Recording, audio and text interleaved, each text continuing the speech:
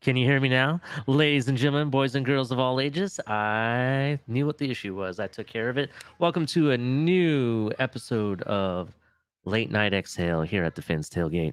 I am your host, Ali, and it's the Baltimore Beatdown. That's right, ladies and gentlemen. And we got everybody in the house. Shout out to everybody in the chat room. We got a great episode for you. I'm going to bring up the man, the myth, the legend. I'm going to bring up Culler. What's up, Culler? No much, saw you Ollie. flashing me down. I saw you waving. Hey, don't forget Yeah, I just me. wanted to let you know, and I guess we'll let the audience know too. I'm just kind of like really hurting still, and the kind of pain levels have ramped up. So I'm going to be hanging around and lurking and stuff like that, but I won't be able to properly co-host for Ali tonight. But we do have somebody special on his way in to fill in for me. And I'll let Ali decide whether he wants to keep that a surprise or not. He should be keep coming that in as a imminently. surprise. I already Does sent him the he have the StreamYard. link? Does this I already sent him the StreamYard link. He just got done with another stream that went a long time. So he's just got to walk his dogs and whatnot, and he'll be in shortly. No worries, my friend. No worries. Thank you for the heads up. And Culler, it's okay. We understand what you're going through. So you're welcome to come chill, hang out, comment when you want. Just wave me and I'll bring you in whatever you need. No Sure problem. thing, man. Thanks a lot, buddy. No problem. All right, ladies and gentlemen. So we have a great show. We got special guests tonight. I can't wait to go over it with all of you guys. Before I do so, let's go ahead and do the rundown. And we are going to do that first, get that out of the way. But make sure you come and check out our other shows on Tuesday nights. We got TMI Tuesdays with Tonk, 7 and Culler, 9 p.m. They haven't been on for a little bit, so we might be filling in for Tonk. Tonk's doing some stuff, trying to get stuff done, and he'll be back up to speed pretty shortly. And then you got Thursdays, Culler commentary or a cup of coffee with Culler. Sometimes he goes on Saturday. Actually, no, Saturdays are probably going to become a thing, so definitely check that out. He went for a show today, some pretty good stuff. And every Saturday night, you got Late Night Exhale with me. So it's going to be some fun hype show. Every other day of the week, you got El Capitan and the Fins Tailgate show. So definitely check that out. Definitely some cool stuff. Yeah, shout out to our sponsors. We got Backroom Collection. If you really want some cool artwork, some stuff to put in your man cave, your office, even in your bedroom or your home theater room, whatever, check out Backroom Collections. They got a lot of stuff, not just football either. Some pretty cool canvas artwork. I definitely recommend to check it out. And if you want to save some money on it, you can get 10% off your Backroom Collection purchase. Just use the code TFTG at checkout to save 10% off. Now, if you're going to the game or you want some team gear, get your Miami Dolphins gear or any other sport. Check out Fanatics, our official sponsor, official partner. Definitely check them out. You can use the links below for both Backroom and Fanatics. Definitely helps the channel out when you use the links below. So definitely check that out. They got tons of official licensed gear. definitely check out Fanatics. Love it. So definitely check out Fanatics. And as you guys may have seen, we have a new merch store. We got some new merch, ladies and gentlemen. We got these awesome cups and everything here, and mugs and whatnot. We got some hoodies, some athletic wear, and they come in different colors. We even got some little something something for the kiddies and whatnot, and they come in different colors and stuff. So definitely check that out. Check out our new merch store. So yeah, here's some other stuff we got on there. We got some tank tops, flip flops, t-shirts, and hats are pretty cool. They come in different colors and stuff. So definitely check that out. So definitely check out the links below. It's pretty cool stuff there. And later on, I'm trying to get some confirmation, but later on, I may have something special regarding the merch store to give to you guys. I'm just waiting on some confirmation real quick. But yeah, and also, if you'd like to donate to the channel, we really appreciate it. We do accept Cash App, Venmo. Just use the money sign, the Fins Tailgate, or the Fins Tailgate with Venmo. Definitely check that out. And definitely, we do appreciate donations and with the super chats and everything. You don't have to, but we really appreciate it.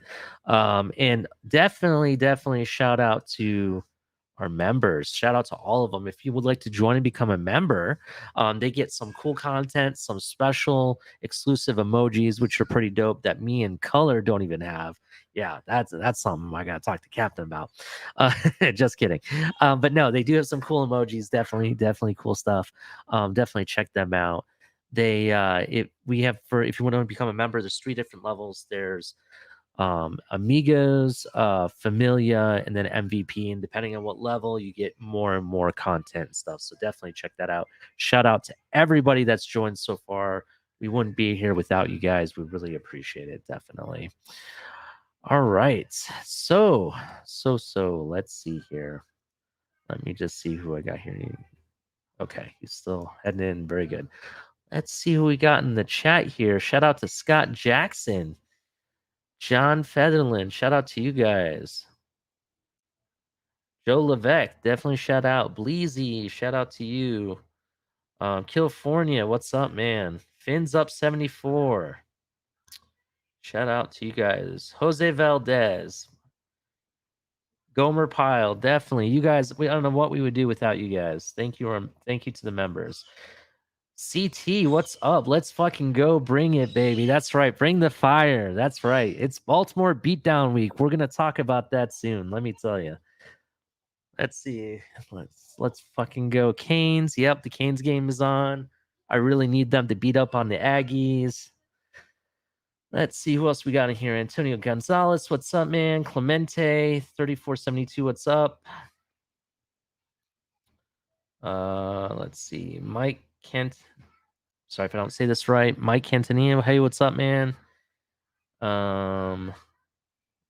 Let's see. Liz Meyer, what's up? How's it going? And 1, 2, 3, 4 Fs. What's going on, Fs? How's everything? Hopefully, everybody in the chat, that is what I'm talking about. Let's see. My kids are awake, so I am allowed to do it. CT. Woo! That's right. Let's go. I gotta be. I don't want to be too loud. I got yelled at from the wife, so I can't be too loud tonight. I think I'm gonna start pre-recording that stuff, so I'll play it on my show. Definitely. What's up, everybody? So let's talk about what's going on. What is going on today? We'll talk a little bit about college football. We'll talk a little bit about fantasy football. Actually, we'll talk about the Baltimore beatdown. We know you guys want to talk about that. We'll talk about that a little bit. I'll give you some updates, some injury report stuff, what my keys to winning the game are. Definitely. I'm going to talk about that. We're going to have a special guest. I'm just waiting for him to come up here. Yeah, definitely. We got some stuff to talk about. So let's start here. We'll just work our way down. We'll start off with some college. We'll talk about that first. Let's see what happened today in college. There was some good games from what I heard. Right now the Aggies are winning 10-3. I need Miami to pull this. I want them to win. I think if Miami wins this game, it's going to be by a field goal, though. Just being honest. Let's see what else is going on. Right now, big update. Close game, could be an upset alert, unfortunately. South Florida is now 21-24 in the fourth with a whole quarter to go. That's a close game. That's pretty close. Let's see. Toledo losing 21-63. Yeah, Culler, they really met those 63 points that we were hoping they wouldn't. They definitely met it. So definitely. Let's see what else is going on in college football. Let's see. Clemson is winning right now 6-20. Ooh, here's one. UTSA versus number 21 Texas, 17-17. Ugh. I think Texas is rolling with their backup. They don't even have Quentin Ewers, which was their starter. Let's see what else is going on. I'm sorry, CT man. Georgia beat up on your Gamecocks. I saw that earlier on, 48-7. Yep. Oklahoma beat Nebraska. Kentucky beat Youngstown. That was expected. Wake Forest. If people want to check out a possible future high draft pick, especially since this coming up draft, I think there's going to be a lot of quarterbacks. Check out the quarterback of Wake Forest, Hartman. That kid is. This is 2 games in a row. He's thrown for multiple touchdowns. He threw 4 touchdowns, had 300 yards, 4 touchdowns, no interceptions last week. This week he comes out, throws for 300 and I think it's 325 yards, 3 touchdowns. He did have 2 interceptions, but I'll have to go back and see what happened there. But the kid has an arm. The guy can throw pretty nicely, makes it look really easy. Let's see what else is going on. Penn State beat Auburn. Yep, Penn State, number 22. That one, if anybody watched the show on Friday night with Brandon the Bookie, he definitely had Penn State winning that game, and I should have put the money on it. I just thought it would be closer, but they handled Auburn no problem, 41-12. That's pretty interesting. All right. Put it in the chat if there's any other games that you thought were very interesting or if there was an upset, so to speak. Put it in the chat. I like talking about college and see what they got. So definitely interesting. The big game that I was waiting all day for is playing right now with Miami and Texas, going back and forth. So we'll see what happens. We'll see what happens there. Definitely. Shout out to everybody. Make sure you hit like and subscribe. We definitely really appreciate it.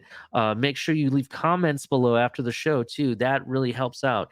You won't believe how big those comments or likes, or even if you dislike the show, how much that helps out the show. We really appreciate it because we're only going to learn if we know what's going on or what you appreciate or don't. So definitely appreciate it. It's the easiest thing you can do on the show is hit that like button.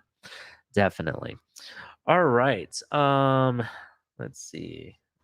Still don't have my special guest yet, so we'll keep going down the line here. We will go to, let's see, we'll talk about the injury reports. Let's talk about that. We'll start the Baltimore beatdown with that. We are going to have a panel tonight. I promise you guys. I will probably be dropping the link a lot earlier than I normally do, so definitely keep out for that. I know some of you guys want to talk it out and chop it up, so we will definitely be doing that. Let me share my screen here. Okay, here we go. And let me know if it's good. Color in the private chat, if you could put in there, let me know if it looks okay or if everybody can see it on the screen. So some of you who've watched Color's show probably already saw some of this, but I'm just going over the people that may have missed it. So we got Savan Ahmed on the injury report here. He has a heel injury. He didn't practice Wednesday. He was limited Thursday and Friday, and he's questionable. I expect to see more of Chase Edmonds, Mostert, and even Gaskins. I think this Baltimore game is a Gaskins style game. I expect him to be part of that offense because I think we're going to run the ball, keep trying to push to run that ball a lot. Teron Armstead, a lot of people have this confused. They automatically think he's out or he's not going to be in the game. I'm going to disagree. I actually think that regardless of what this says, he may have hurt his toe a bit and he didn't practice Wednesday, which honestly, that could be just like a healthy scratch just to kind of give him some rest, to be honest. He was limited Thursday and Friday. I kind of feel that the Dolphins know what he brings when he's able to be on the field. They know what some of his injuries issues were. And in a JC Treader type of way, maybe they're trying to balance or giving him limited action just to be able to make sure they keep him healthy. I think that's really what happened here. And it's their right to do so. He can be questionable up until like right before the game, and they can throw him in. So I definitely expect him to play tomorrow. Ethan Carter, anybody watch that first game? He took a pretty nasty hit and it looked kind of scary. I expected him to be out. He's on the concussion protocol. We'll see what happens. Hopefully he gets healthy soon. He's definitely a special teams contributor, and I think he definitely helps out, when Alec Ingold can't be there.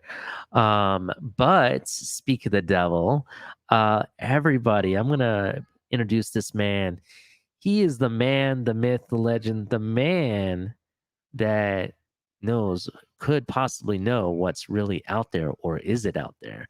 Everybody give a warm welcome to my man, Roach. What's up, Roach, man? How's it going? What's up, bro? Not much. Thank you for coming on. I really appreciate it.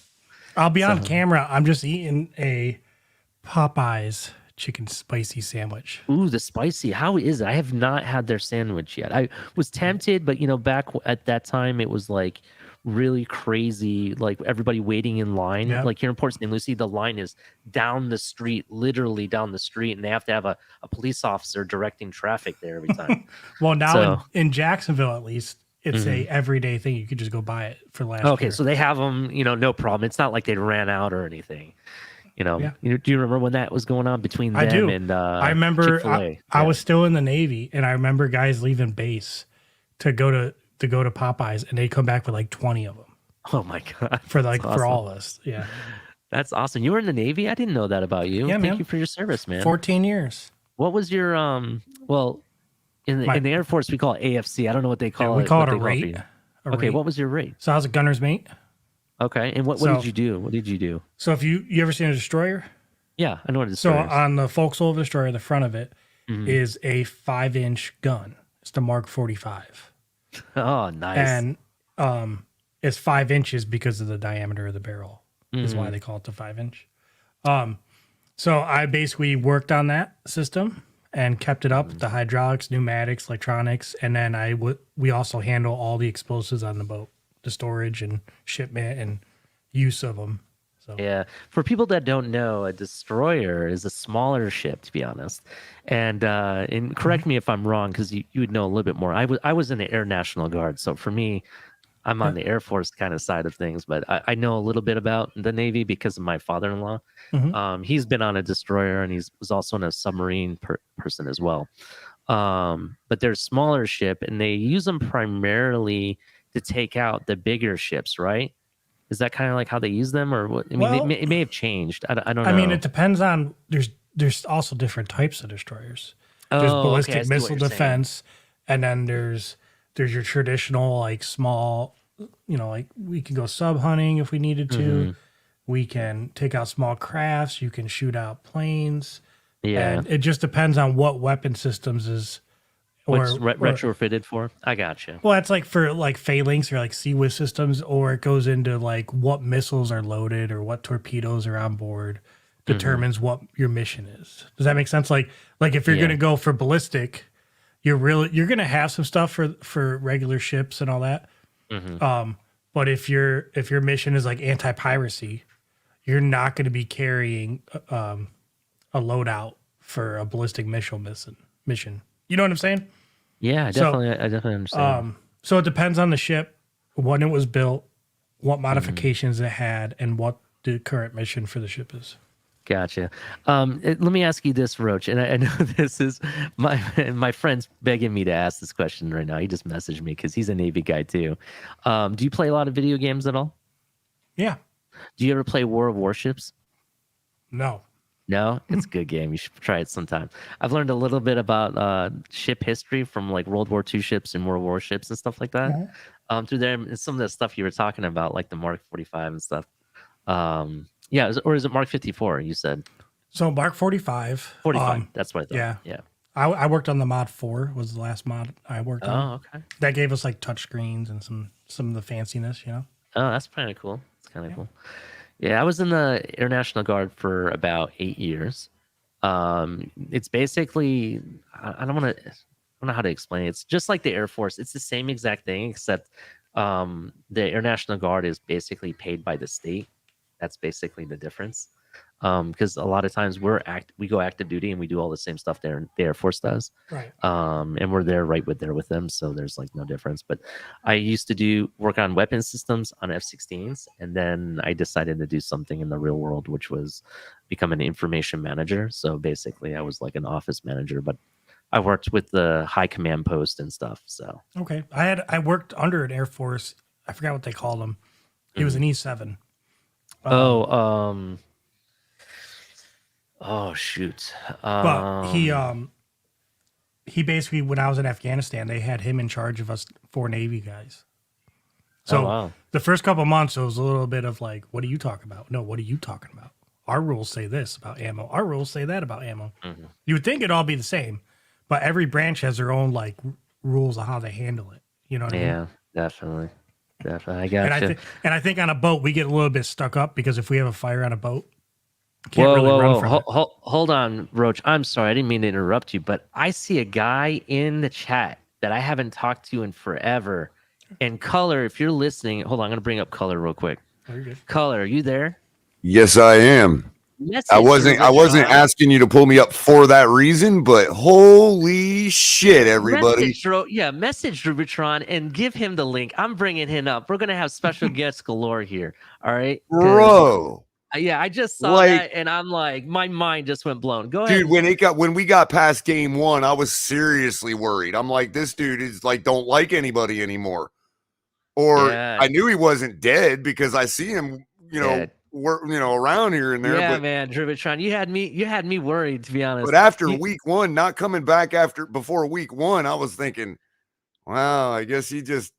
Yeah. He ain't into it no more. Go ahead and message him. Message him and tell him to get on the show. And real quick, send him the link. On that note, actually, I think I can do it from here. We got that win against the Patriots. It brought him right back in. He's like, "Oh, it's Baltimore week. I gotta freaking come back, man." Yeah, I understand. I always love Drew Patron on the show, man. Yeah, dude. We disagree on football, but he's always so nice when he disagrees with you. I never see him get mean. He's the guy you want to debate with. I'm the one that converted him, right? I'm the one that got him out of the cult. Oh, I didn't know he got out. Oh yeah, he's out. I mean, I thought they took him out. I thought that's what happened. Well, I know, right? I mean, he's about where I'm at. He might believe a little more than me. You know what I mean? But Drew Patron, I just sent the link to you in Twitter. Cool. Grab it. Got him in? Come online. Right. Yeah, so I sent it to him. All right, Culler, you can hang out with us. I'm gonna share my screen. I was wondering, are we like prospecting a Navy football player or something? Like, what? No, I'm kidding, bro. I'm learning a little bit more about Roach, man. This is something I didn't know about him. I found it interesting. I was thinking, and I'm gonna get Roach to kind of confirm or correct me. A destroyer would be like either like a mini battleship. Maybe more of a specialized battleship, which can be retrofitted to be any specialty, whereas a battleship pretty much has it all, and if it really needed to, could kind of complete any task. More one other thing, it's like USS Voyager in Star Trek compared to the Enterprise. They're both lethal weapons. You know what I mean? Right. So Drubitron says that he's at his in-laws. Completely understand, bro. He says he'll definitely swing by when he gets home if we're still on. So yeah, definitely swing by. Good to see you anyway, man. Yeah, Drubitron, you're welcome on my show anytime, anywhere, any place, no problem. Yeah. So definitely. But yeah, no simp, dude. You're definitely like, we're glad to see you, man. Yeah, definitely. But definitely, Culler, today's destroyers have changed because the war fighting has changed. You know what I mean? Mm-hmm. So when the battleships are built, it was like ships just lugging across the ocean, just looking for each other to blow each other up. Now you're going out there to look for missiles into space. You know what I mean? Right. So even the battleships at their size have become specialized, is what you're saying. Sort of. And planes, you got drones, you got stuff that didn't even exist. And I'm guessing I mean, the flying drones are obviously more complex to build and control and all that. So I'd imagine we had boat drones a long time ago, I'm guessing. What do you mean? What do you mean like, boat drones? Like drone ships, you know what I mean? Fully autonomous, like little destroyers, you know. Or I've never seen one. But I'm guessing though that if we've got them flying in the air, a boat would be a logical, easier thing to do. You know what I mean? Right. Yeah. So, let's talk about the war or battle that's actually going to happen tomorrow. Let's get back to that. Who's our destroyer on the team? Holland. We will be talking about that, Roach. I'm glad you asked. Let me go back to share what I was talking about real here, quick, Ollie. I think we've got footage of what the outcome of the game is going to look like, given that I believe crows and ravens are in the same family, if you know what I mean. Oh, yeah, I think there is. Let me see if yep, I have it right here. Oh, yes, this is just these are rubber bullets, right? For crowd control. They're hard rubber bullets, but listen, these boys ain't made out of crows. They are in Baltimore. Hopefully I didn't offend anybody with that. I know that's the most. I thought about it afterwards. I'm like, oh shit, I played it. Well, the first time Capitan played it, I'm like, ooh. But we've done it a lot. It's actually been received pretty well, and we haven't had PETA come after us yet. So we're doing pretty good with it. Yeah, definitely. All right, so I'm gonna go back to sharing my screen. Like I said, Culler, you can hang out if you need to drop off. Yeah, you could probably drop me back. And there's before you get into it too deep, there's about to be an upset in college football.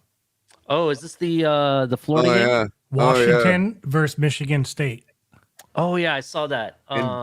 It's 36-14 right now. And South Florida just went up on Florida again. Yeah, 28-24. Florida might lose again. Wow. To South Florida? That's like Miami losing to Bethune-Cookman. Yeah, that is exactly correct. Sorry, Gator fans. Sorry to tell you, but you're not back yet. Dude, Ohio State is destroying Toledo. It's expected, but 77-21. Remember what I told you last night? I don't expect Ohio State to put up 70. They generally don't do that. Right. They did it. So the over-under would have been moot anyway.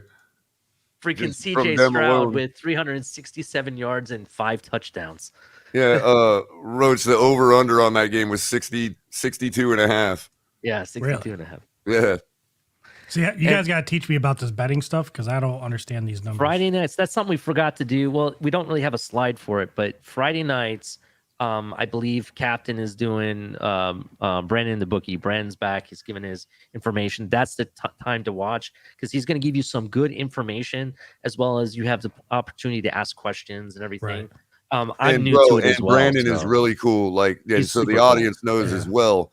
This is for you, Roach, and the audience. Brandon loves the entry-level questions. He absolutely loves to give answers out to people that are just getting started and don't really know. Don't be afraid to ask something that is a total boomer question, like, what's the spread mean? I mean, that seems like something everybody already knows. That's basically... Don't think people out there don't know. Plenty of people don't know what that means. So ask the question. My wife just got home from work, so my dogs are freaking out. So I got myself muted. It's all good. It's all good. All right, Culler. I'm gonna leave you up here. If you want to drop off, you can. It's up to you. But I am gonna share what I was looking at. Just bear with me 1 second. I'm not in excruciating pain right this very second. I might stay up for a second, I guess. But if you need to go, Culler, it's okay. No, I'm actually doing maybe talking and getting my mind off of it probably helped. But no worries, no worries. But we're gonna bring this back up. So, like I said before, I think the Teron Armstead deal, and I think you agreed, Culler, that is really just a way to keep him safe. You know what I mean? I think that's what they're doing with him. What do you think? Do you think they're babying him a little bit? Well, I don't think. I mean, maybe for the Wednesday did not practice, but I mean, as far as still having him questionable. if the league rules don't require you to change it till the last second, you might as well not, because it puts your opponent just doesn't know, you know what I mean, till the last second. That being said, a lot of times that stuff is just stuff they do routinely, but it really doesn't affect the other team, because I'm sure John Harbaugh is game planning to beat whoever we put on the field. So it don't really matter if he knows or not whether Armstead's going. But as Larry pointed out earlier today, we didn't bring up a second offensive lineman from the practice squad. So that suggests if Armstead wasn't a go or a sure thing, then we probably would have brought up another guy from the practice squad. And we only brought up one to replace Jackson. So yeah, that's something definitely. to think about there. I'm actually kind of, I think if Teron Armstead we had like that kind of an issue where he was going to be out. I think the guy that we signed, Shell, the 6-year starter veteran that we got. I think it's Snell, Snell. I'm sorry. I apologize if I said that incorrectly. I think they would have activated him. Don't you agree? I think they would have. I agree. And by the way, guys, Snell as a name. Now I can't imagine how his family got their surname, but Snell, Snell, is a cognate of the German word Schnell, which means fast, quick. Yeah, that's actually really cool. I never knew that color. So pretty dope. So who else we got in here? I already mentioned Ethan Carter. I expected him to be out. He took kind of a hit and it didn't look pretty. I know Culler was row 3, maybe 50 feet away from him. It didn't look pretty, did it, Culler? No. Yeah, so that actually was a little bit more than probably 50 feet. What do you think about 60, 70 feet, maybe? Well, I was probably, I venture to say I was about 20 yards from the first hash mark on the field. Mm-hmm. At about the 30-yard line. Yeah. Roach, what do you think about some of these injury people on the injury report, like Teron Armstead? Do you think we're just trying to like maintain his injury or like injury issues? Or well, Mike McDaniel said he's played through worse pain and his pain tolerance is high, right? I think he was talking. Yeah, I think that's what he said about Tron. He might have been talking about somebody else, but I thought it was Teron Armstead he was talking about in the conference this morning. The understanding is that he's played most of his career injured. Right. So that tells me he does have kind of a high pain threshold. Yeah, and then McDaniel followed that up with, but we don't want to force him into something that's going to cause it to linger on. Right. So it's like... And then he did say that Teron Armstead will do whatever he needs to do to be out there playing. I know that much. That's what he did say that also. I'd imagine on that note, Roach, I'd imagine it, given the narrative that's been out all offseason about him being injury prone, he's gonna, if his leg ain't dangling off the bone, he's gonna be playing. You know what I mean? Right. Yeah, I agree with that. In addition, I mean, this isn't the first player that I've seen teams do that with, where they're just very cautious. Like JC Treader, I don't think practices at all. He played every Sunday, started every game, but he didn't practice hardly. If you're stretching the reporting rules, maybe the NFL wants you to at least make it look good, like you really are concerned about an injury. You know? So do we know who's dressing yet? Who's not dressing? Do we know? I don't have that info. Do you, Culler? No, but I did hear a report that. Along with that offensive lineman, they did activate River Craycraft for the game tomorrow. Okay, nice. I'm curious if Noah traveled with the team and dressed. Yeah, that'd be kind of interesting. I'm gonna look that up while you're doing your thing. I mean, I'm not gonna lie, bro. I'm not really so worried about Noah right now because I mean, Cater who definitely showed that he could play. Mm-hmm. And in addition to it, we also have Nick Needham. You have Crossan, who did okay. Roach is wondering because he wants to I don't like Noah plot, man. You know what I mean? Yeah, I understand. I don't like him either. He knows what the Finn's tailgate's all about, man. I mean, the better question is Skylar Thompson dressing? That's what I want to know. That's the only one I want to know. We need a call from Dallas for that to happen. You know what I mean? Yeah, I know what you mean. Speaking of Dallas, they officially signed someone I've never heard of, to be honest. So as a quarterback, so we'll see what they do. Who was that? Do you remember the name? God, Was I it don't that have the bad that name. you don't even remember the name? Let I me mean, it see can't if be as bad as Skylar. no, it's somebody I've never heard of. Let me pull it up because it's Adam Schefter who See, reported Roach, you it. know, all these people forget what I actually think about Skylar. Remember, I haven't changed my position whatsoever. I do not think you will Cooper ever Rush. see I've never heard of Cooper Rush. Cooper Rush has been their backup. He's sort of like a discount. Oh, he was on the practice squad and they brought him off the practice Yeah, squad. he's That's what like it a discount Case Keenum, dude. Tell you the truth. Right. was. Okay. You know, but as far as Skylar, I wanted to remind Roach and everybody that I'm the guy, and I still believe that you will never see the word Skylar in Canton. I disagree with you on that one. Like, think about I it, don't think, Roach. not that I think he's going to make it to the Hall of Fame. I'm just saying that I don't think a name's going to hold him up. Is what Right, but I'm basing things on historical stats and game theory. Like, I believe that there's certain names out there that while they might sound like they are, they're not real football names. You know what I mean? Like, I don't know. I can't think of a fake one off that we came up with a bunch of them one night, you know, and it's like, I just believe there's certain names you look at them right away and you can say that name will never be in the Hall of Fame. They did. And it's not his fault. I'm not trying to dog him. It's a great name. It's just not a football name. Understandable. And there's even names that can be certain positions, like certain names like, you know, James Washington. That's gonna sound like your linebacker or something, you know, or strong safety. You know what I mean? Ronnie, I agree. We're pro Skylar, bro. No worries. I know Hunter Long did not he's not going to Baltimore. Hunter Long, that he's actually on this list. So this is kind of a long list. Oh, you had to scroll down. Okay. Yeah. So let's keep going here. So Melvin real Ingram, quick, I thought of an example. Okay. You got Jake Long, you got Hunter Long, you got some other Howie Long, but you're never gonna see a Ted Long. Or Skylar Long.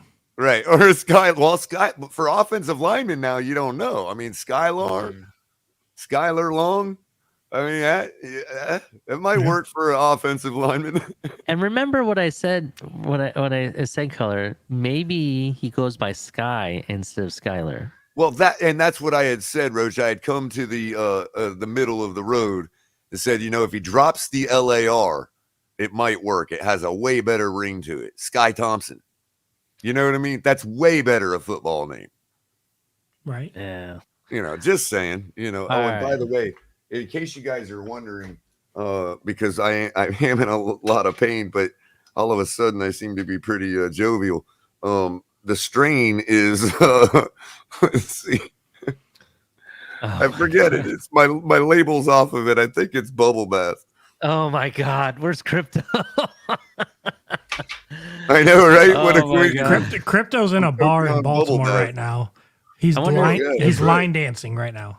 I watched him line dance. Oh my God, on Steven's show. Yeah, that's awesome. Anyway, I'll let you guys sit for a minute. I'll be back. No worries. So let's keep talking about this list here. So Roach, we got Melvin Ingram on here. He had a not injury related vet rest. So I'm assuming they're just trying to give him rest. He didn't practice on Wednesday. And I'm assuming that when it has this parentheses here, which I'm checking to see if there's any code to it, doesn't say anything. I'm assuming that basically means he doesn't have any issues at that point. So I think he should be a go for tomorrow. What do you think? Yeah, I think so. Yeah. Cedric Wilson, he has a toe injury, did not practice on Wednesday. He was limited practice through all the whole way. He's questionable.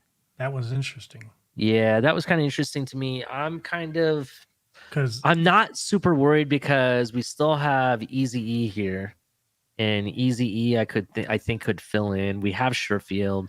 We have Craycraft. Go ahead. They activated Craycraft for this. He flew out to Baltimore, it says. Yeah, they activated him for the New England game too. Yep. So I think he's the guy they're gonna keep doing that with. I think Tanner Connor. Here's the guy. So last week we didn't really see Gesicki at all, hardly at all, right? Right. Tanner Connor, he had a knee issue. He's been limited practice, and finally he has a full practice on Friday. And now they have no questionable or injury. He's a guy that I'm wondering if he's actually going to fill in for Steven Carter on the special teams. What do you think about that? I mean, yeah.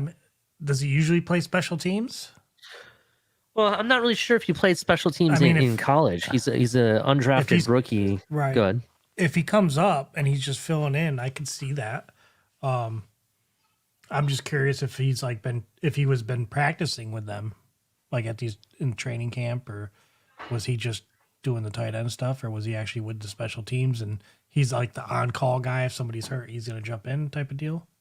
Then I'm not worried. Yeah, I'm not really sure. I'm kind of, if he fills in for Steven Carter, I'm cool with it. I'm just, he's a guy that I really felt that he has a lot of skills that are very similar to Gesicki. Mm-hmm. And I kind of wanted to see what he can do in the tight end room. We saw a little bit of it in preseason. So that's why I was kind of, pointing him out. Because if you go back and look at, the analytics and everything and what he did at the combine and his 40 time and all that, it's almost on par with Gesicki when he was getting drafted. Right. You know what I mean? So it's kind of interesting. Eric Rowe, he was limited practice and he seems to be good. He had a pectoral issue. I think that's going to help out the secondary a little bit more. We might see some rotation with the safeties and them doing a couple different things and different looks. So that'd be kind of interesting. Greg Little, he had an ankle issue, but he full practice for like the whole week. So that's good. That's good. That actually makes me feel a little bit better, especially since Austin Jackson is out. I expect Greg Little maybe to fill in for him. Who do you have filling in for Austin Jackson? Like, is there somebody else you think is going to fill in? Honestly, I don't. I know our starters for the offensive line, man, but other than that, I'm not a big. Steven's been trying to get me to watch more of the trenches because I've always been like, I'm watching the wide receivers, running back. Yeah. Like, it's just, if you're not I don't know. To me, I never really thought about the trenches that much until this year when Steven started telling me off air about it. And I'm like, okay, I need to start watching these guys. But I mean, who's behind them?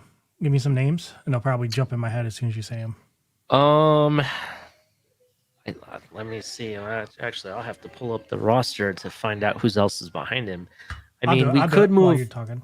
Yeah, we could move. What's his name? Eichenberg over, but then who would fill in for left guard? That's the better question. Right. You know what I mean? Now, so do we have a good center that could fill in for Connor Williams and he can move over? Well, he was a guard, right? We have Dieter. Dieter is his backup. So put Dieter at center, move him the guard. That might be an option. That might be an option here. I honestly think that Connor Williams did not do so bad with the exception of one play that had a high snap. I think he actually did pretty good. And the one thing that everybody hated on him for was the penalties, and he didn't have one this past Sunday. So that was pretty good, actually.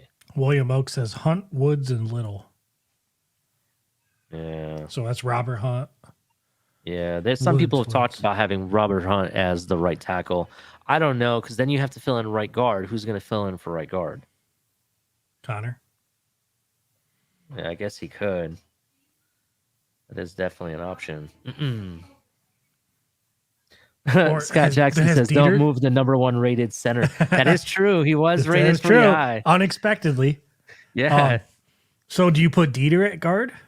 Was he a guard before? He was. He can play guard. He's pretty decent at guard. That was his natural position, I believe, in college too. Then I'd put Dieter at guard. Yeah, that might be the option. Yeah, people are getting concerned about Armstead. Dude, Armstead's gonna play. I actually have full faith in that. I think he's gonna play. Xavier Howard. This one kind of came out of nowhere for me. Not injury related, vet rest. Okay. But then why did he have limited practice on Thursday? That's why I'm questioning it. Yeah. Because I remember hearing McDaniels talking about the reporters asked him about this vet rest. Why is he doing it so often to so many players? And he Mhm. said that these guys have been in the league for multiple contracts. If they've had multiple contracts in the league, it means they've been there a while.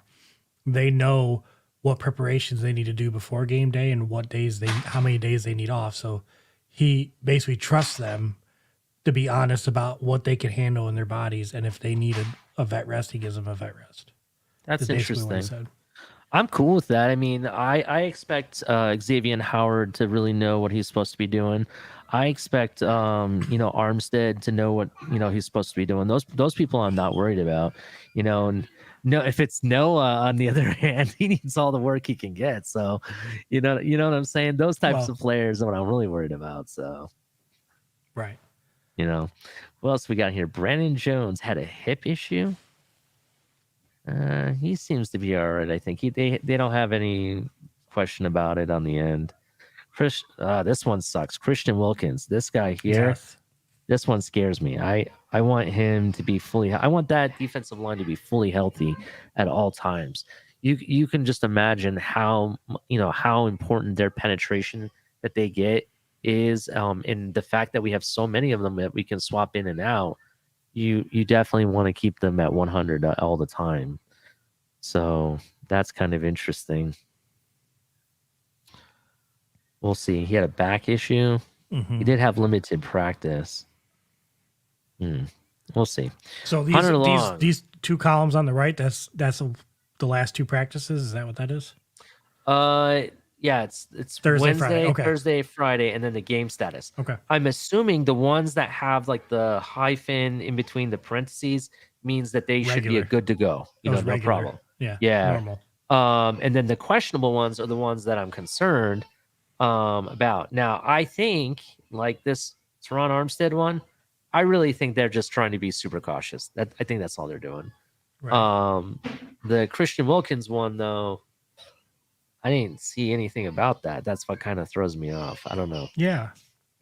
So I don't know. Let's see what else we got in here. Sorry about the audio behind me. I got my kid in the background crying. I'm sorry about that. Oh, you're guys. good. You're good. So these are some notable things that I see on the Ravens injury report. J.K. Dobbins, this guy went to Ohio State. He was a baller at running back. He has full practice the entire week. He's coming back from a major knee injury that he had last season. If you remember, like 2 or 3 of their running backs within 2 days of each other had like ACL and knee injury. Like They were out for this season. It was ridiculous. If he's healthy, this is going to be a big task on our defense, specifically the defensive line and the linebackers. They're going to have to be very careful. Jerome Baker is going to have his eyes in the back of his head at all times. Not back, but the front, side, everything. Because J.K. Dobbins, he's very notable. He can bounce it on the outside and take it. He can also go in between the tackles. So people like Van Ginkel and Landon Roberts, they're going to have to really make sure that they watch out for this guy. Did you say FP meant full practice? Yeah, FP is full practice. LP is limited practice. Yeah. DNP is did not practice. And the dash, we just don't know. I'm assuming that means. Okay. I don't know. Because that had me looking at him like, wait, his knee, but he was full practice. I wish and I'm looking. Oh, here we go. Not listed. Not listed is what that means. You're like, I wish I had a legend. So that basically means they didn't have him on the injury report that day. I don't understand. Not being monitored, maybe? Yeah, for an injury? Yeah, maybe these are the guys who are being monitored. And so then that's why it says full practice did not or limited. And this means they were monitored for Wednesday like Calais Campbell, but the next 2 days he wasn't monitored. Yeah. So I don't know if you heard, Baltimore, he's not on here, Greg, because I think he has to hit the IR actually. If you guys heard, former Miami Dolphin Juwan James, the right tackle for the Baltimore Ravens. I believe he plays right tackle. Might be left tackle. He's a tackle for the Baltimore Ravens. He's injured with an Achilles injury. I don't know if you saw that. So they're already losing people. And then you have the other Ronnie Stanley on here. He's doubtful. Had an ankle injury. Let's see. Marcus Peters. He's questionable. That's kind of big. That he's pretty much their main cornerback, I believe, right? Marcus Peters. Yeah. So that's kind of big. You got Just, Humphrey too. Uh, That's their other corner. that's their other corner, but I don't. Oh yeah, he's down here at the bottom. Let's see. He has a groin. Yeah, it did not practice Friday.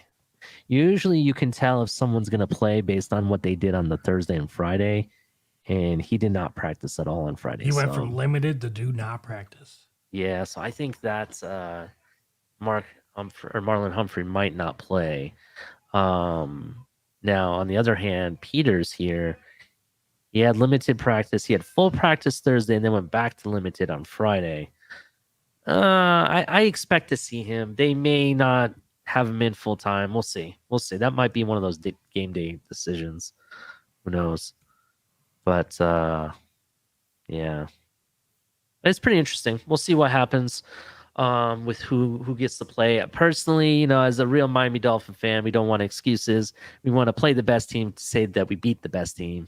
So you always want to see them against their starters and everything. But just like us, they're kind of banged up and have a long list on the injury report. So definitely. All right. Do you have anything else you want to share about the injury report, or did you pull up that roster that we were talking about? I had it up. I just got rid of it. I can bring it back though. Well, I didn't know who else we had behind. He listed them. He was right. It was Woods, Hunt, and Little. Yep. Interesting. Okay. All right. So, Roach, next thing I want to talk about is the keys to winning this game. What are your keys to winning this game? This got me in trouble on Steven's show. It's okay. We have listen here at Late Night Exhale. I had an intervention when I. This is a safe space, right? This is a safe space. You're allowed to have any feelings or thoughts. Okay. Doesn't matter if it's pro Tua, against Tua, if it's pro, Miami, great. If it's not so pro Miami, but you have logic and reason behind it, you're perfectly fine. Okay. I completely get it. Just don't be discriminatory or anything like that. So for us to win, yeah, I need Tua just to do what he's been doing the last 2 years. Just get the ball 10 to 20 yards to your playmaker and let them try to make a play after the catch. Get that yak. Run game and just let the defense be itself. So I don't even want Tua to try to do this. I don't want him to go out there and try to be Herbert or Burrow. I just want him to go out there and just not care what people say about your arm for this game. Don't care about, just get it all out of your head and just make the smart play. And that's it. Because I'm just worried that given how this week has gone, that this dude is going to try to push it. Like he's going to try to prove something, or Tyreek wants him to prove something. That's what I'm really worried about. Yeah, I understand. I think that's fair. That's fair, right? Yeah, I think it's perfectly fair. Let me ask you this. Besides Tua doing what he's done for the past year and being effective in what he does, do you think there's any keys for the defense? Is there anything the defense has to do, or just be who they've been like the last game? Do you think they just need to perform like that? I trust our defense. So I trust that they can just handle it, like what they need. They can give us enough to win. I believe that. I believe our defense can give us enough to win against anybody in the league. Mm-hmm. It's just there's going to be games where we give up a touchdown or two that we will have to push it down the field, and I'm hoping that's not this game. Okay. Well, my keys to win, Roach, are more controversial than yours. I really feel we're going to win. I'll give you a prediction. I think we're going to win 24-17. That's my prediction. And I'm going to actually give you my keys for the defense first, and then I'm going to give you my controversial take, because I think it's going to actually cause the audience to want to have an intervention with me, actually. So which they can do. They'll have the opportunity to try when I drop the link. But for the keys for the defense, for me, primarily, is that we need to maintain and keep the opponent's rushing in front of us. You know what I mean? Right. It's not necessarily that we have to stop them at the line every time, But when they get to the second level, we need to stop them right there. You know what I mean? Don't let them get wide open where we have to say like Javon Holland have to go from covering somebody to come make the tackle. You know what I mean? I need them to try to maintain the rushing and basically maintain Lamar. Don't let him be the running Lamar that what he can do. You do those things, I'm not worried about their passing game at all. I'm not worried about Rashad Bateman. Yes, he is a good receiver in his own right. Don't get me wrong, but I'm not. It's not anybody that I'm worried that Xavier Howard can't stop. Duvernay, Duvernay is a little bit faster. I do feel that depending on what they decide to do with our defense and if we're playing zone and stuff, or what they do with our linebackers, right? I think that can be maintained as well. I just I want to see decent I got zone Bateman. coverage. I got Bateman in fantasy. You do? I have Rashad Bateman also, but I'm not starting him this week. I am because I don't have anybody behind him. Like that's worth starting. So I'm like, yeah. We'll talk about fantasy. That's our next segment. And I'll be starting Josh Allen next week, so y'all can freak out about that too. Ooh, Roach has Josh Allen. That's kind of funny. All right, we'll talk about that. When we get to fantasy segment, we'll definitely talk about it. So those are my keys for the defense. I think they need to make sure that they maintain the run and stopping the run. Like I said, it doesn't have to be perfect. I just need to not don't let the running backs get to the third level. That's basically what it comes down to. Let's see what else. So that is main key. Now we're going to go to the offensive side of the ball. I trust our receivers. I trust our offensive line. I would like to see the running game get going more, to be honest. Mm-hmm. I think that Tua needs to learn to make audibles in the sense of calling the motions properly to get the defense to shift in their favor. That will open up some of those runs. I think we need to see Tua do that a little bit better. The biggest thing for me is this, and I was talking to Culler about this, and he knows exactly what I'm going to do. I'm going to stir up some old stuff here. Uh-oh. So people that are pro Tua, I'm not even going to use the term 2 in years. We're going to say pro Tua.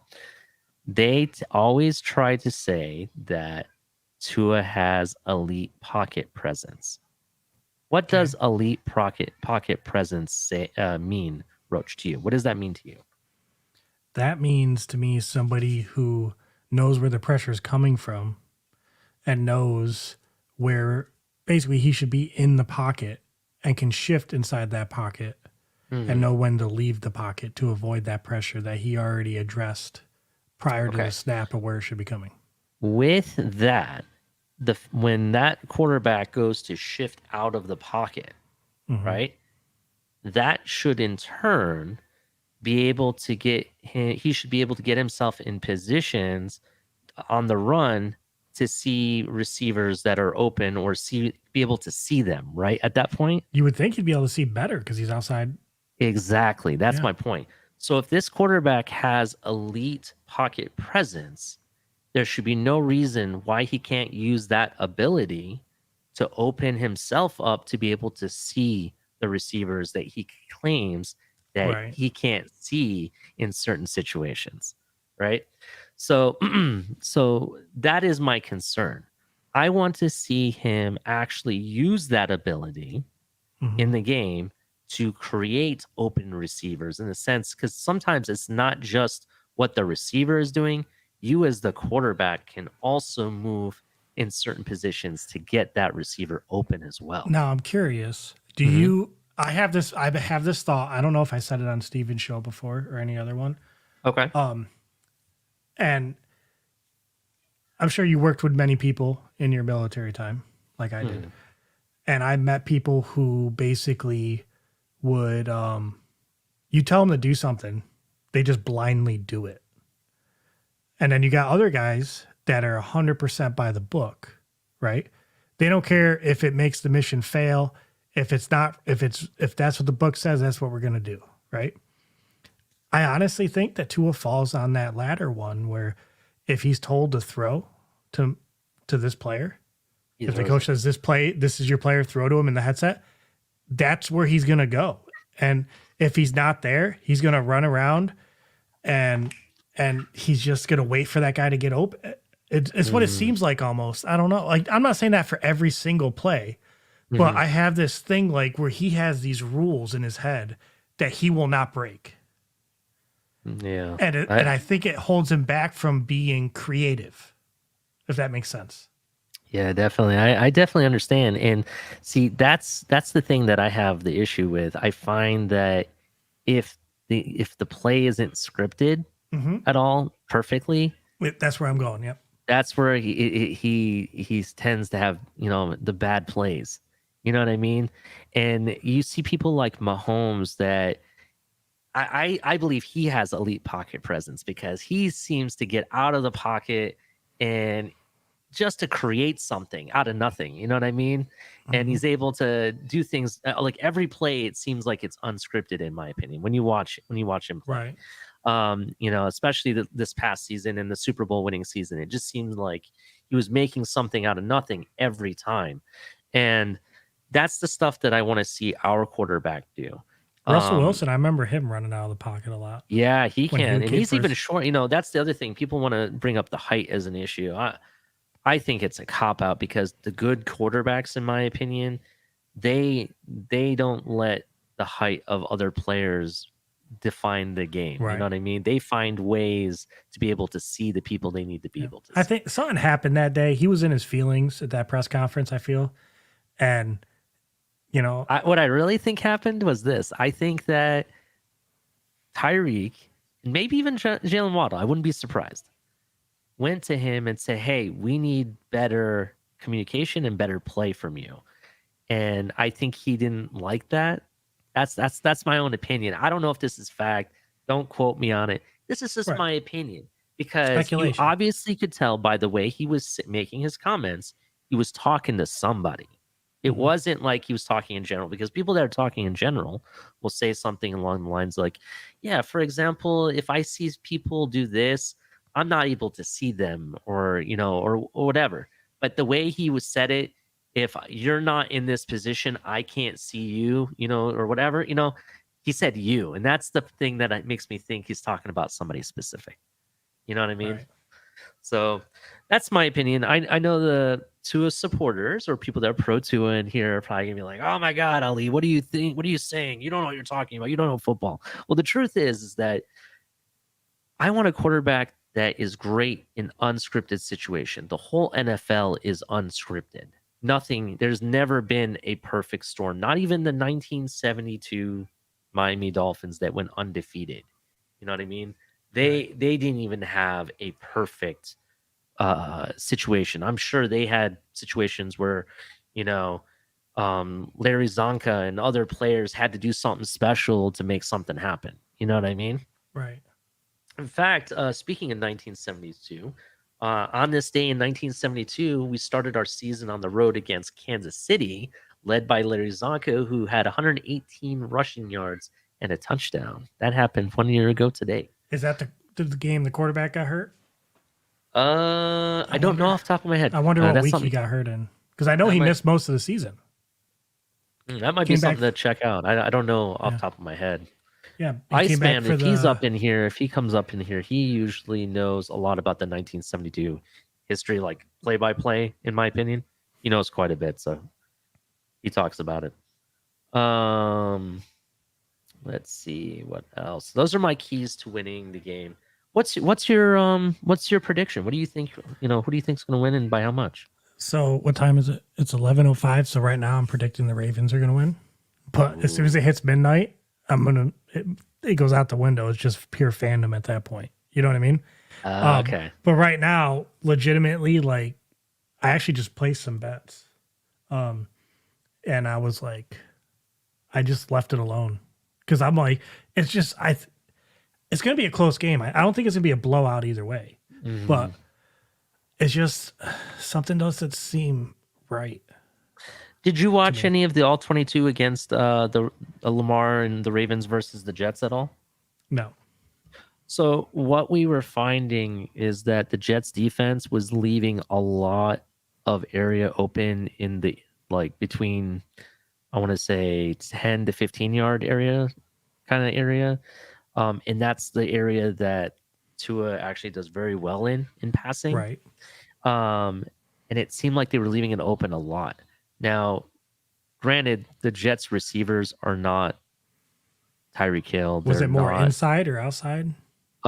some inside, some outside. It was a lot of it. It was going around. You know what I mean? Mhm. They just weren't getting the yak yards like they were supposed to. That if had they gotten the yak yards, that would have been something. That Well, just that like game may have been different. that Waddle play. If you didn't have Waddle or Tyreek catching that ball for that touchdown, that would whoever caught that, anybody else on the team would have been tackled. Maybe not Mostert, but anybody else, I think they would have been fast enough to split those three. You know what I'm saying? Yeah, that's true. So I think getting those, I don't know if that defense is going to be able to allow that yards, those like 5, 10, 15 yard catches, underneath.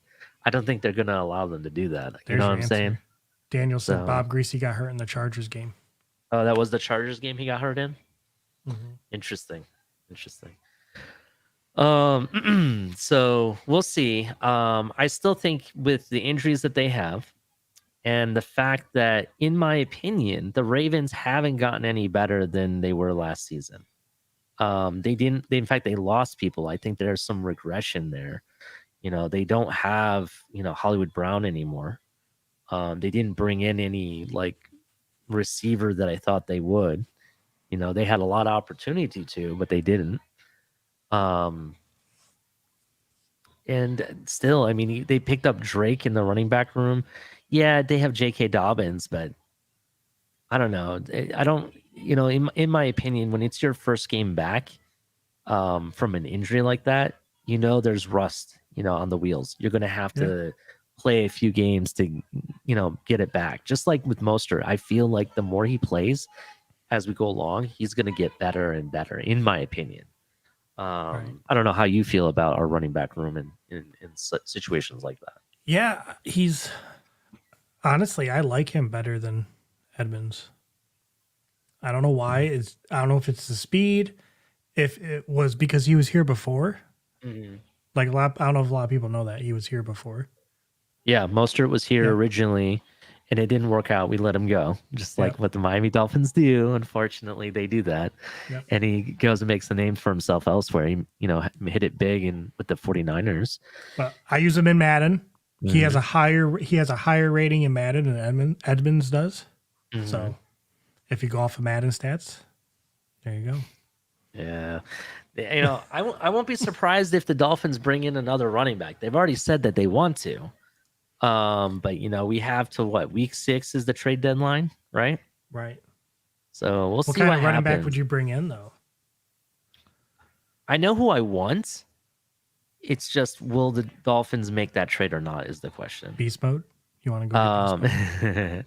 No, I'm not gonna lie. And I've gotten some pushback from people that think he's too old or he has too much mileage on him. And I don't really feel he is at all. First of all, he's only 27 now. He just turned 27.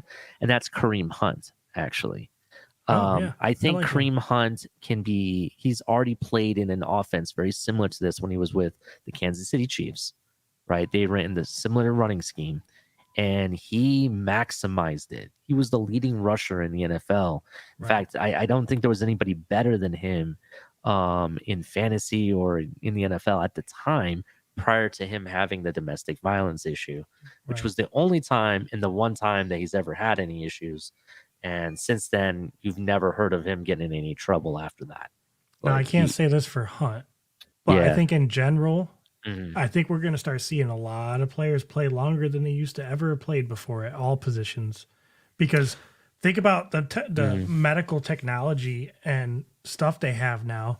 And these guys are now seeing that in their high schools now, all the way through high school, college, and pros. And all that. And now the way they train is different. The way we look at soft tissue is different. Everything is structured. And I think you're going to see in the years to come, players just lasting longer. A lot more Tom Brady in the years type guys. Yeah, I agree with you. I think you're going to see that a lot more. The biggest knock on running backs is they don't tend to last that long. They're Right. limited in life. But here's the thing. But now we got the committees. We got running back by committees now. Yeah, and that's what seems like everybody is doing now. Even Cleveland technically has a running back by committee. But in Cleveland, that's the thing. Kareem Hunt eventually, gets released by Kansas City, signs a 1-year deal with the Browns, and split carries with Nick Chubbs. And he wasn't used full time. They used him in seldomly, but he was very effective when he was on the field. He can catch out of the backfield very well in the passing game. He can make the runs. If Nick Chubbs got hurt, he could be your full-time starter, you know what I mean? And make those runs. So I feel he has a lot of qualities, and he's still young enough that we could definitely use him to be effective. And if you want to go by the Madden scale, as you brought up, I'm not going to lie. I actually picked him up. I traded for him, and I went undefeated in my season in Madden. Oh, well, I should clarify. When I talk about my Madden number, I'm talking about the Madden Ultimate Team numbers, not the standard per team. Okay. Yeah, because I'm talking about every week we get new cards that come out with new rankings. Yeah, I don't play Madden Ultimate, so I wouldn't know. If you want to talk about that, you can. I don't know anything. Oh, it's awesome, man. You basically pick your Dolphins, right? But you then open up card packs, and that you could get somebody off the Lions, you could get somebody off the Patriots, and that's who you got on your team. And the only way to get more cards is to win online matches or complete challenges, like you got one drive to throw for 60 yards and a touchdown and truck somebody. And then you get stars, which lead to get points, which lead to packs, which leads to more players. Right now, the best card in the game right now is Ricky Williams, and Cam Wake just came out today at a level 90, and his card right now is like 2 million in the store. So damn, did you get the Jalen Waddle one that came out? I did, the free one, yeah.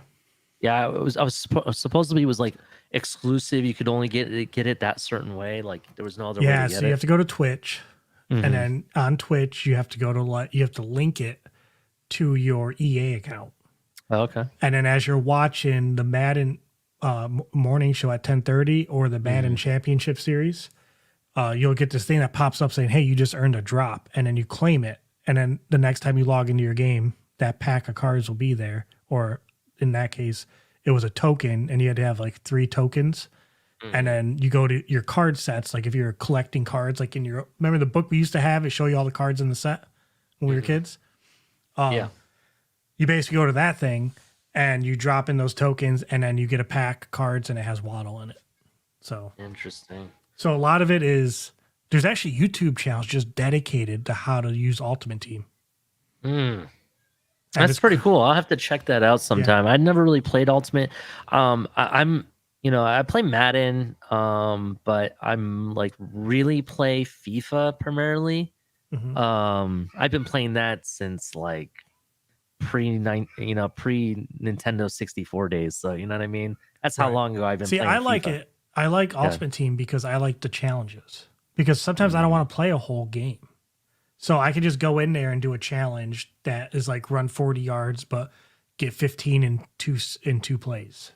Gotcha. And I could just repeat that and keep trying to get it and keep trying and then move on to the next thing, you know? So interesting.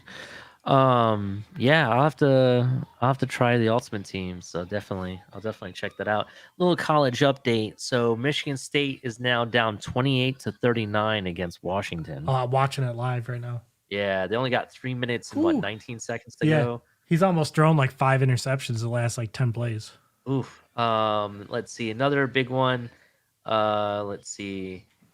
We got Texas and UTSA. They were tied at one point. Now it's 37-20. So that's pretty interesting. Texas A&M giving Miami Hurricanes a game. I feel bad for the Cane fans. I really wanted the Canes to win this game. I mean, there's a lot left still. There's 2 quarters left, so we'll see. All I know is my team's undefeated. Who's your team again? Syracuse. They played Purdue today, right? Right. Yep. Yeah. What was the final score? It was. I just closed it. I think it was like 28 to something. Interesting. I know our quarterback had 2 passing touchdowns and 2 rushing touchdowns. And then we got Virginia next week. Very interesting. So the final score of the Ohio State University of Toledo game, it was 77-21. I bet on that game. I was really thinking the score would be 63 or under, and I did not expect Toledo to really score the way they did, actually. So they're actually a lot better than previous years that we've played them. Mm-hmm. And Ohio State really rarely puts up 70 on teams. So I really thought they would, be the under. And yeah, so I lost that bet. We'll see. Let's see who else played to get final scores on.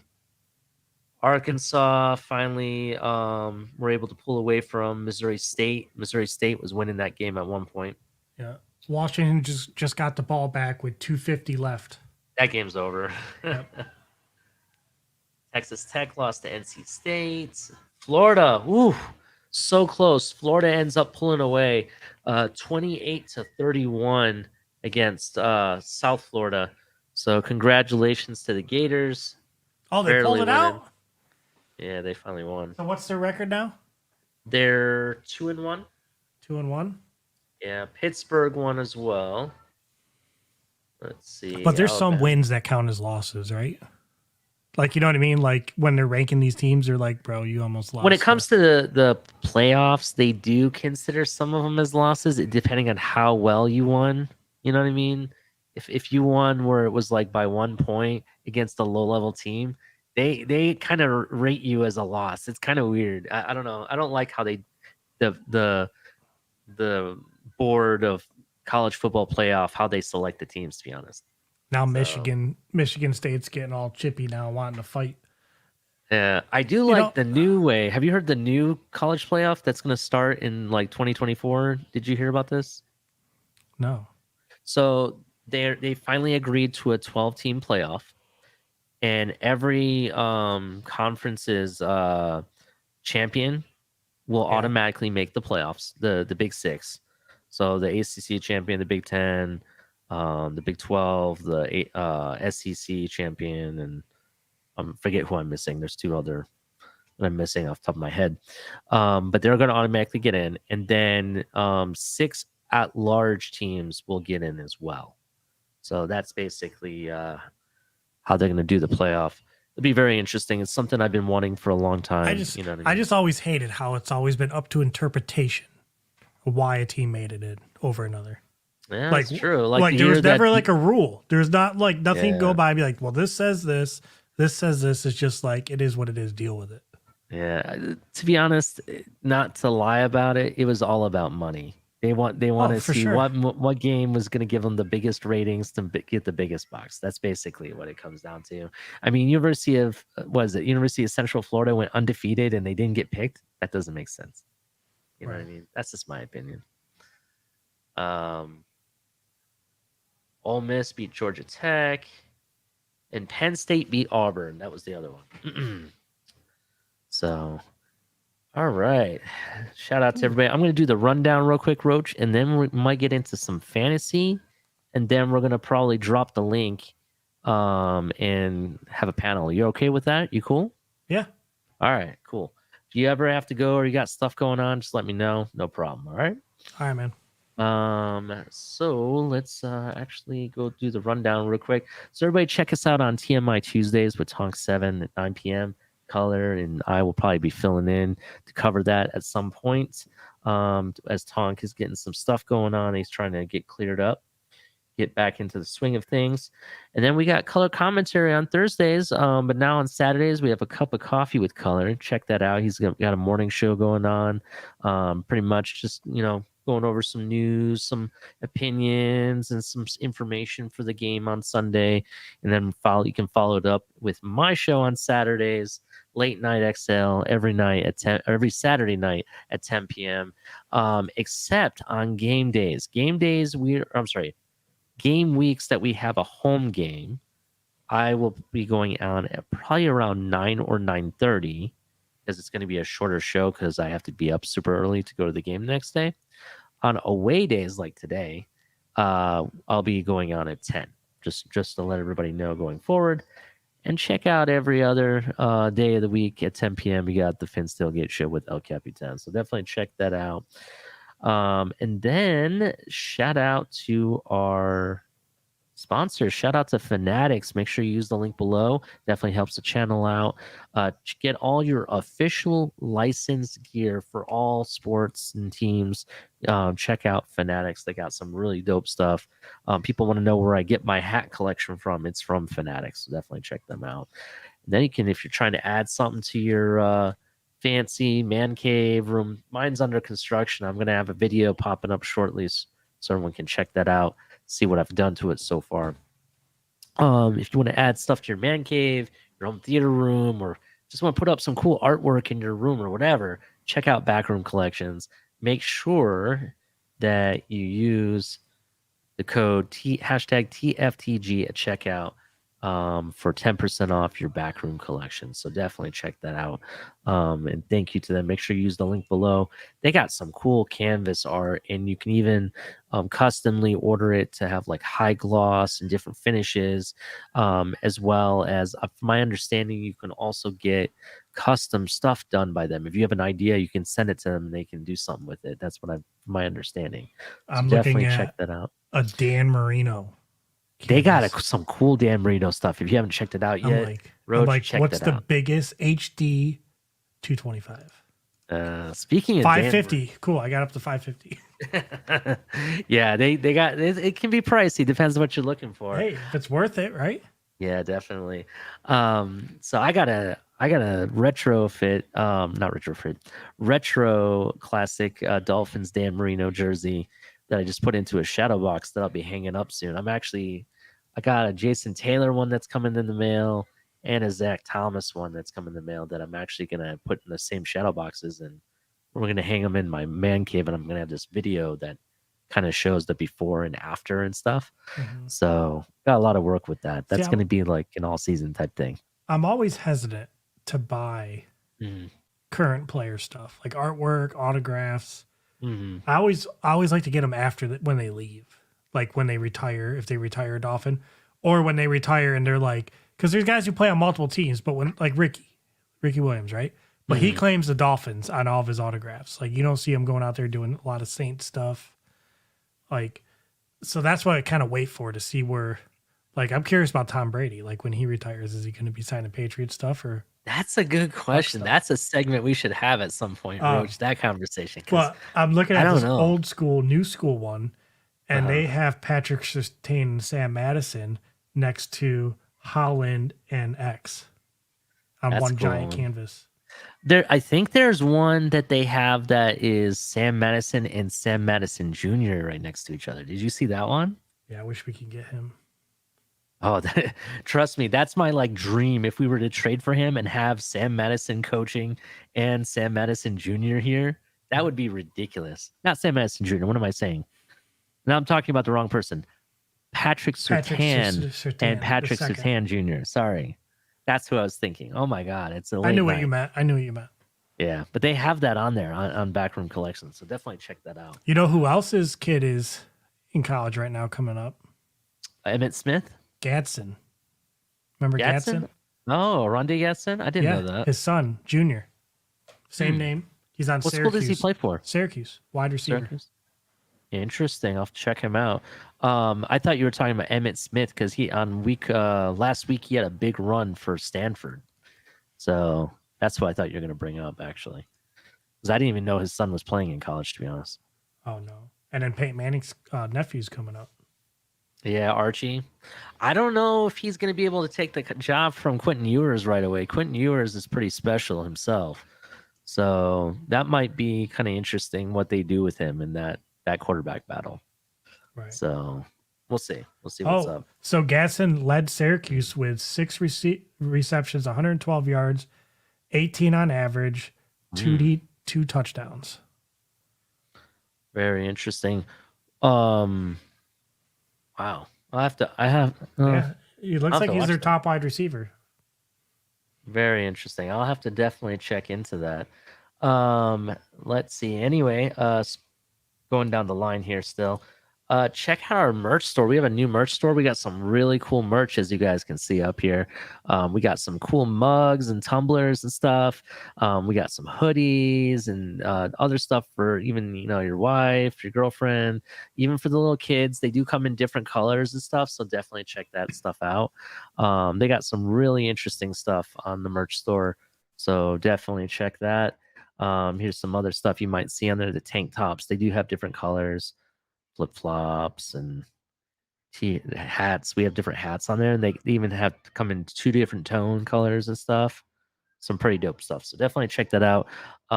We may have a link that you guys can use, not a link, a promo code that you guys can use soon that's coming. I have to get confirmation from El Capitan when we can give it out, but there's going to be a way that you can save a certain percentage off your order, so definitely check that out when we release it.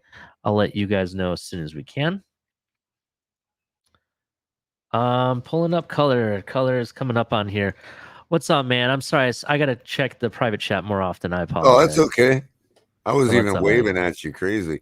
I just wanted to, I wanted to comment on Roach punching his time card at midnight for his fandom. I wanted to make sure everybody knew, that's what support looks like, damn it.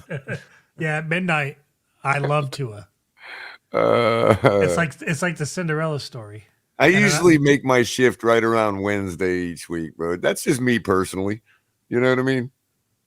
For me, mine's at Saturday morning at midnight, because I've made the joke. It's not really a joke, but I said let's leave the really harsh debates for Monday through Friday, and then Saturdays I wanted this to be like a hype show. But I tone it down as the week goes by. Well, and it's also like, Monday, Tuesday, we still have to disseminate what happened Sunday. And then Wednesday is kind of like, I'll start to only talk about what happened Sunday as pertains to how things can go the next Sunday. And then by Thursday, Friday, I mean, now it's like right about now, I'm back into honk gear where it's like, no, we got the best quarterback in the league and we're just going to do what we need to do tomorrow, But I still do give realistic takes. Like, I honestly think this is going to be, everybody's getting all excited on both sides everywhere, and I am too. But it's like, I said this to my mom earlier in the day, and I got this game going one of 3 ways. Either we win close, we shock everybody and win big, or the Ravens win big. I don't see the Ravens winning close in this one. You see what I'm saying? We either go total failure to launch and we get destroyed, or we win close, or we win big. I don't see the Ravens winning small scenario. You know what I mean? Yeah, I think it's gonna be close. That's why I said 2-1 odds in our 24-17. favor, people. You know what I mean? So, know. I think if it's close, it's going to be we're trying to catch up, and then we just don't make it. Or it goes similarly to last year, knock off a touchdown because you're in their stadium, and that's why I got 17-9 for my realistic prediction. But if you're talking about us winning big, I could see a 32-17 if we're firing on all cylinders and Tua is distributing the ball to the people he needs to at the right time and taking some of that meat off the bone. You know what I mean? I could easily see us surprising everybody. And I could also see Mostert or Gaskin breaking an off-tackle run to the house for 65 yards or something. You know what I mean? Mm-hmm. I'm always about a defensive score because, we do it. You know what I mean? So it's always a potential. And as I told everybody, I took advantage of that prop bet last week and it came through for me. So, I probably will do it again this week.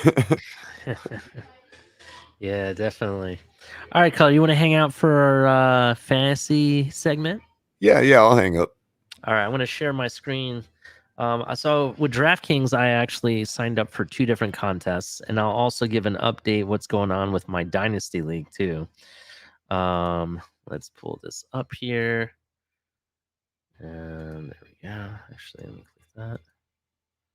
Let me know if it's big Oh, enough for by you the guys way, to yeah, see. Gomer Pyle's right too. I reserve the right to still talk about the previous game on Thursday if Tua makes dumb comments at a press conference. Well, you have the right to talk about it whenever you want, to be honest. I know. This is true. Like, there's no real rules I know. saying when people have to. I'm functioning in the courtly love King's Court mode right now. You know, like like we all can do anything we want, but I might have to be banished from court. You know what I mean?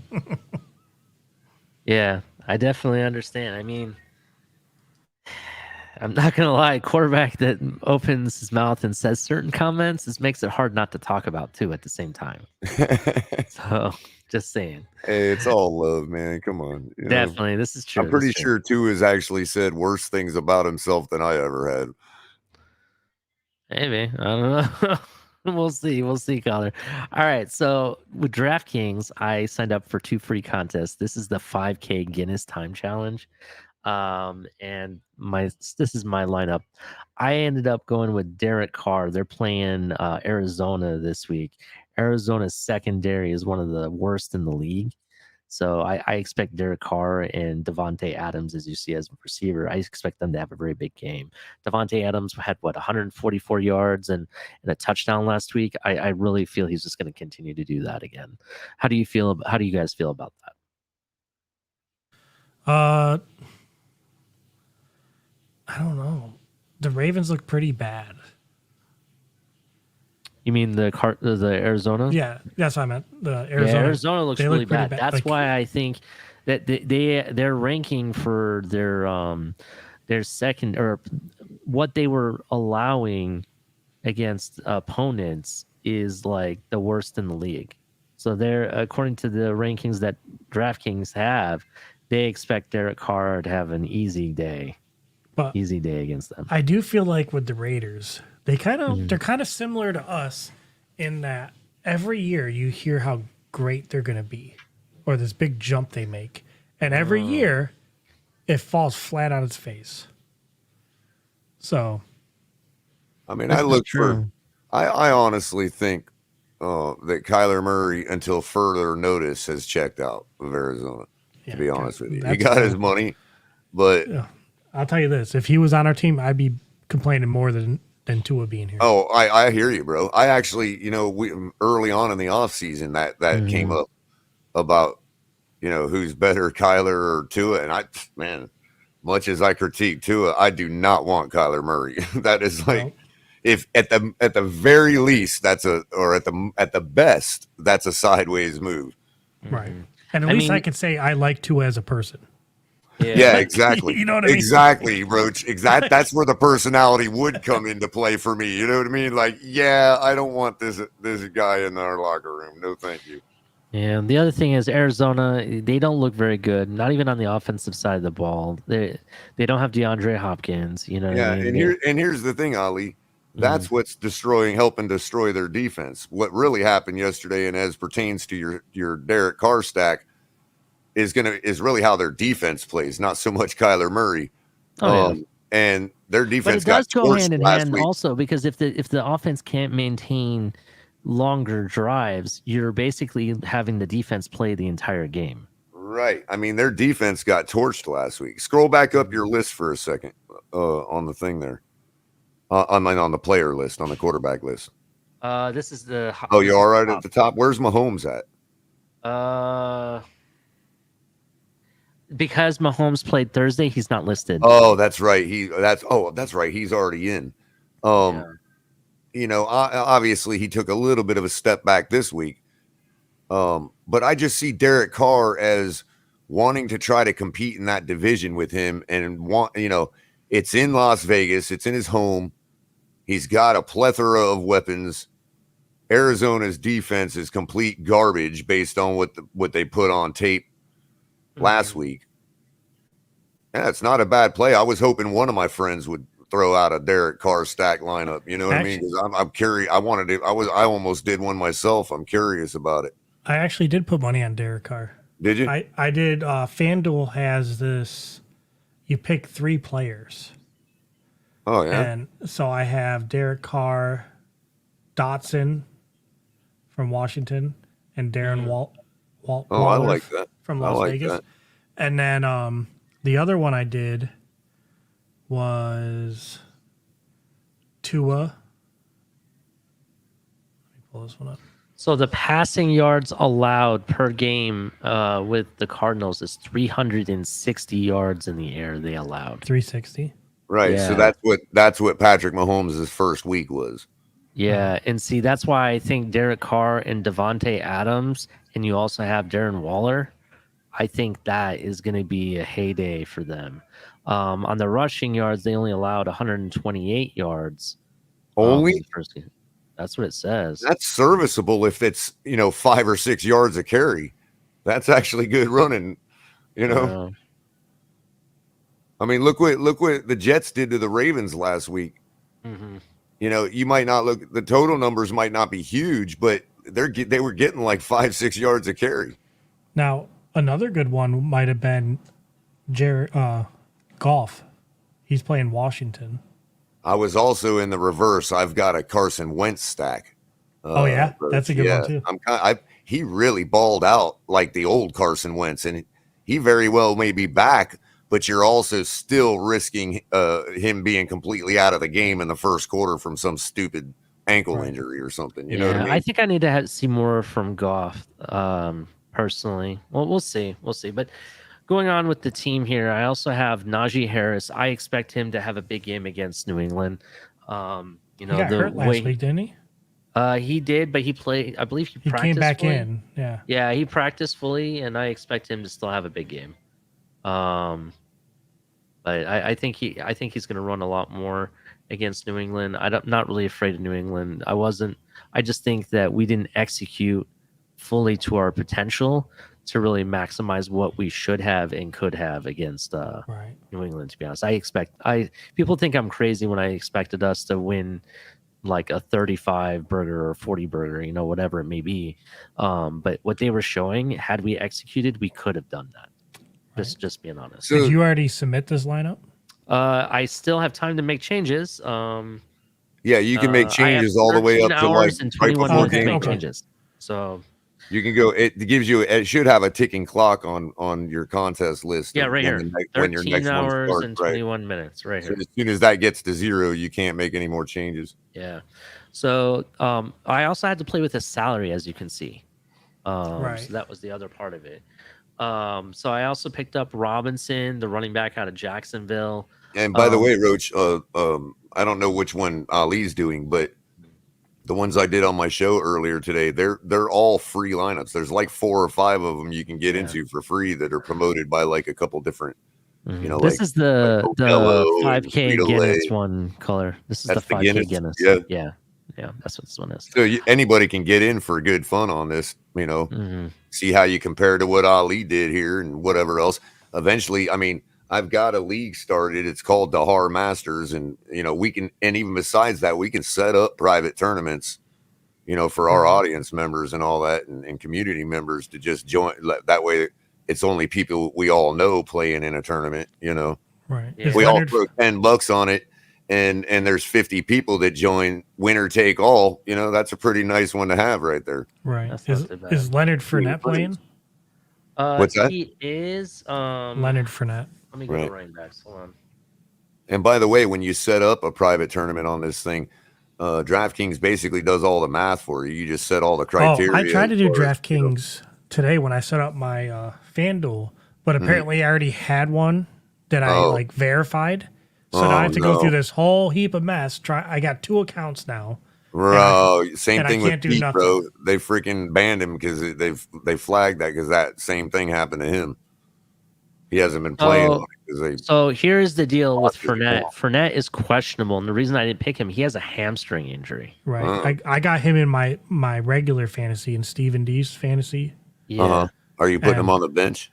I don't know. I got questionable. I start Jonathan Taylor. A decent defense too. Their defense is decent.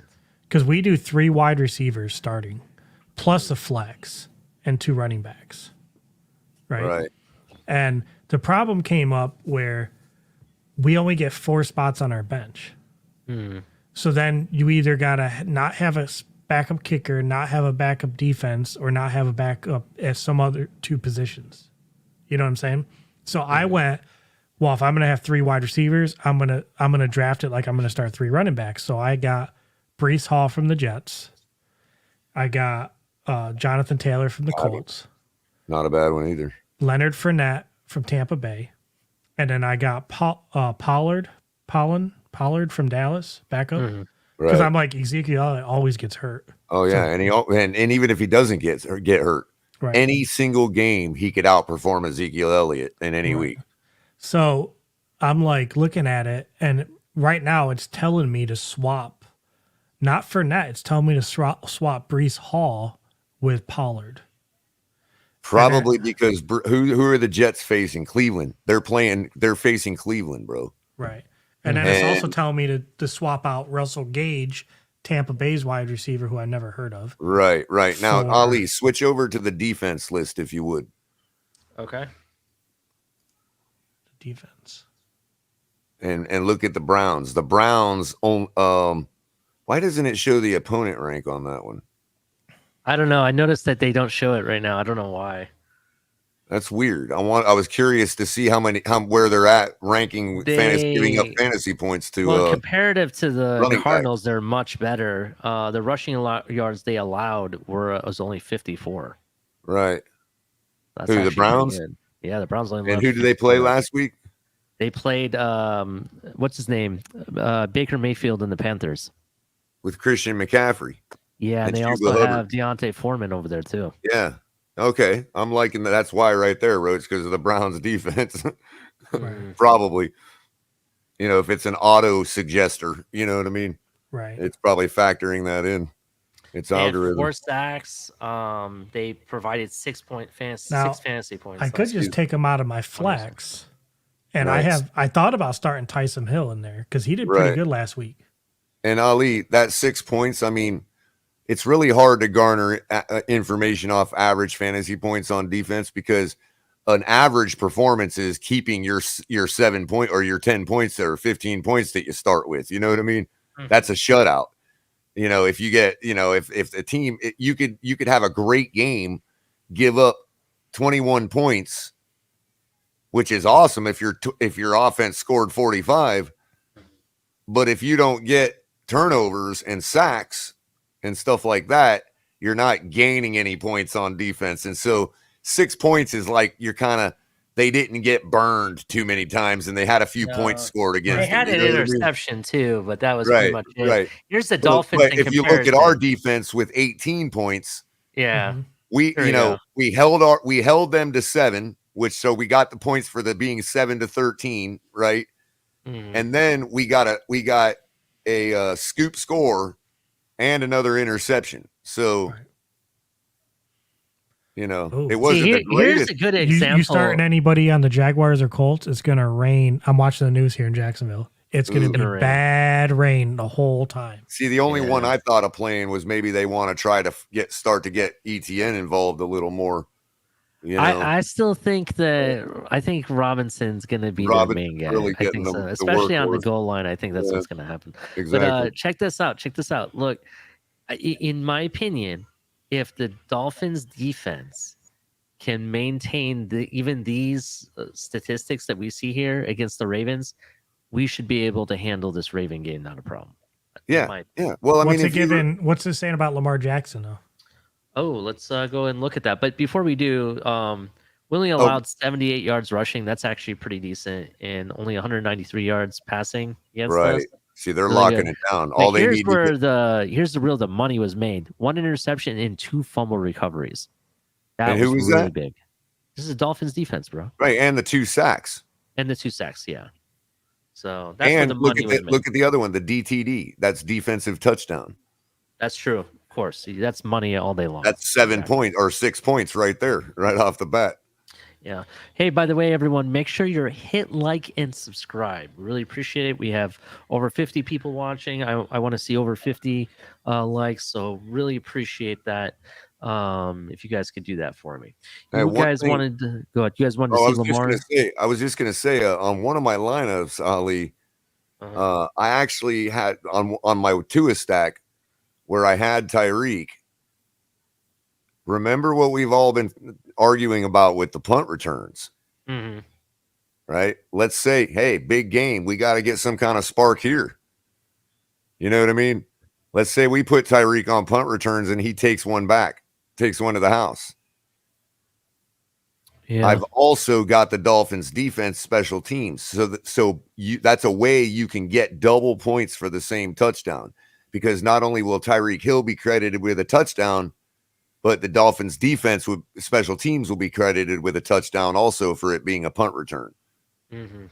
So it's kind of like when I'm looking at, no, I'm not just being a homer by picking the Dolphins defense. If I'm doing a Tua stack at all and it's got Tyreek on it, given how our defense is and plays, why wouldn't I go ahead and roster our defense too? You know what I mean? Yeah. Yeah. I definitely understand. So this is Lamar Jackson's stats.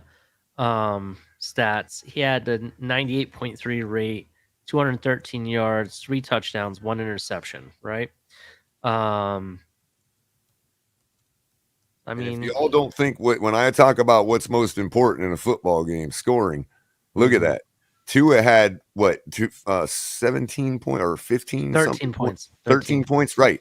And he had far many more yards passing than Lamar.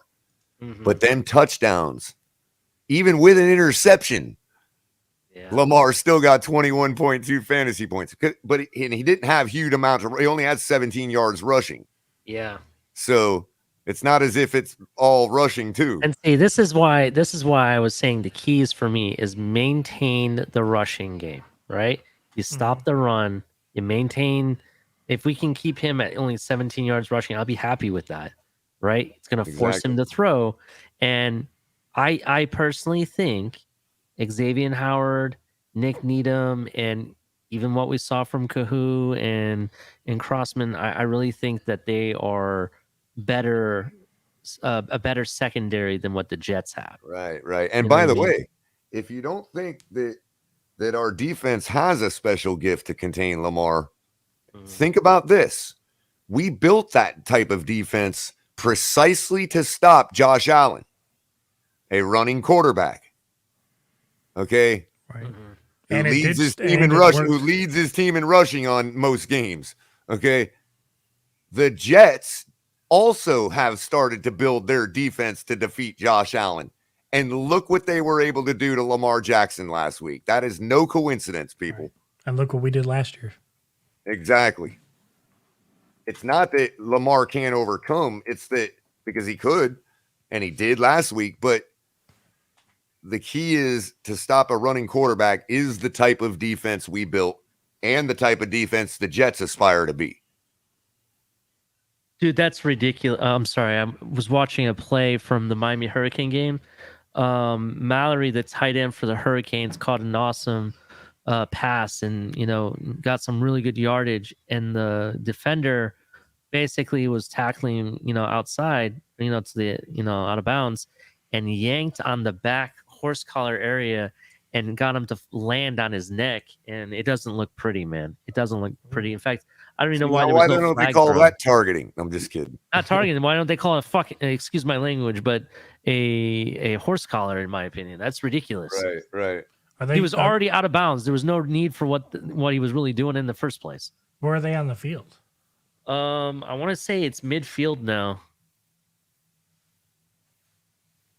It was like a 25, 30 yard. It was a positive play, though, right? We still got the ball. We still have the ball, yeah. It was a positive play. Just we the have tight end to made score something on this happen, drive. dude, and this is what happens. If we don't score on this drive, it's not even insurmountable. It's not even surmountable in a college game. We have to score on this drive. They have to. He's moving his fingers. That's demonstrate good we news. can at some point. He stood up. Okay. He looks like he's getting up. All right. That makes me feel a lot better. I just don't like to see stuff like that, man. Did you see the one guy? I think it was last week. I think it was college football. Dude was like limping off the field, like hopping on one foot, and the dude just pushed him over. Did you see that clip? Yeah, I think I saw that. And what I was team just was like, that? I don't even know. I didn't recognize the schools as like being a known school, I don't think. But I was just like, that's a dick move. like really, like dude's literally holding his ankle and hopping off the field and not trying to get a timeout either. If he wanted a timeout and was faking injury, he would have laid on the ground. He was trying to get off the field. Yeah. And this dude just knocks him over. Like, I was like, are you kidding me? That's crazy. That's a douche move there. So, but yeah. So going back to this for the rest of my team here. So I ended up going Devontae Adams as my receiver. I think he's going to have a huge game against the Cardinals. You know, like I said, according to what they did, they're the worst secondary in the league defensively. So that's why I think he's going to be very productive. Christian Kirk. Now, a lot of people may say, "What is Jacksonville?" Well, here's the deal. Christian Kirk in his own right was playing like a wide receiver 1 last season when they did get the ball to him, right?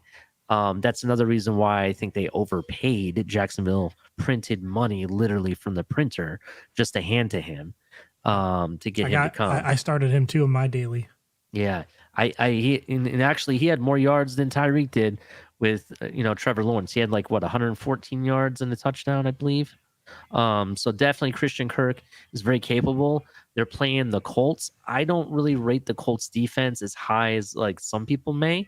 I hear their secondary is okay, but I think he should be able to manage. And I know what he can do. Curtis Samuel, I'm playing with a balance here. I had to try to get the best I could in every position. I think he'll be formidable. He put up 20.2 fantasy points last week against, let's see if they have it here, who they played. A good second option might be St. Brown. Yeah, he is. That's true. Washington's playing Detroit, so we'll see. But he had 55 yards. They targeted him a lot. That was the big reason. They targeted him 11 times, right? 55 yards. He had 8 receptions and a touchdown. And he does get into the rushing game a little bit too. He didn't really do so much in the rushing game. But the thing is that, he still was pretty formidable from what he did. It actually says the analysis, I think it's funny. So Samuel did his best Deebo Samuel impression. Shout out to Deebo Samuel. Sunday racking up fantasy points both on the ground and the air. The versatile wideout is no stranger to getting rushing attempts. He had 60 carries for 330 yards and 3 touchdowns from 2019 to 2020. So I think he's one of those players that you can get points from both ways, kind of like Chase Edmonds. Chase Edmonds can catch definitely, when he's thrown to, as well as rushing the ball. So that's kind of why I went with him. And let me keep going here with this. As I said earlier, I think Waller and Adams are going to have a huge game against the Cardinals. Waller's arguably one of the best tight ends in the league, plays like a wide receiver 1, to be honest. So I definitely thought he was the go-to there. Tyler Higbee, I wanted to go other areas with this, but there was really nobody for the amount of money I had left. I had about $4,200 to spend. So I went with Tyler Higbee. He's pretty decent. They're playing Atlanta. Atlanta's defense, I really don't think is going to hold a chance against the Rams. As bad as the Rams did last week, I think the Rams still beat Atlanta without any problem. I don't know what your guys' thoughts on that game is. You guys have any predictions for that game or thoughts on it? Which game was that? Atlanta versus the Rams. So I actually started, Akers? Okay, Cam Akers. In the hopes that he actually gets to play. Yeah, I understand. Yeah, I don't want because he was so cheap. He was so cheap on daily fantasy that I'm like, it was almost. I'm a little weary of picking against the Super Bowl champions, and given that this will probably be a get right week for them. I mean, you still have to rely on Marcus Mariota. Let's be honest. Against Matt Stafford, you know what I mean? I don't know. I just have a hard time thinking that the Rams won't get themselves right on a team like so it's Atlanta. 4th down. Canes may be going for a field goal here. It's 4th and 5. Field goals ain't going to do it. I understand, but if they get the field goal here, that puts them. That is an 8-point game. I know. And he got it. Okay, you're 30 seconds ahead of me, bro. Yeah, it is just a touchdown now. Yeah. So, ooh, he needled that too. Kind of. It kind of curved in towards the end of it. Yeah. So I went to Steelers defense. By the way, I think they're going to take advantage of the New England Patriots. I think Mac Jones is probably going to have about 2 interceptions he's going to throw to them personally. Mika Fitzpatrick was on fire last week with that against Burrow. I think the Steelers are going to have a good game. Yeah, I agree. I don't think and Bill Belichick better pull something out of his ass because I mean, I don't know. The Steelers are hungry and they're pretty decent, so Right. Yeah, so definitely I'm picking the Steelers win. And Kenny's not even in yet. Exactly. But hey guys, my eyes are burning. I usually am in bed by 10, so I'm like really dragging. Are you guys am I gonna leave you hanging if I bounce? Oh, no problem. Do you want to tell where people can find you if they don't know where to find you? Well, I haven't posted an I Believe podcast in like 2 months. So okay. I've actually started thinking about starting it up as a daily again. Not just got to find a time because I do the morning show with Steven. But it's going to kind of turn into not really like me telling you a UFO story, but it's going to be like a daily news of just weird news. Like the National Enquirer on YouTube. So who knows? There might be but better than the weekly world news, right? Maybe I'll find something for Tua that's weird I could put on there, That'll get everybody's juices flowing early in the morning, and they'll be like, They don't even need a cup of coffee after they watch my show. Right on. You can follow. Well, if you didn't go to bed so early, you could follow us up with that coast to coast AM type talk. You know what I mean? Oh, coast to coast, 2 in the morning. Yeah. Yeah. Shout out to 1234 Epps. He says he's out as well. Fins up. Let's get the win. So definitely fins up, Epps. But yeah, Roach, I appreciate you coming on to my show. Thank you, everything. And if anybody hasn't checked out the I Believe podcast, check it out. Hit like and subscribe. I really appreciate having you, dude. Really do. Yeah, man. Anytime you guys need me, just hit me up. I'll stay as long as I can stay awake. Are you on Twitter, by the way, Roach? I am. It's Roach_I Believe. Okay, I'll look you up and I'll add you and you can follow. And Culler has it. He can share it too. Yep. Thank you. Thank you. I appreciate it. And you pulled double duty today, man. So we really appreciate you. Oh, yeah. My knee really appreciates it. Oh, anytime. All right. Definitely. Hey, fins up and go Tua. Definitely. Oh, wait, no, 2 more. I got 2 minutes. Screw Tua. Oh, you want to wait Screw 2 Tua. minutes? I got 2 minutes. All right. Yeah, wait 2 minutes. I got 2 minutes before. We got to hear positivity out of Roach, or you got 2 more minutes. Or the whole community is going to burn up in flames, man. You know what I mean? It all hinges on you, Roach. Roach, say something positive that Tua will do tomorrow. You have to wait 2 minutes. Yeah. 2 minutes? Yeah. Oh, darn. Okay. It's not his job until I can give you 2 minutes of crap. You want 2 minutes of crap? I'm going to blow it up right before I leave. That's great. Yeah. I'll give you a snapshot of my Frito-Lay one. I did a Frito-Lay one as well. I went with Derek Carr again, but I kind of went a little bit different route in the wide receiver room. I actually went with Tyreek Hill, believe it or not. I do have Darren Waller, Claypool. I started Darren Waller in one too. Yeah, I also went Jamar Chase. I think Cincinnati is going to have fun with Dallas tomorrow. So I did Joe Mixon, and then I've been second guessing it because I'm like, how is Dallas's run defense? I don't really know. So I'm like, their defense is iffy. I mean, it's like 50-50, to be honest.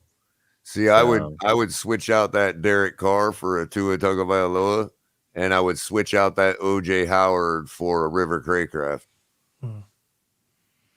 Why? Because I'm a homer. Can the Hurricanes not score a touchdown or what? I did go Tyreek Hill. I don't think so, bro. They haven't demonstrated yet they can. I did go Tyreek Hill, and I did go Dolphins defense, bro. Right. Yeah, now you just need the quarterback that's going to give them part all of me that thinks that it might be a Waddle game too, because Waddle didn't get any looks. It depends on. I mean, if you think that they're kind of playing subterfuge with his injury status, then that could very well be. My prediction is Smythe actually gets a touchdown in this game. Right. Or like some others have said, Brian Cat included, it really could be an unleashing of Jaceki Day if they lock everybody down and he's wide open in the middle. Hey, it's midnight. Go Tua. All You're a right. rock star, bro. All right. He's gonna throw it for 50 yards. You just saved the entire Dolphins community, bro. It all hinged on that, man. Yeah, Roach brought the unity back. Yep. And I'm gonna have to explain on Monday how I just flipped the switch at midnight. Right. Like, how can you do that? I just did it. You just saw it live. I just flipped the switch. Today you are Tua's sword. And I even selected Tua in one of my bets. So I predicted that he would throw, it says higher or lower, it said 0.5 interceptions. Wow. I gave him a high because I'm like, oh, I'll give him one interception. Well, yeah, and that's not going to kill us or him. That's an easy bet. And that won't kill us or him, but it's something you could likely see happening because he didn't have one last week. You know what I mean? The other one was I voted that he would have higher than 20 completions. I was like, that's easy too. Yeah. Yeah, sure. So you'd like to think at some point the numbers will happen. That's why I keep playing him in fantasy every week, because it's like at some point, you know, you think he's going to ball out and break the whole slate. Mm-hmm. And it just, hasn't manifested yet. Yeah, man. But it will. It's going to happen today. Yeah. I mean, now that it's midnight, it's going to happen today. Yep, in 13 hours. Kane's just got the ball back, by the way. All right. All right. I'll see you guys. Hey, graces with your president. Roach, really appreciate having you here, man. Yeah, man. Have a good night. All right. See ya. All right. That was Roach, everybody. Thank you so much. One of the classiest out. people I've met yet in this community. He's awesome, dude, actually. I enjoyed talking to him. I didn't know he was in the Navy. That threw me off. I was like, what? Well, you didn't watch his morning show the other morning? You have to understand when I'm got all aired out. Everybody knows he's in the Navy now. I can't necessarily how do I put it? I can't always follow the morning shows as much as I want to because of work. Sure. And, that's when your busiest part of your day is probably. Yeah, and I got my manager and everybody messaging me. That's the time I recover from the night before. What'll happen is, like, if we run late on a show, it's like I go to sleep around 3 o'clock. I'll get up at like 5 or 6, walk my dog, feed him, and then I'll crash back out sometimes. If I don't, and that energy spurt keeps me up, then you'll catch me on watching Miss Fins and Stephen D and everybody, Yeah, definitely. All right, Culler. I'm gonna bring up my Dynasty League real quick just to give an update to everybody. Let me actually zoom in a little bit more. And then I think what we're gonna do is do the rundown real quick, and then I'm gonna open up the panel. Here we go. Scoring fantasy game tracker. Good old midnight hype panel, man. This is great. I'm glad you don't have to go to the game tomorrow. I know this is okay because it's an away game. You know what I mean? Exactly. If Buffalo game, for people who don't know, Buffalo game, me and Culler are going to be on the ground again. We're going to be at the game again. Culler's actually going to be sitting closer to me now, so that's kind of cool. And I may drop out even a little bit even earlier this coming Saturday night because, man, I gotta have energy for Buffalo, man. Yeah, and I woke up just in time too. I know, right? So I gotta make sure. In fact, I think we might go 9 o'clock and end it around 11:30 or so. Yeah, 2.5 hour show maybe. We'll be doing that. We'll talk. We'll see what's up.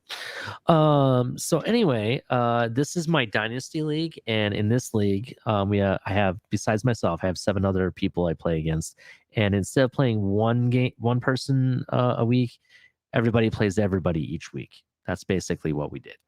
But right now, the funny thing is, and I showed Culler this, and I talked to him about it. My team was not projected to win all the games. I was only projected to win 3 out of the 7 games, right? But for what happened on Thursday with Mahomes and the Herbert game, that actually changed things. I'm actually projected to win all my games now, surprisingly.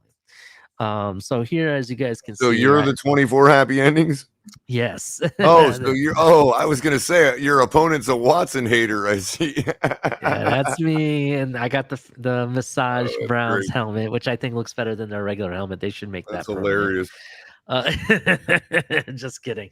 Shout out to the Browns. I'm from Ohio, and my family are big Cleveland Browns fans. No, I not just gave them shout out shit to the for it. Browns.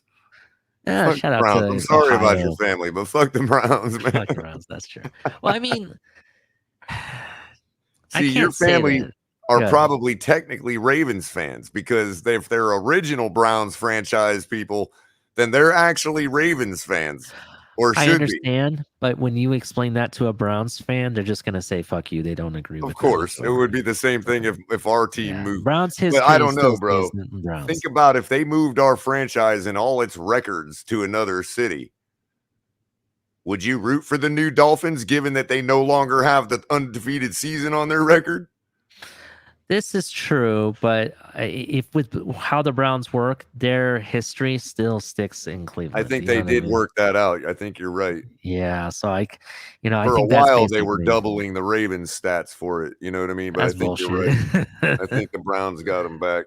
Yeah, back when Art Mandel did that, that city rioted. People may not remember this, but they Oh, yeah. definitely rioted. People After were the game, when they pissed. knew it was They over. tore the stadium apart after the last And game. you remember who the coach was, right? Mr. Bill Belichick. Yep. That's right. He was one of the last Browns coaches of the original Browns to get them to the playoffs.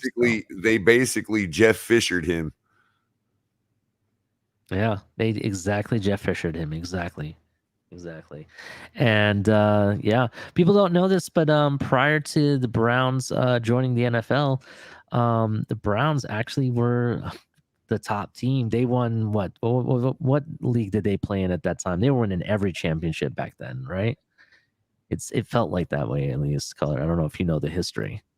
Well, they are an older team that predates the NFL. Yeah. Yeah, I forget what league it was they played in, but they had people like Jim Brown and stuff. He was dude.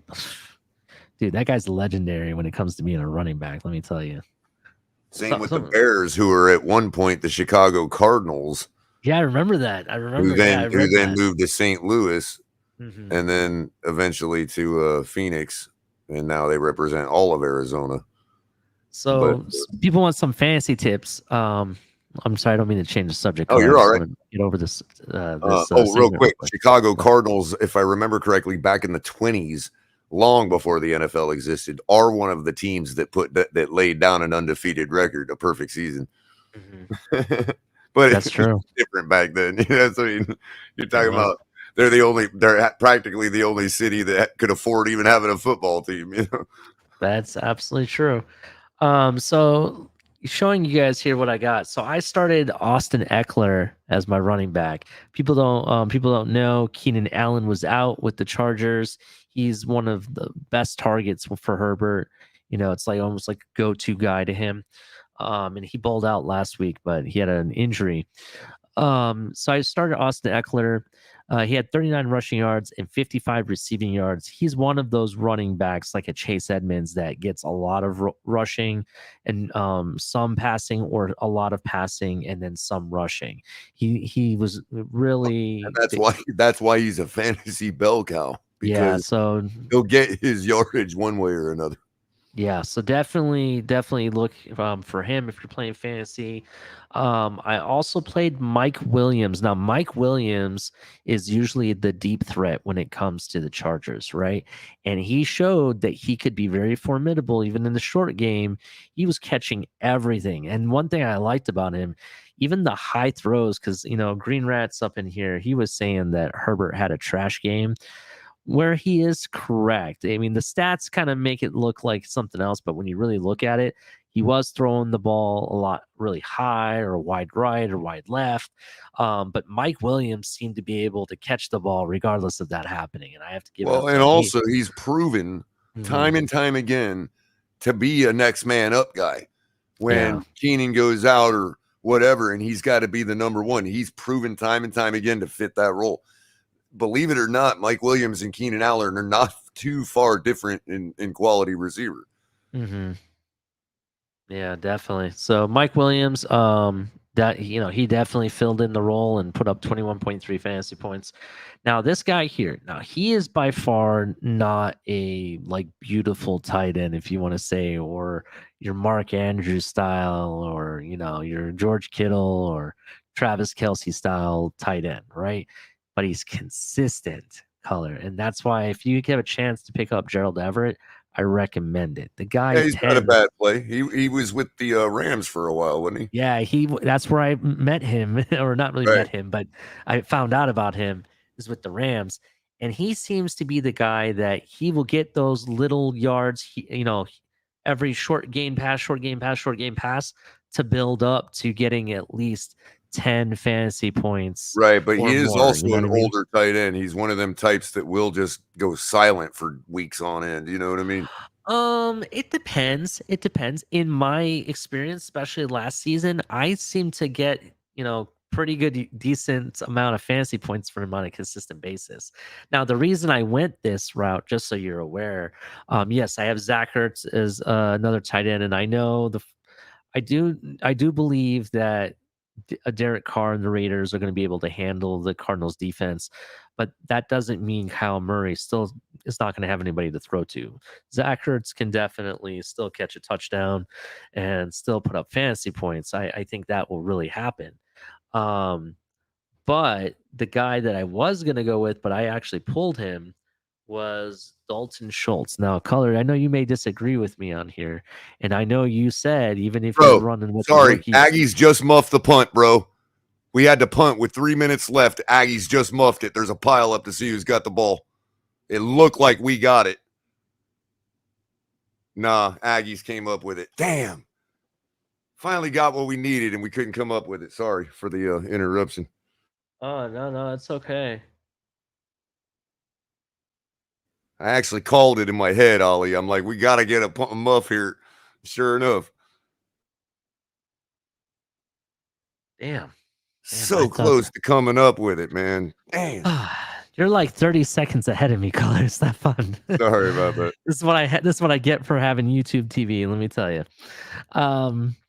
But yeah, you said that you thought having a good big tight end like that is perfect for a young QB that is a backup to be able to Always throw is. to.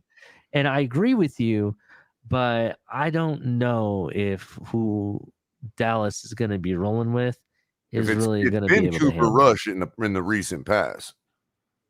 That's true. I mean, I don't know. Do they We'll still have see. Dalton on their roster? I think they do, and that's who I think it's going to be. Man, I don't And know, man. how current is their depth chart? Do you know?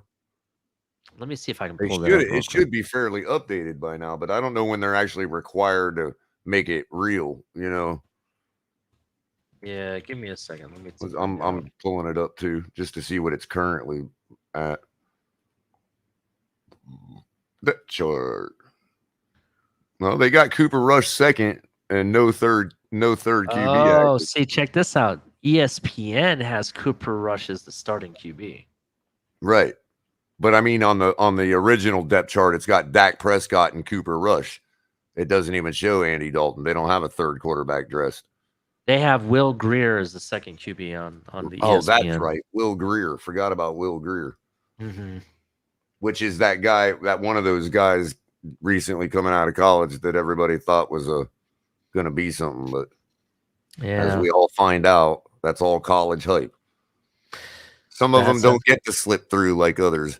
You know, you got to get yourself a good tan, you know what I mean? And be a good surfer. Yeah, definitely. So Dalton Schultz was only projected to have about 9 fantasy points. So I kind of had to like make a decision. I could still change it for Zach Ertz, but Zach Ertz is projected to have more fantasy points. So that's why I kind of went with that route. What do you think? How do you feel about that? You know, Dalton Schultz is one of those guys that I always pull myself off of. Mm-hmm. And then he ends up having a decent day when I do. He's like the opposite of that guy that I convinced myself to get and then has a crappy day. He's the opposite. I always pull myself off of him, and then all of a sudden he that's the day he has it. Well, this day is one of those days that he should be targeted a lot by a guy like Cooper Rush. You know, they don't have any depth at receiver to speak of. I mean, they got CeeDee Lamb, who can always take the top off, but Gallup, he's not there, right? I think he's still injured, isn't he? Or is he finally starting? But Gallup, you know, they gave up Amari Cooper thinking Gallup was a true number one. I want to say Gallup is still injured, actually. Right. I mean, I think he could be a true number one. He's demonstrated number one abilities, but I don't know if the rest of the league really sees him as a number one like that. Yeah, I understand what you're saying. You know what? I think I might change it. I think you're right, Culler. Damn you, Culler.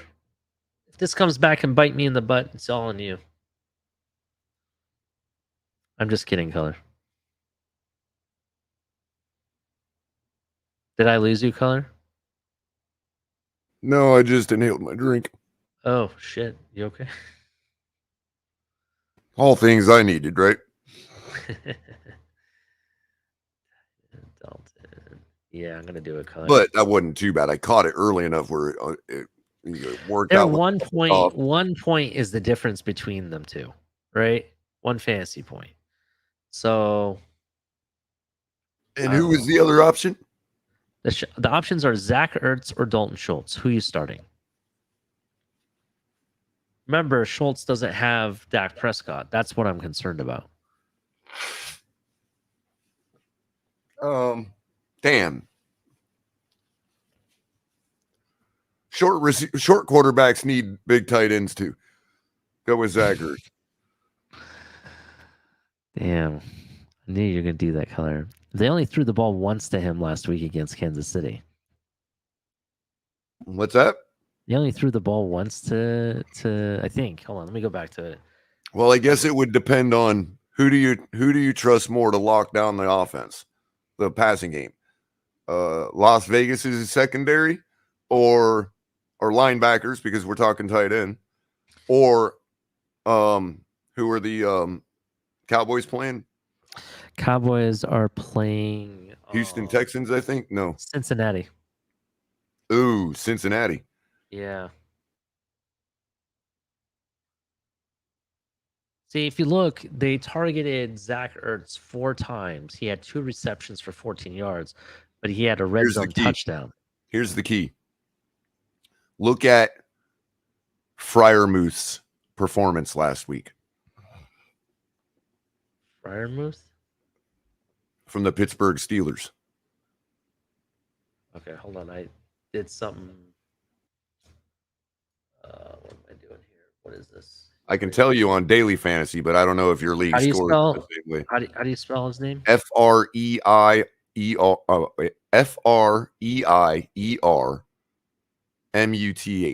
I got him. He had 6 targets, 4.3 receptions, 40.5 yards. He had 8.35 points. That's the projection. Oh, I'm sorry. Receiving. Oh, okay. He had 10 targets, 5 receptions, 75 yards. Is 10 points a lot in your league? Yeah. See what I'm saying? Whose defense was Freiermuth playing last week? Cincinnati's. There you go. Okay, I'm going. You could reasonably, since Freiermuth is a consistent tight end, you can, and Tomlin is a consistent type coach, you could reasonably assume that Freiermuth is going to have a similar, or that you know, the Cowboys needing to utilize their tight end because of their quarterback should have a pretty decent productive game against Cincinnati next week, unless Cincinnati has the physical. If it was a case of them just having a bad week, but they have the physical ability to make the corrections, then they could get it right, and Freiermuth could, and Schultz could be completely shut down. In other words, they could have made that a focus this week. That doesn't mean they have the ability to get better at it. You see what I'm saying? So same with us. I say the same thing about us. It's like, oh, why would you think Andrews would eat? Well, our linemen haven't demonstrated yet that we can really lock down middle tackling in a tight end. You know, so obviously we need to focus on keeping those receivers in front of us. and working on probably what we focused this week was the mid game with Mark Andrews. Mm-hmm. This is absolutely correct. But we focused on that for 2 years now, and we still haven't fixed it. So that doesn't mean we have the ability to correct it. You know what I mean? And the same may be the case for the Bengals, in which case Dalton Schultz should eat. That is absolutely correct. I understand what you're saying. All right. Well, I made the change, so we'll see what happens here. So the reason I explained all that and went on a tangent, just so you know, is because you said you were going to hold me accountable for changing your pick. I know. I wanted to make sure that we're going through this and like really at least thinking about real game theory and you know, an educated freaking guess. You know what I mean? Because at least I'll have that to stand on when you come looking for my head next week. Oh, I completely understand. We'll see what happens. Just give you an update. No, so there's a minute 9 left, and the Canes got the ball back. By the way, we do have one more chance. Huh? Okay, good. Yeah, so we're driving down and the we're field talking right in your league long fantasy, right? I mean, your this season is long, dynasty. right? This is my dynasty league. So right. So and look, I mean, Go look what it is. I mean, you're already projected to smash this guy, so you should be okay with either selection. To be honest with you. Yeah, that's why season long fantasy is so much easier for me, because when I'm faced with those decisions, I look at it like, well, how bad do I really need to dwell on this decision? If the projections already have me smashing my opponent, I'm just gonna flip a coin. You know what I mean? And be done with it. Definitely.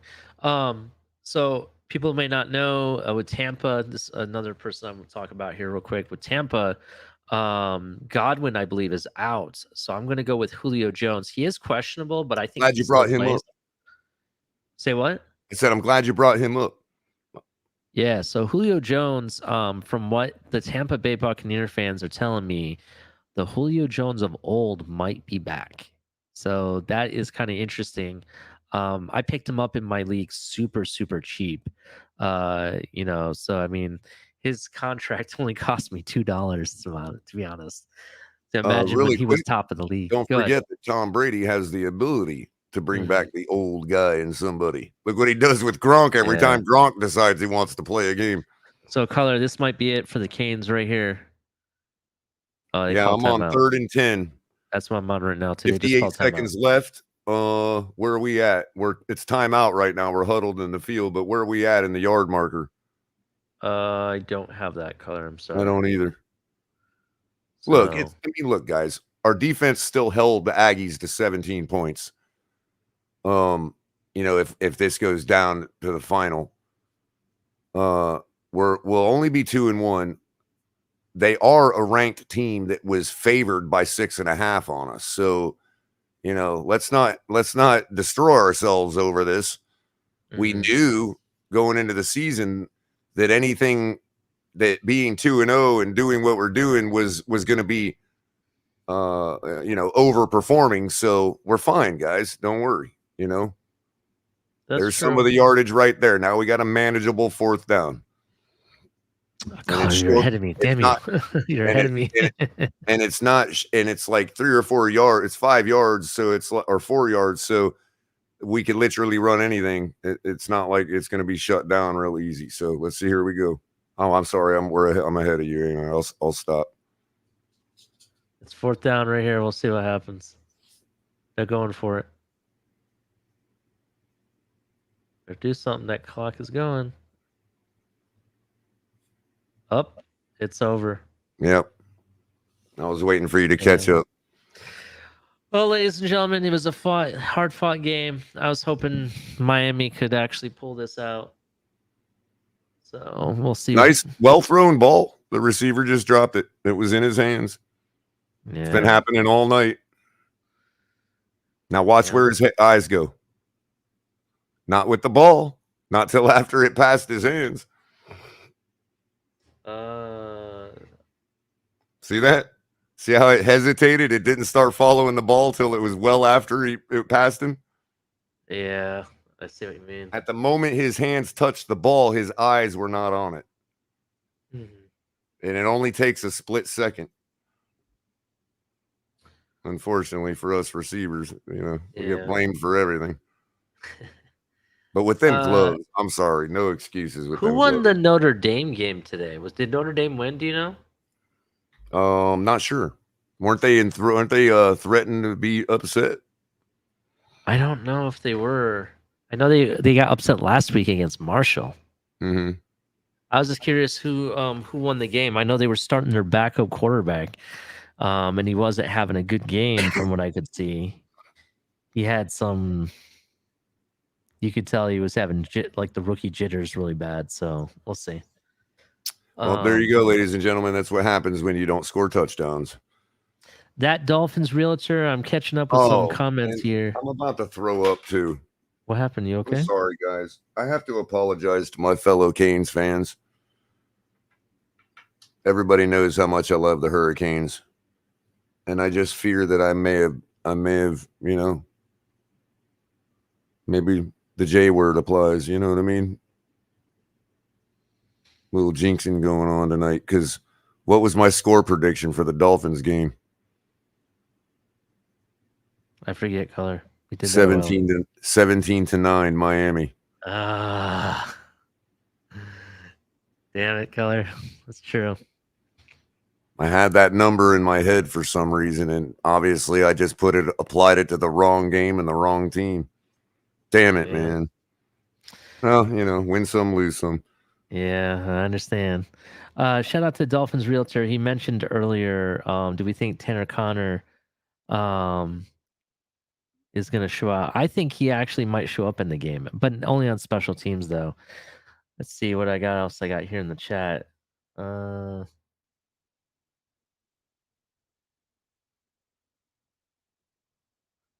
Ali said he thinks it's going to be Dalton when he doesn't play for them anymore. I didn't know if I said I think so. I didn't know if he played for them anymore. Andy Dalton, who does he play for? He's played for Chicago now, doesn't he? I'm not sure he's on a squad. Yeah, I don't know. I think we did already verify that it's what do they call it? It's Cooper Rush and Will Greer. That's who's the backups for Dak. So we don't really follow Dallas Cowboys. So I don't know who plays for them. I mean, do you know, Culler? Yeah, do you know missed everybody? that one.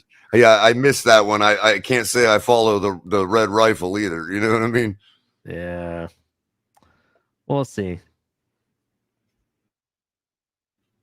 Andy Dalton's one of those guys, bro. It's just like, really? He's one of those guys that you get stuck with, that an organization gets stuck with.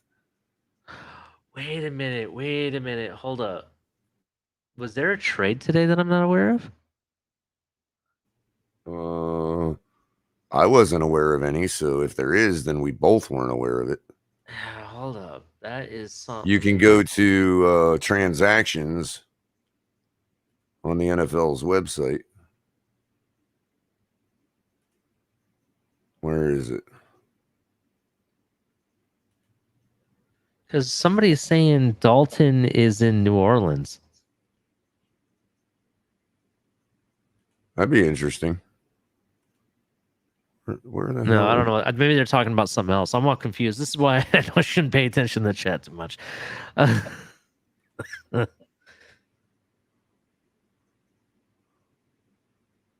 Yeah, that's what I thought. They signed. Oh, by the way, that was. Oh, I'm sorry. Go ahead. No, go ahead. Go ahead. It was Larnell Coleman that we elevated with River Craycraft for the game. That's what I thought. Snell is new still, so I don't know. We haven't really got to do anything with him very much. Right. So we'll see. But yeah, let's Culler, you're gonna hang out for a bit. I'm gonna drop the link here. Yeah, I'll hang out. I'll chat a bit. I might be a little quiet, but I'll chat a bit. I'm actually think medicine's starting to kick in pretty good, so I'm actually not feeling too bad sitting here. Probably can't stand up and walk for a little bit, but I'll be all right. Definitely. Make sure you guys hit like and subscribe. Really appreciate everybody that's coming out to watch our show. If you're on the YouTube side or anywhere, come over to the YouTube side, hit the like button. Like to join the show. We have, I just dropped the link in the chat. Definitely come on up and we can talk about it and see what's up. By the way, they did preview our game on NFL Network. Yeah. All 4 analysts picked the Ravens. Wow. I that's So- fine. Let the haters hate. I'm not So worried. on FanDuel, bro, I don't know if you noticed on FanDuel, they have these free games Oh, I that you haven't been can on enter FanDuel. that are like they're like all kinds of different pick'ems of different sorts. You know what I mean? And I'm doing one right now, and I've come across this question: which player will have the most receiving yards? Devontae Adams, Cooper Kupp, Jamar Chase, or Marquise Brown? What were the selections one more time? Devontae Adams, Cooper Kupp, Jamar Chase, or Marquise Brown? Who's going to have the most receiving yards? Yep. I'm going Devontae Adams. I am too. I think Cooper Kupp is going to have far more fantasy points than Devontae Adams, but I think Devontae Adams is going to get the yardage over him. Yeah. So, everybody, let's welcome Greg Fontaine. What's up, Greg? How's it going? Hey, what's up, guys? Not much. What's your prediction for tomorrow? I say we're winning 24-17 is what I got. Dolphins are going to win 31-27. I'm Okay. hearing that 31 score a lot everywhere, man. And that I'm kind of in the same boat. And I don't think that it's going to be 32-31. I think if, like I said, I've got those 3 scenarios. We win big, they win big, or we win close. I mean, the only reason why I'm saying that score is our offense is supposed to be putting up a lot of points. That's why I'm going to be going with a lot of high scores. Yeah, you would have to expect it at this point, right? Like preponderance of the players at this point. You know what I mean? Yeah. Yeah, I understand. And here's the flip side, though. If we're scoring 31 points, that's a good thing, Culler. You know what I mean? Oh, absolutely. Yeah, that means we're definitely getting better. That means the defense may be having some issues at that point if they're still putting up those type of points against us. No, you mean if they do? Yeah, if they do. Well, that's what I'm saying. If we're scoring 31 points, that's only going to refine our defense. I don't even see why we couldn't say 31-7.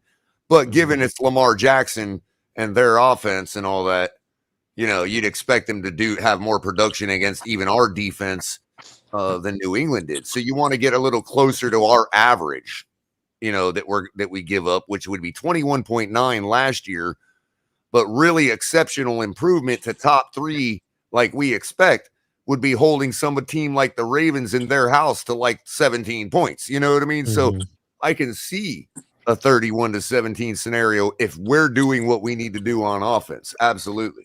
So, Culler, I don't always agree with Green Rat, but I kind of like his idea, Gesicki for Tunzel. What do you think? I would do it in a heartbeat. I mean, depending on Tunzel's status, if he's not, I mean, if he's a shade of his former self, then no, but yeah, I haven't really watched him over there. I don't know how well he's done or anything, but if he actually you know, that trade, I would do it. I mean, you would have 2 of the best tackles in the league, hands down. Well, a lot of that might depend on if he can get his ass in gear. You know, I'm not really against it or disagreement of the idea, like Brian Catt put out, that Gesicki could eat tomorrow. Yeah, you know, not that Smythe wouldn't get his, you know, normal stuff, but you know that Gesicki might be the go-to guy, you know, and if you're talking about with given, you know, the dynamics of Tyreek, Waddle, and the rest, I really firmly have this feeling, and it's just a hunch. Call it fandom if you want, but it's Sunday, baby. I can say whatever I want. Positive, you know what I mean? I can be as delirious as I want to be, or delusional. So I just have this feeling that one of our running backs, either Mostert or Gaskin, is going to break one off tackle for like 65 yards in the house. I really just have that feeling. I don't know why. I don't care what it looked like last week. I don't care about our offensive line injuries. I don't care about none of that. That dude is fast. If they break containment on the edge, he's gone. You know what I mean? Definitely. So, Greg, what are your keys to winning the game tomorrow? Number 1, contain Lamar Jackson. Because if Lamar Jackson he can run anywhere, man. But you just gotta contain him, make him look passer, so we can run that zero blitz type stuff.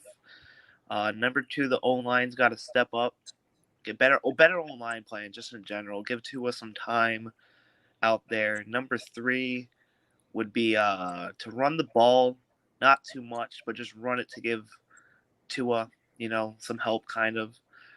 Number 4, I would say contain Mark Andrews as well, because our linebackers, Eric Rowe and all of them cannot cover a tight end. And then I'm going to go with the classic DDW one. Number 5, no mistakes. Right. And the only thing I would say slightly different on your take, Greg, is that at some point we're going to have to give up something, and it's probably going to be at tight end. You know what I mean? Yeah. If we're expected to contain Lamar and contain their wide receivers, it's probably inevitable that it's going to look horrible in the middle level of the field tomorrow. We're going to be doing the bend, don't break thing all day. You know what I mean? Yeah. That's why I'm concerned about. That's why I'm saying if the Ravens win, it's not going to be close. They're going to blow us out if they win. Yeah. But we have the potential to win either way, either by blowout or close. And that's why I really am comfortable with tomorrow's game, even if it's in their house. I'm just predicting the lower scoring because it's in their house. You know what I mean? Yeah. I think we could see like a completely boring game until halftime. Just as long as the first half can take as long as it needs, so that way when I leave work, I can come home and catch the start of the second half. You don't have no kind of where are you at? I mean, if you don't mind me asking, what part of the country you're in? I'm in New England. New England. So they're not putting it on your main stuff, basically. Nope. Right. Yeah, next week, it's pretty funny. I was looking through the guide today on my television. They don't even have Miami Buffalo listed. The only CBS game we have is the Jaguars and the Chargers. Oh, that sucks. Yeah. So they default you guys to the Jags?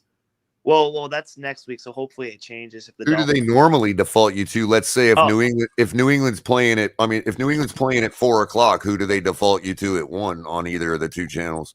It's usually the Dolphins or the Jets, one of the two. Or both. or if it's like Steelers, Bengals, marquee games like that. Right. But so possibly Dolphins, Ravens, if it was that type of week where you guys were playing, or New England was playing it for. Because New England's playing the Steelers, so we automatically get that game. And since Tom Brady went to Tampa Bay is like an automatic one too. Right. And New England's media. I'm sorry I keep saying your guys, as I know you don't relate to them as far as that goes, but I'm sure their media also, sees the Ravens and Lamar as one of the teams they potentially have to get through in the playoffs. So I bet their media hypes it up more than their fans are afraid of it. But so that might be a considered AFC marquee for them if there's no Patriots ball on at 1:00. Yeah. Very interesting. What I was gonna say is, I'm sorry, Ollie, but I hate to ramble on about that stuff. I'm fascinated by that kind of stuff. How the way those guys think that put all that together. So, speaking of like the channels and what games they basically show in your region and everything, everybody would love to get the NFL ticket. However, the way that the ticket works, it's like either overpriced or like really hard to get because it ties you into other companies. How do you guys feel about what we saw on Thursday night on Amazon Prime? Because Amazon is one of the companies that's fighting for the NFL ticket. How do you feel about it? Like, did you like the performance, what you saw in there? Did you like the quality? What did you guys think? I mean, go ahead, Greg. Go first. I was gonna say I love the broadcasts. I like the graphics. I like the commentators. The one thing I hate though is I'm new. I'm kind of new to it, but like I don't know how to hook it up to my TV. Kind of like I had to watch it on my computer and phone, but I believe on my PlayStation I can download the Prime app and put it on the television. Two ways, Greg. You could either I don't know if the Chrome browser lets you cast the Amazon web page or not, but if it does, or the streamer, but if it does, you could cast it to your TV or a Fire Stick. Or if you don't have that, if your smart TV doesn't happen to have Prime as one of the apps that are built in or installable, you need to find some way to get the Amazon app on your TV, on your smart TV, whether that be through the TV itself or an Amazon Fire Stick or something. But even like other sticks that are non-Amazon usually have it too. Like you could, I think Roku probably has it on theirs. I know the TiVo stick does. Fire Stick is the one I use. That's you're right, because that's their product, obviously. Yeah, I use it. They have all the different apps you can download. You can And do they're it on cheap. Google Chrome and other stuff as well. But my thing is, I actually really liked what I saw from Amazon. I liked the broadcast people they had. Fitz Magic. He even shout out to the Dolphins a few times, when they were talking about certain subjects. Right. I actually enjoyed that. Did you guys notice that they were kind of poking the bear with Tyreek and Mahomes a little bit? Oh yeah. They kept And bringing since it up. Ali, since I didn't answer your question originally, I probably should have, but I think the production quality was sufficient. It was fine. It was like anything else we've ever seen. Like you're saying, some tidbits that are I cool. actually liked it a little bit better. I The only especially thing liked is, when good because it was digital streaming, it just slightly had that watching a European soccer broadcast feel. You know what I mean? Just a smidgen, that tiny little bit of blur.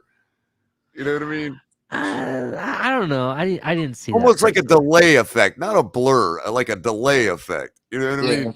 Yeah. The one thing I wanted to. But only the keenest eye can even notice that stuff. Before you go, Greg, I just want to bring up this one thing. I really liked how Richard Sherman was walking in the tunnel, speaking to what was his name, James, and how he was interviewing them. I like to see that. It was before he even got to the locker room. He was basically walking to the locker room. I like to see that thing, that style of interviewing when they're walking up. That was pretty neat. But I'm not gonna lie, the quality of picture on my TV looked better than the NFL broadcasts I get on CBS and stuff. Just my opinion. Again, Ali, the thing also I wanted to mention to their credit, despite the European soccer broadcast feel, which is actually an effect of the satellite transmission that they have to use to get it from Britain, you know what I mean, or Europe. But it never cut out once on me. There was no hiccup. There was no chop out. You know what I mean?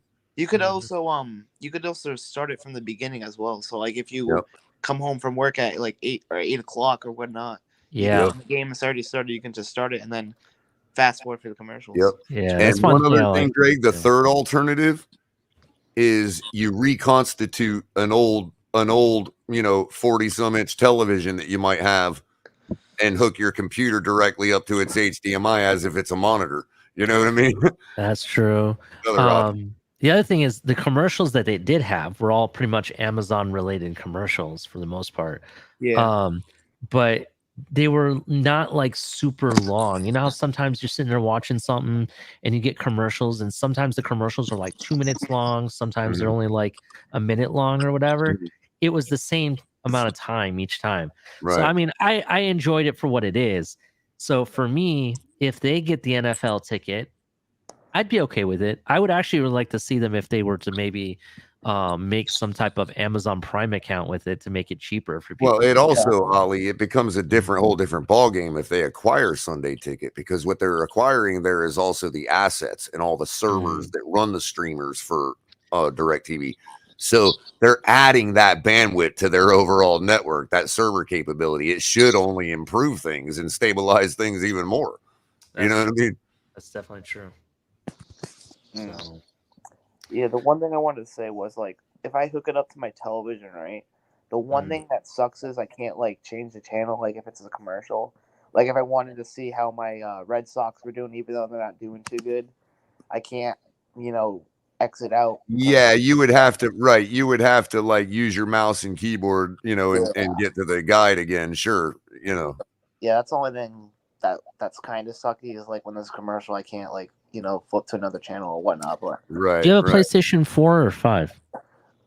I sadly have a 4, but I'm trying to get a 5. No Okay. Xbox. Well, I don't think it makes a difference though, but Yeah. I think I have to research this, or you may want to research it because I know Xbox has it, but there's a way to hook up, like if you have cable TV, let's say through Xfinity or whoever it may be, you might be able to connect that to through the PlayStation, and you should have like a PlayStation guide, kind of like you would on your normal Xfinity or whatever cable company you have, and be able to watch it through the PlayStation.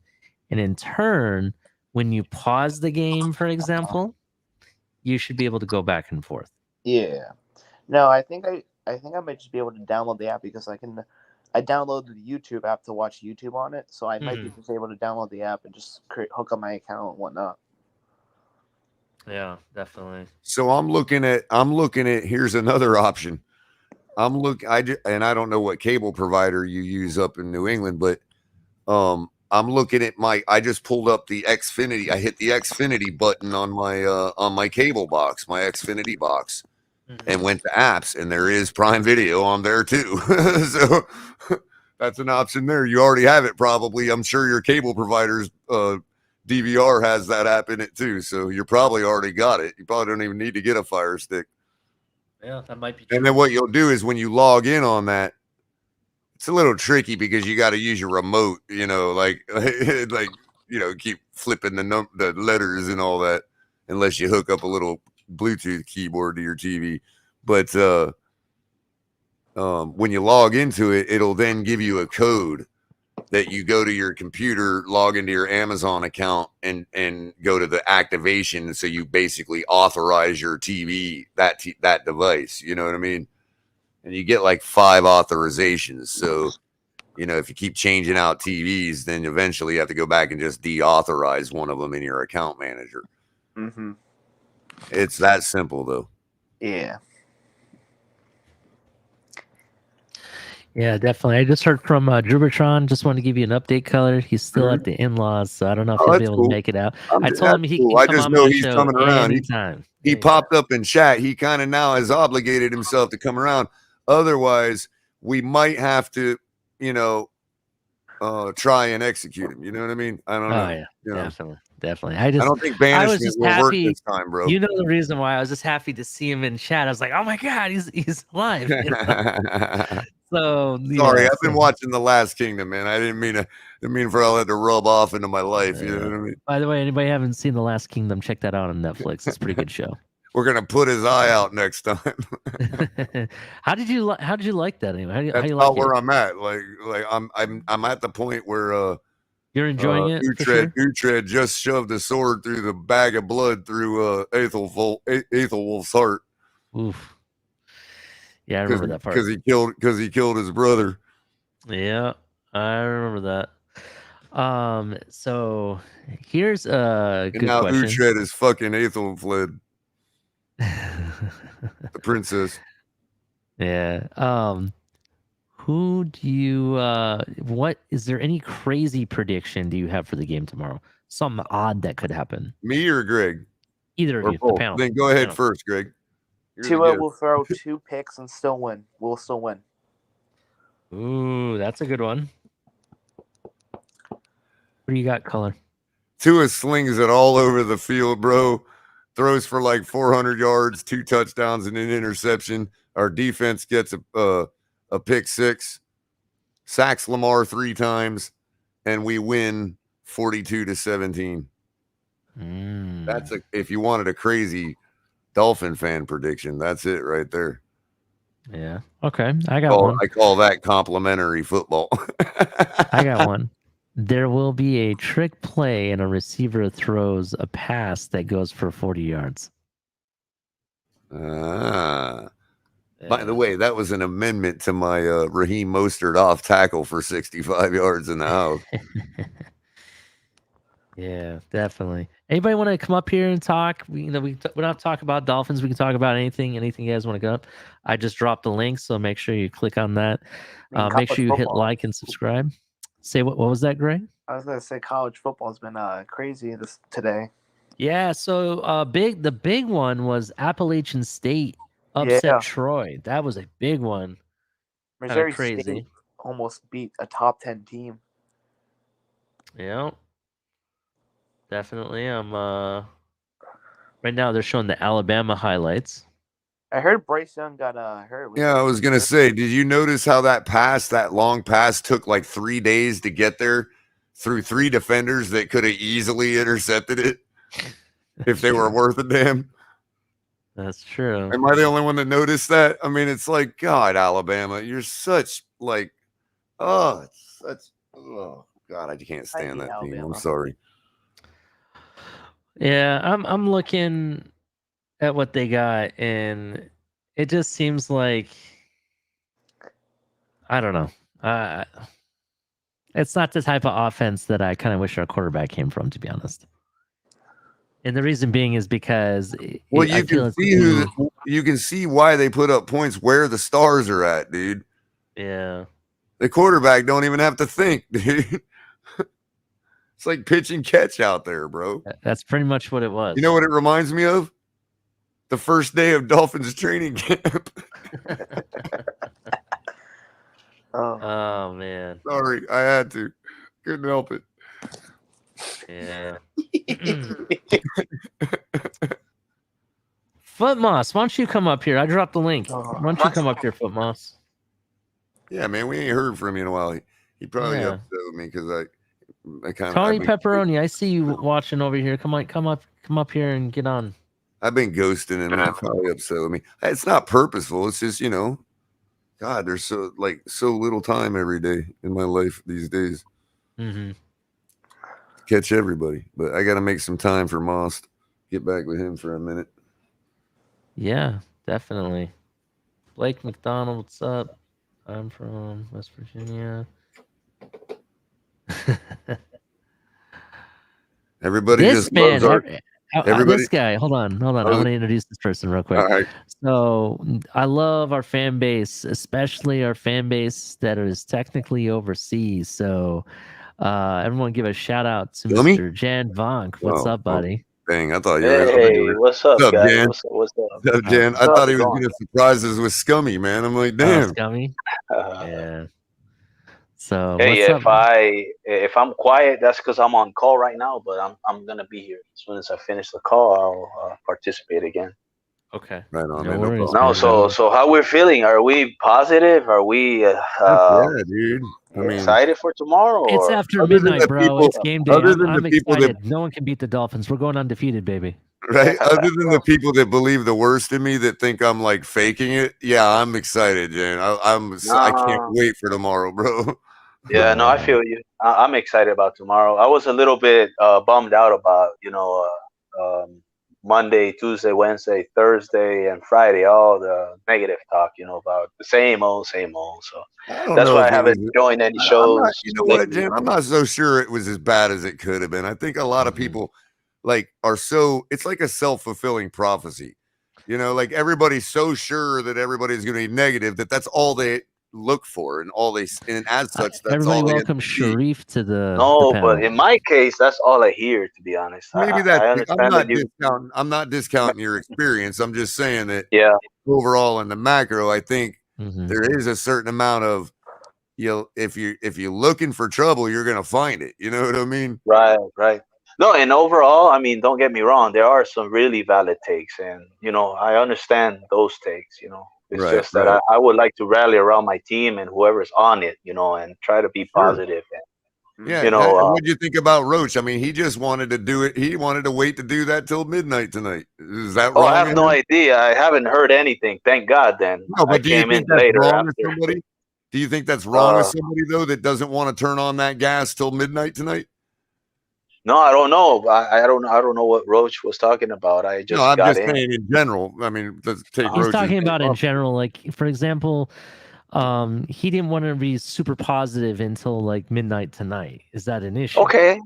I guess it's cool. Everyone has and the people that were roasting him for it were saying that doesn't fit the definition of support.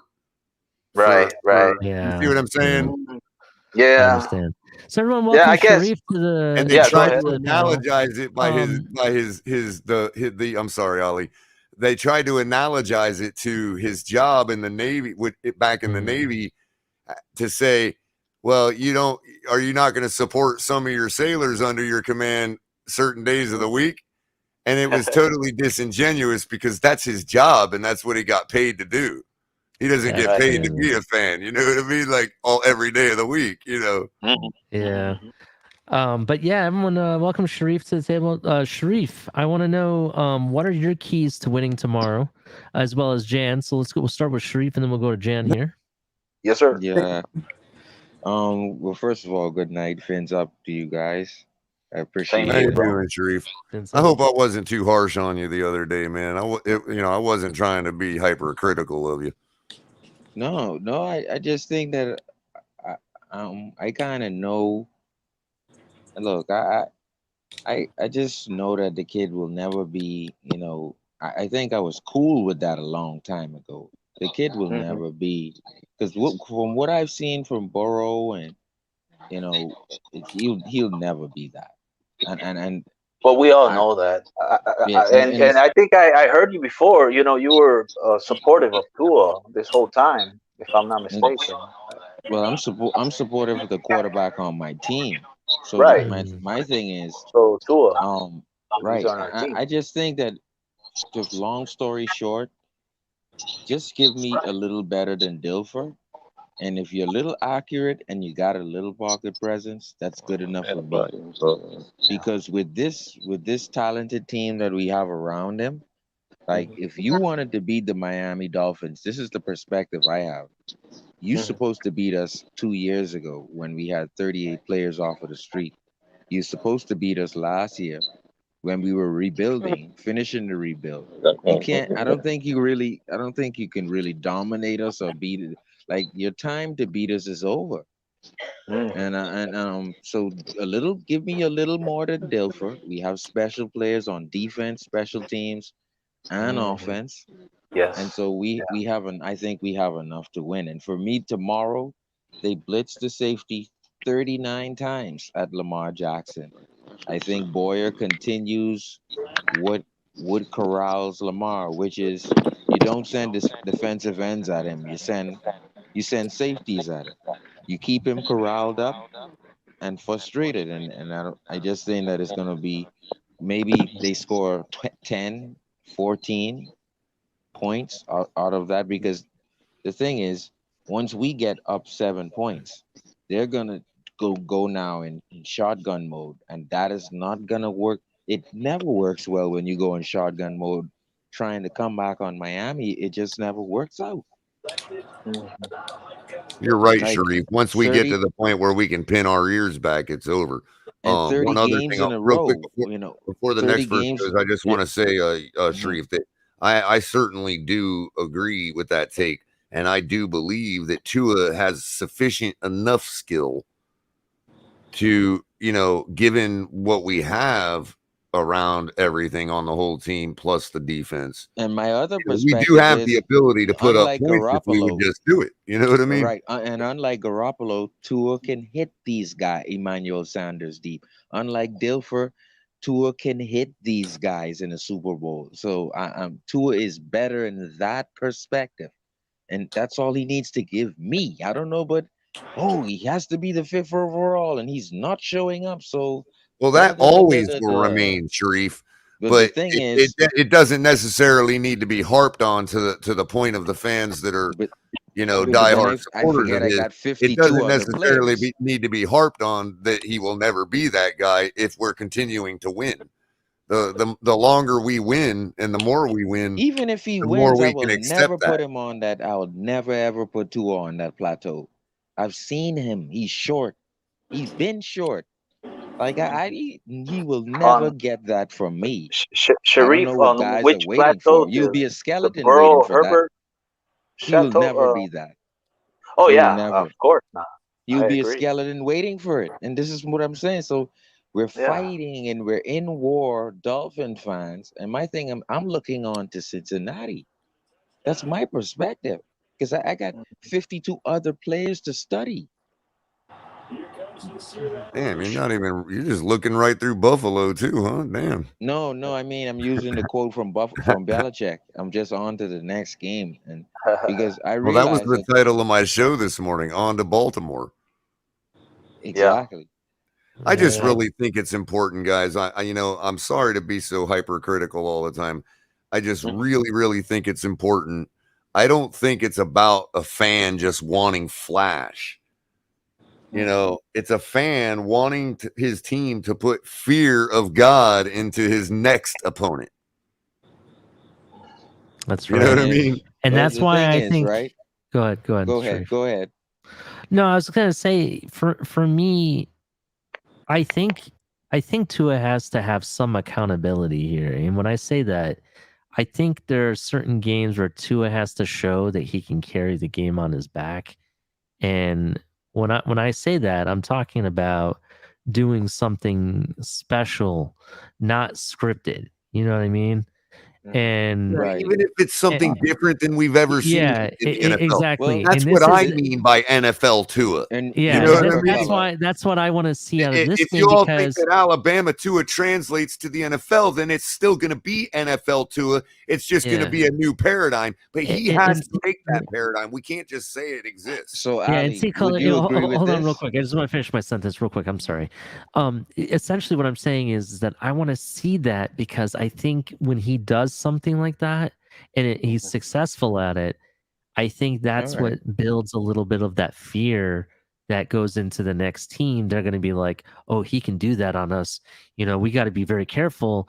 And it opens up other areas of the field that he can take advantage of. Just like everybody else does with Lamar Jackson, despite what you think about his passing ability. Everybody that plays the Ravens is having this conversation tonight. How are you going to contain Lamar? That's his special thing. So I would ask every great quarterback has to have one special thing, and it can't be dropping quarters in a bucket for accuracy. And I'm not going to be turning into a skeleton waiting. That's what I'm saying. So I want to ask you this, Ali. Real quick, before you do, Culler, let him go. Robert in. Robert, he's already in. No, I meant, can we get him in on the conversation? He's what's up, Robert? How's it going? It's going, man. Hey, go ahead. I got a couple of things. So first and foremost, thoughts to win the game. They really need to control the run game. Mm-hmm. As long as we can control that, whether it's from the running back or the QB, I think we'll be okay. If that gets out of hand, we're screwed. Second thing, Culler, with all respect, I was not being disingenuous in my discussion with Roach when I discussed the terms of support. Fair enough. So background on it, I'm a sergeant first class in the Army. I've been serving for 17 years. Yeah. I fully get where he's coming from. My quarrel with him was not out of disingenuous place. It was on the fact of I support someone 17 days out of the year and arguing whether or not that's support. I fully believe that he supports the team 100% all the time. Okay. Just not necessarily that player. And I'm not sold on 100%. I'm just not calling for a new QB right now. I don't think he was either. I don't think he was either. He's actively called for Skyler more than once. So this week? He's called for Skyler in the morning shows more than once this week. This week? More than once this week, yes. Roach, there's receipts of him doing that. That's for a where long you and I time. disagree. I don't take his statements to mean that he's calling for Skyler. That's where you and I differ. Okay, and that's perfectly fine that I have different views. Yeah, okay. I just wanted. Agreed. I just want to state where I'm coming from. About being disingenuous was more of an in the macro, not necessarily you were purposely doing that or whatever. It was just the way I interpreted it, and it was my opinion. So that's why I said fair enough to you saying that you weren't being disingenuous, because by you saying you weren't being, you're at least recognizing that it was plausible for somebody to take it that way. So I appreciate that. Yeah, no, I'm never trying to come and attack people. That's not my point in place. Right. But at the same time, you could understand where also his idea might be for a football team and a quarterback of what he defines as support might not be that fit the same definition as you would define support as a commanding officer in the military. You see what I'm saying? Yeah, I get where you're coming from with that. My stance goes on that, especially since he was being paid to do that as a job, as a profession. It's You're not right. his profession to be a fan You're every day of 100% the week. right, and I'm not questioning his fandom or his fandom of the team. And also, one other thing, if he truly has the opinion and believes in his heart that Skyler is better, then there's nothing wrong arguing that he's supporting the team more than the people that support Tua 24/7, 7 days a week. Oh, See, I this said is where, if I may, shout out Miss Fins. If I may, Robert, this is where I am at, right? I'm so a Dolphin fan that I know I have Skyler in the shotgun. And my perspective on that is that Alex Smith, Mahomes came and took over, and you let Tua walk in his 5th year, and you let Skyler take over. But I'm not even worrying about that. No, but neither my thing am I. is, I just and want neither are we. And in but- fairness, we but- can move but- on but from hold- it. but 'Cause hold I on, think Culler. Robert just needed to hash that part of it But out. the thing is, Culler, That's what we do I'm here. not. But, I'm not this using, tonight ain't hold- about. right, real pulling quick. No, I'm up not trying to Tua's drive the deficiencies conversation as down relates that way. to the future movement of our quarterback. You know what I mean? Yeah, like no, that But I'm doesn't not even- even using. it's But I'm not irrelevant even tonight. using. You know what I mean? Skyler. I'm not I'm not looking to even- hash that conversation. Right. I That's what just I'm wanted saying, to Robert. state the fact that That's what I'm saying. I'm with you on that. There, there's it's irrelevant at this point because we got a game in less than 12 hours. You know what I mean? Or 12 And I hours. think, Well, 11 and- hours and 54 minutes. So Yeah, with and I that think- being said, Mhm. I'm not concerned about Lamar Jackson at all. Like he Okay. didn't impress me when I looked at him versus the Jets. Mhm. We were able to contain him running last time. I think we'll be able to contain him running again. We've only added more talent on that line. With a 7-point lead and him trying to come back, it would look messy. I'm telling you, because he will be trying to make plays, and we would either come out of the 0 blitz into 8 coverage, or we would go with the 0 blitz, which would continue to confuse not only him, any team, and many teams. Even though they've seen it a year before seeing it, all of a sudden he has a solution for it. Everybody has seen it before you, and you're gonna see it again, and you won't be able to stop it. So They're get pissed out of it. Give about me a it. break. They're pissed about what we did to them last time. They aren't happy. But many teams are. See, what I don't get by Dolphin fans is many teams have tried to stop it. They can't. All of a sudden, Lamar's gonna have some revenge game. But like people have seen it for a year and a half, 2 years.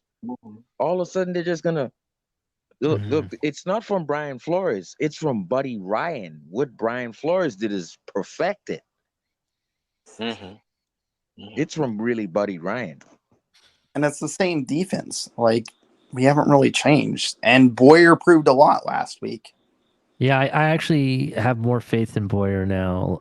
Yeah, I was very unsold before last week. I was like, I need to see it. But like the defense I wanted to see came to play. So for me, Robert, right, my progression for Tua, believe it or not, is to break the NFL record that Ryan Tannehill has. 27 consecutive completions. That is my plateau for him, for Tua. Once like being that accurate and staying in that's probably his superpower, right? So his progression for me is to break the NFL consecutive completion record. I think he can do it. Now, guess what? It's not a big highlight, flashy Burrow Herbert thing, but I think that's something he can do. It's not flashy, guys, but it is what it is. That's his plateau for me. You know what I would love to see? You know that 4-game stretch where he was just murdering people last year? I want to see that for 12 to 14 games this season. Okay. That like you do that, yeah, you're gonna have a couple of bad games. But I can see him taking McDaniel's script and really like having a perfect script game, and he can break that NFL record. But nothing else exciting. Like I've asked people, do you see another Arizona Tua game in him? No, I don't. I don't see another Ali, Arizona am I only game coming in him. one of your ears? No, you're coming in both. Okay. Yeah, you sound fine. I just want to answer something from the chat real quick. Someone's asking me, do you think CJ Stroud will be the first pick in the 2023 draft?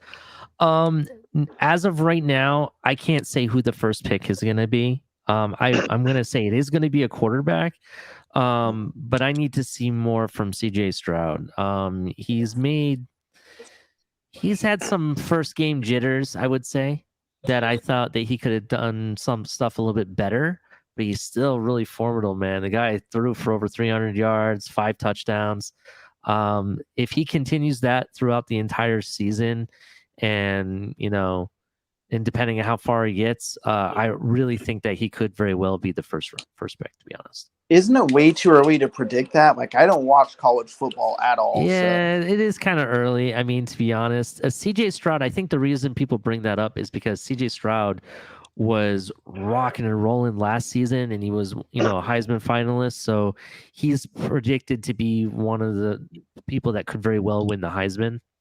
So, we'll see. The offense is not quite the same as it was last season.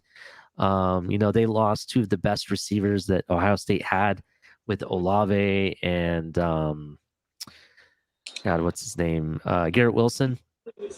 And isn't Brian Hartline the wide receiver coach for Ohio State? Brian Hartline is probably one of college football's best wide receiver coaches right now. He's also one of the best recruiters in college football right now. And he has a receiver that I think could very well go in this next draft. Jackson Smith and Jigba, right? I think that's one of his finished products. And I think he's even better than both of those 2 receivers that I just brought up. They also have other people on their team like Marvin Harrison Jr. Who's that guy I was talking about earlier, Culler? He has that weird name like Eazy-E. It's like Egbuka, I think is how you say his last name. He's been rocking and rolling for Ohio State, but we'll see. I think it's a little bit too soon to tell. But if he grows and they start putting everything into full gear, I think that could very well come true. Just wanted to answer that question real quick.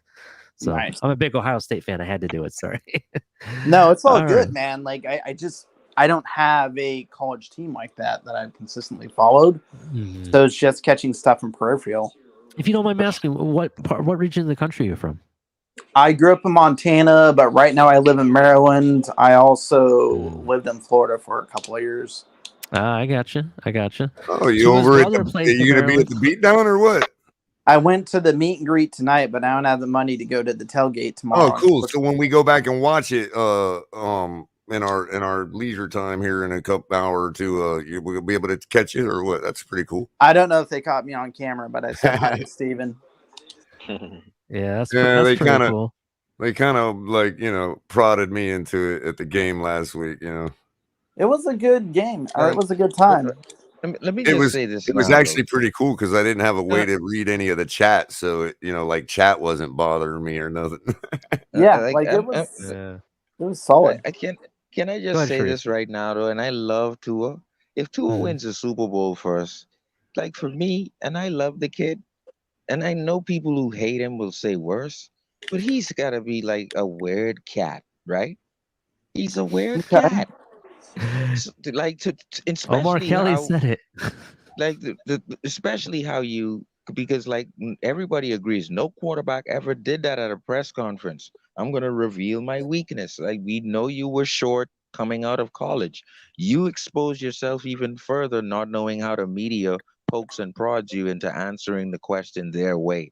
That's what happened to Tua. So. But for me, he's winning. I didn't see any problem. So are you saying it's like watching the Truman Show? Is that what you're saying? If he rides the Lombardi Trophy first, it's gonna be a weird freaking celebration. This dude is gonna be like a weird cat going down Miami Avenue. But here's the truth, Sharif. Here's the truth behind that. Let me ask you this: if Tua leads this team this year and we win the Super Bowl, is it gonna matter? It shouldn't. Not if he wins. If he's weird, who cares? At this point, not who if cares? he wins. Like it doesn't bother me, but I'm saying like I guess not people if we win it, Ollie. If we win it, it probably saves him. They won't Jared Goff him if we win it. No. But if I'm we not don't saying win it, saving they'll him. That's Jared not what I'm Goff him. talking about. I'm not talking He's about already that deep color. into I'm the talking about how Jesus weird Christ he is is. what they mean color. He's Oh. Tebow deep into Jesus Christ. Weird And is then he's weird is also subjective weird. and relative. I don't really Yeah, I necessarily mean, it doesn't label matter him as how weird. weird he is. The guy just won the Super Bowl. That's basically how I'm looking at it. Right. Now, if he I don't doesn't know him lead enough if really to let's say call we him don't weird. make the playoffs, I don't see how he stays. I just don't see how it happens.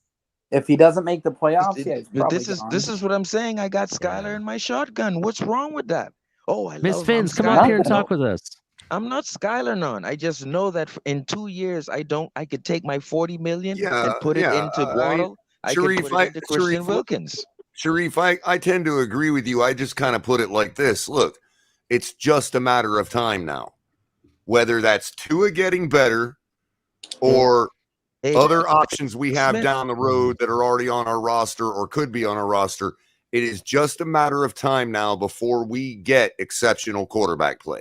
I just don't want to pay Jackson. And Alex, Like, And that's yes, the Robert, biggest and thing. yes, Robert, to your point, the reason to root for Tua is because if that's the form we get our exceptional quarterback play, then we're in the driver's seat, as far as financially. So, but here's the other part of it, Robert. What makes you think we're not going to have to pay Tua though? If we don't pay Jackson, we're going to have to pay Tua. I don't know, Ali. If you're talking about, we got Skyler, look, special, Ali, man. though, if you're talking about we get to the championship game and there's a couple games throughout the year that are because of him, then he'll command money, but not necessarily Lamar Jackson money. You see what I'm saying? And I don't think he'll be compelled to. We'll say, look, we know you need these weapons. It's proven you need these weapons, so you're going to need to, be Tom Brady here, buddy. Who would you rather take, Color? And I'll give you, you're gonna, if Tua succeeds, we're gonna have to pay him a little bit, but it's not going to be this thing of I need to give you $280 million all guaranteed and you turn it down or whatever the number was. It's not going to be. You will be Kyler Murray by year 2. If we give you that kind of money, you will be Kyler Murray next year. No. Who would you rather take, Kyler Murray or Tua? See, this is once again, guys. Is contract in consideration? Let me give you some perspective of how Greer moves. No, right? I don't like contract Kyler off Murray, of it. to be honest, Hold on, bro. Sharif. So take the contract off of it, Robert. But the perspective I want to give you guys is give you a fair if you answer, align honest yourself answer. with how Greer move, you will kind of understand why he makes the move, and you'll be comfortable with a 2-year plan for Skyler, right? Before I move to that, let me answer Ollie's question, caller's question. Remember now, Shaq Lawson, Van Noy. Yeah, I'm not sure Sharif can hear us. Oh, go ahead. No, hold on. You guys, when you guys talk over each other, nobody can hear anything, so it's okay. Go ahead. Sharif, you go first, then Robert, and then Color. Go ahead, Sharif. No, the perspective I wanted to give was Greer moves off of old guys or guys who can't do it. So for me, Shaq Lawson, Van Noy, he replaced these with vital young youth. Minka Fitzpatrick, getting Holland, getting Brandon Jones over McCain. Wow. Like when I see that, and then when I see Skylar Thompson, it's the same thing. Mahomes is just sitting there watching, waiting until Alex Smith leaves. And for me, it's the same thing. So why should I pressure? For me, it's on Tua now because the pressure was on Alex Smith. You understand what I'm saying? So yes, we do. I'm in a good place as a Dolphin fan. I don't need to rush nothing. Tua will do everything in his power. Especially if we keep winning. You see what I'm saying? Tua is either going to do everything in his power or Skyler's going to run this. I may hate the way we win, but if we win, I'm happy. Tua is either going to run this thing like Alex Smith, and Skyler's going to still take over and run it like Mahomes. So my thing is, I'm in a good place. I'm not pushing Skyler this year. I'm not pushing him next year. I know Tua has to do something in order to get the money. Either that or Skyler come. See, Greer is very smart. He was very smart with Shaq Lawson, with Van Noy, with Minka. He's it's on Tua. And bad people want to hear that so they can beat him up. But it's on Tua for truth. It is. It is. I agree. I agree with that, Sheree. It is on Tua. All right. Simply because I got Skyler there. Greer is a great person for doing that. Our whole perspective on a new quarterback has changed. We don't have to use that first round pick next year on that. I guarantee you, I'm not using it on no quarterback next year. I understand. Robert, what were you saying? Go ahead. So right now, if you ask me, Kyler over Tua, I think I'm taking Kyler, to be honest. See, I'm still on Tua. Me too. Yeah, I don't like Kyle Murray. Well, because despite the contract, I'm sorry, I'm not still taking in Kyler, a better my bad. position if it's a sideways move. You know what I mean? We took the contract out of it, right? Like the contract's not right. But what I'm part of it. saying is, Robert, in my opinion, despite the contract, we're still in a better position with Tua if it's a sideways move, which I think that's all it could ever be. I don't think Kyler is better than Tua. Yeah, they might be equal. They might be equal, but I don't think he's better than Tua. See, here's the thing. See, that's the reason I asked the question. Just before you answer, Robert, I'm sorry. The reason I asked the question is because if Kyler Murray is getting the money that he is, and Tua is better, I think Tua is gonna get asked for that money too. That's why. But again, Kyler might have got the money, but what else does he have with him? He can't win ball games. Hey, can I say something real quick? And I'm not choosing Tua over Skyler because I think Tua is better than Skyler right now. I'm sorry, than Kyler. I'm choosing Tua mainly on what he could potentially become, based on what I've seen Kyler do as of right now, which he's gone downhill rather than keep trending upwards, in my opinion. That's a great point, Jan. Wait, real quick, Robert. That's a great point, Jan, because that kind of feeds into what I'm saying. Like, we already know what Kyler's ceiling is. Some of us believe that that's all Tua's ceiling is, but like others, it's still potentially higher. So you understand what I'm saying? Like, even if it's just a sideways move, it's just pointless. I like Tua more as a person. You know what I mean? If it comes down to that, you know what I mean?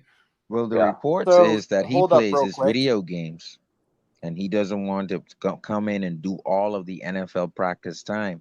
He would rather stay home mandatorily. Right. Given all the stuff we've heard this offseason, Robert, and complained about and argued about and all this, how do you think it'd be if it came out there was a homework clause into his contract? Wow. So hold up real quick. It is in Kyler. It is in Kyler's. He bitched about it publicly and they removed it. Yeah. Oh, man. All right. Right, but the whole fact that there was, that speaks. He actually made it a racial issue, and they removed it. Let me respond real quick. Okay, go ahead. So it was not a straightforward, easy decision. This one is definitively better than the other for me. Not even close. There was debate in it.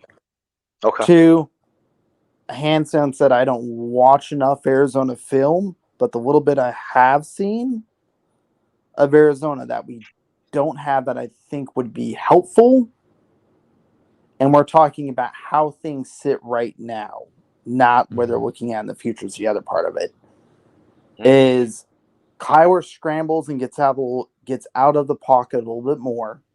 Yeah. Which is something we don't have, but would be helpful to have in the game right now. And we know Kyler can still get the ball down the field really well. Well, yeah, that's true. Remember now, that's Judon, those Judon, are attributes he has. But on our play action rollouts, Judon busted up 4 of them. So Tua would have been able to run. It's just that Judon was in his face. They are not even close to the same athlete when it comes to speed, moving around in the pocket, yards. But there'll be opportunities for Tua to play action and roll out to the opposite side, and Judon won't be there. Is my point. Sharif, I agree. I agree in that regard. That's all I'm saying. But given that same instance and that same opportunity, Kyler is going to get you more yards in those scenarios than Tua is. Oh, yes. Just based upon raw it's physical not even skills. a question. Who's saying that he would? That same question 2 years from now, my answer could very, very easily be totally different. If you throw in the contract situation, my answer is totally different. No, I'm not giving Tua near all respect. Look, why is Tua hasn't shown anything. You're right, He's Sharif. just You're like right. You're Herbert. right. You're right, Sharif. And I'm about to answer the same question from Sheba Army Brad in chat. What evidence shows that Tua is better than Kyler? If we had Kyler on this offense, we would score more than one touchdown.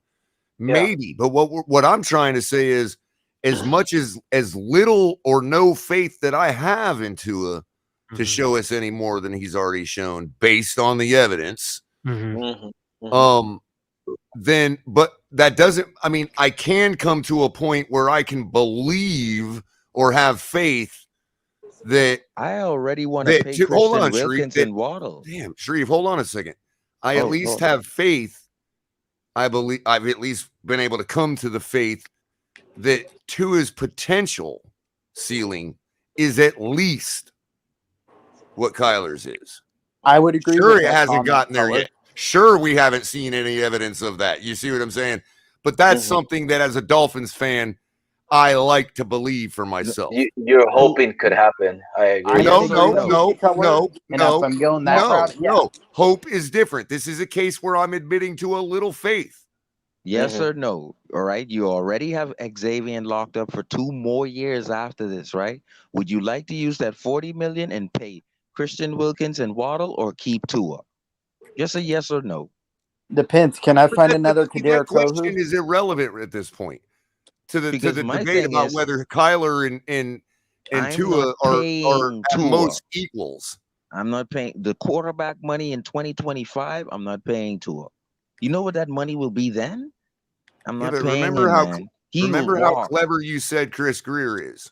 You don't think Chris Greer is going to sit there and show a pile of paper with stats on it that tell Tua, if you take this money, your wins go bye-bye? Well, I think he also has Mahomes in the shotgun, Skylar Thompson. And then it just comes down to a matter of Tua's decision for himself. This is why do I act like Tom Brady and take a team-friendly deal to continue the run with what we got? Or do I let him burn it to the ground again, give me $280 zillion, and we take another 5 years to build it back up to something he can play with? We'll never get near the playoffs. Who we're gonna let Waddle? Well, I'm just saying that would, if Tua gets us to the Super Bowl, that's in, or then that's the a legitimate concern. We have to wait a minute. Let me back up. It's not gonna if be Tua equals Kyler in performance, then that's the decision he's going to end up facing. And Culler, yesterday I argued that it's not because of Tua that we probably will win. So why am I not gonna then pay Christian Wilkins or Waddle? We can say, hold on, Sharif, to the diehard Tua supporters' point, and to their credit, okay, and they bring it a different way, but I'll steel man them right now. Okay. We know based on the evidence what we would predict with our betting money on whether Tua is going to show us any better or ever be the reason we win a couple games. You see what I'm saying? I agree with you on that. But I agree with them that we can still not predict the future. You know what I mean? You're right. And there is nothing precluding Tua from getting better, given what we've brought in the case of Tyreek Hill and whatever else, and Guru, Mike McDaniel, whatever else. Whether you believe in that other stuff or not, we are recognized as a better team on paper by everybody, even those that don't like Tua. So caller, I have another question. Actually, a question for everyone. What happens when Herbert's contract comes up? Where does that top go? Well, you would know if Greer wanted him or not. I think the Chargers. Herbert getting paid. I don't care.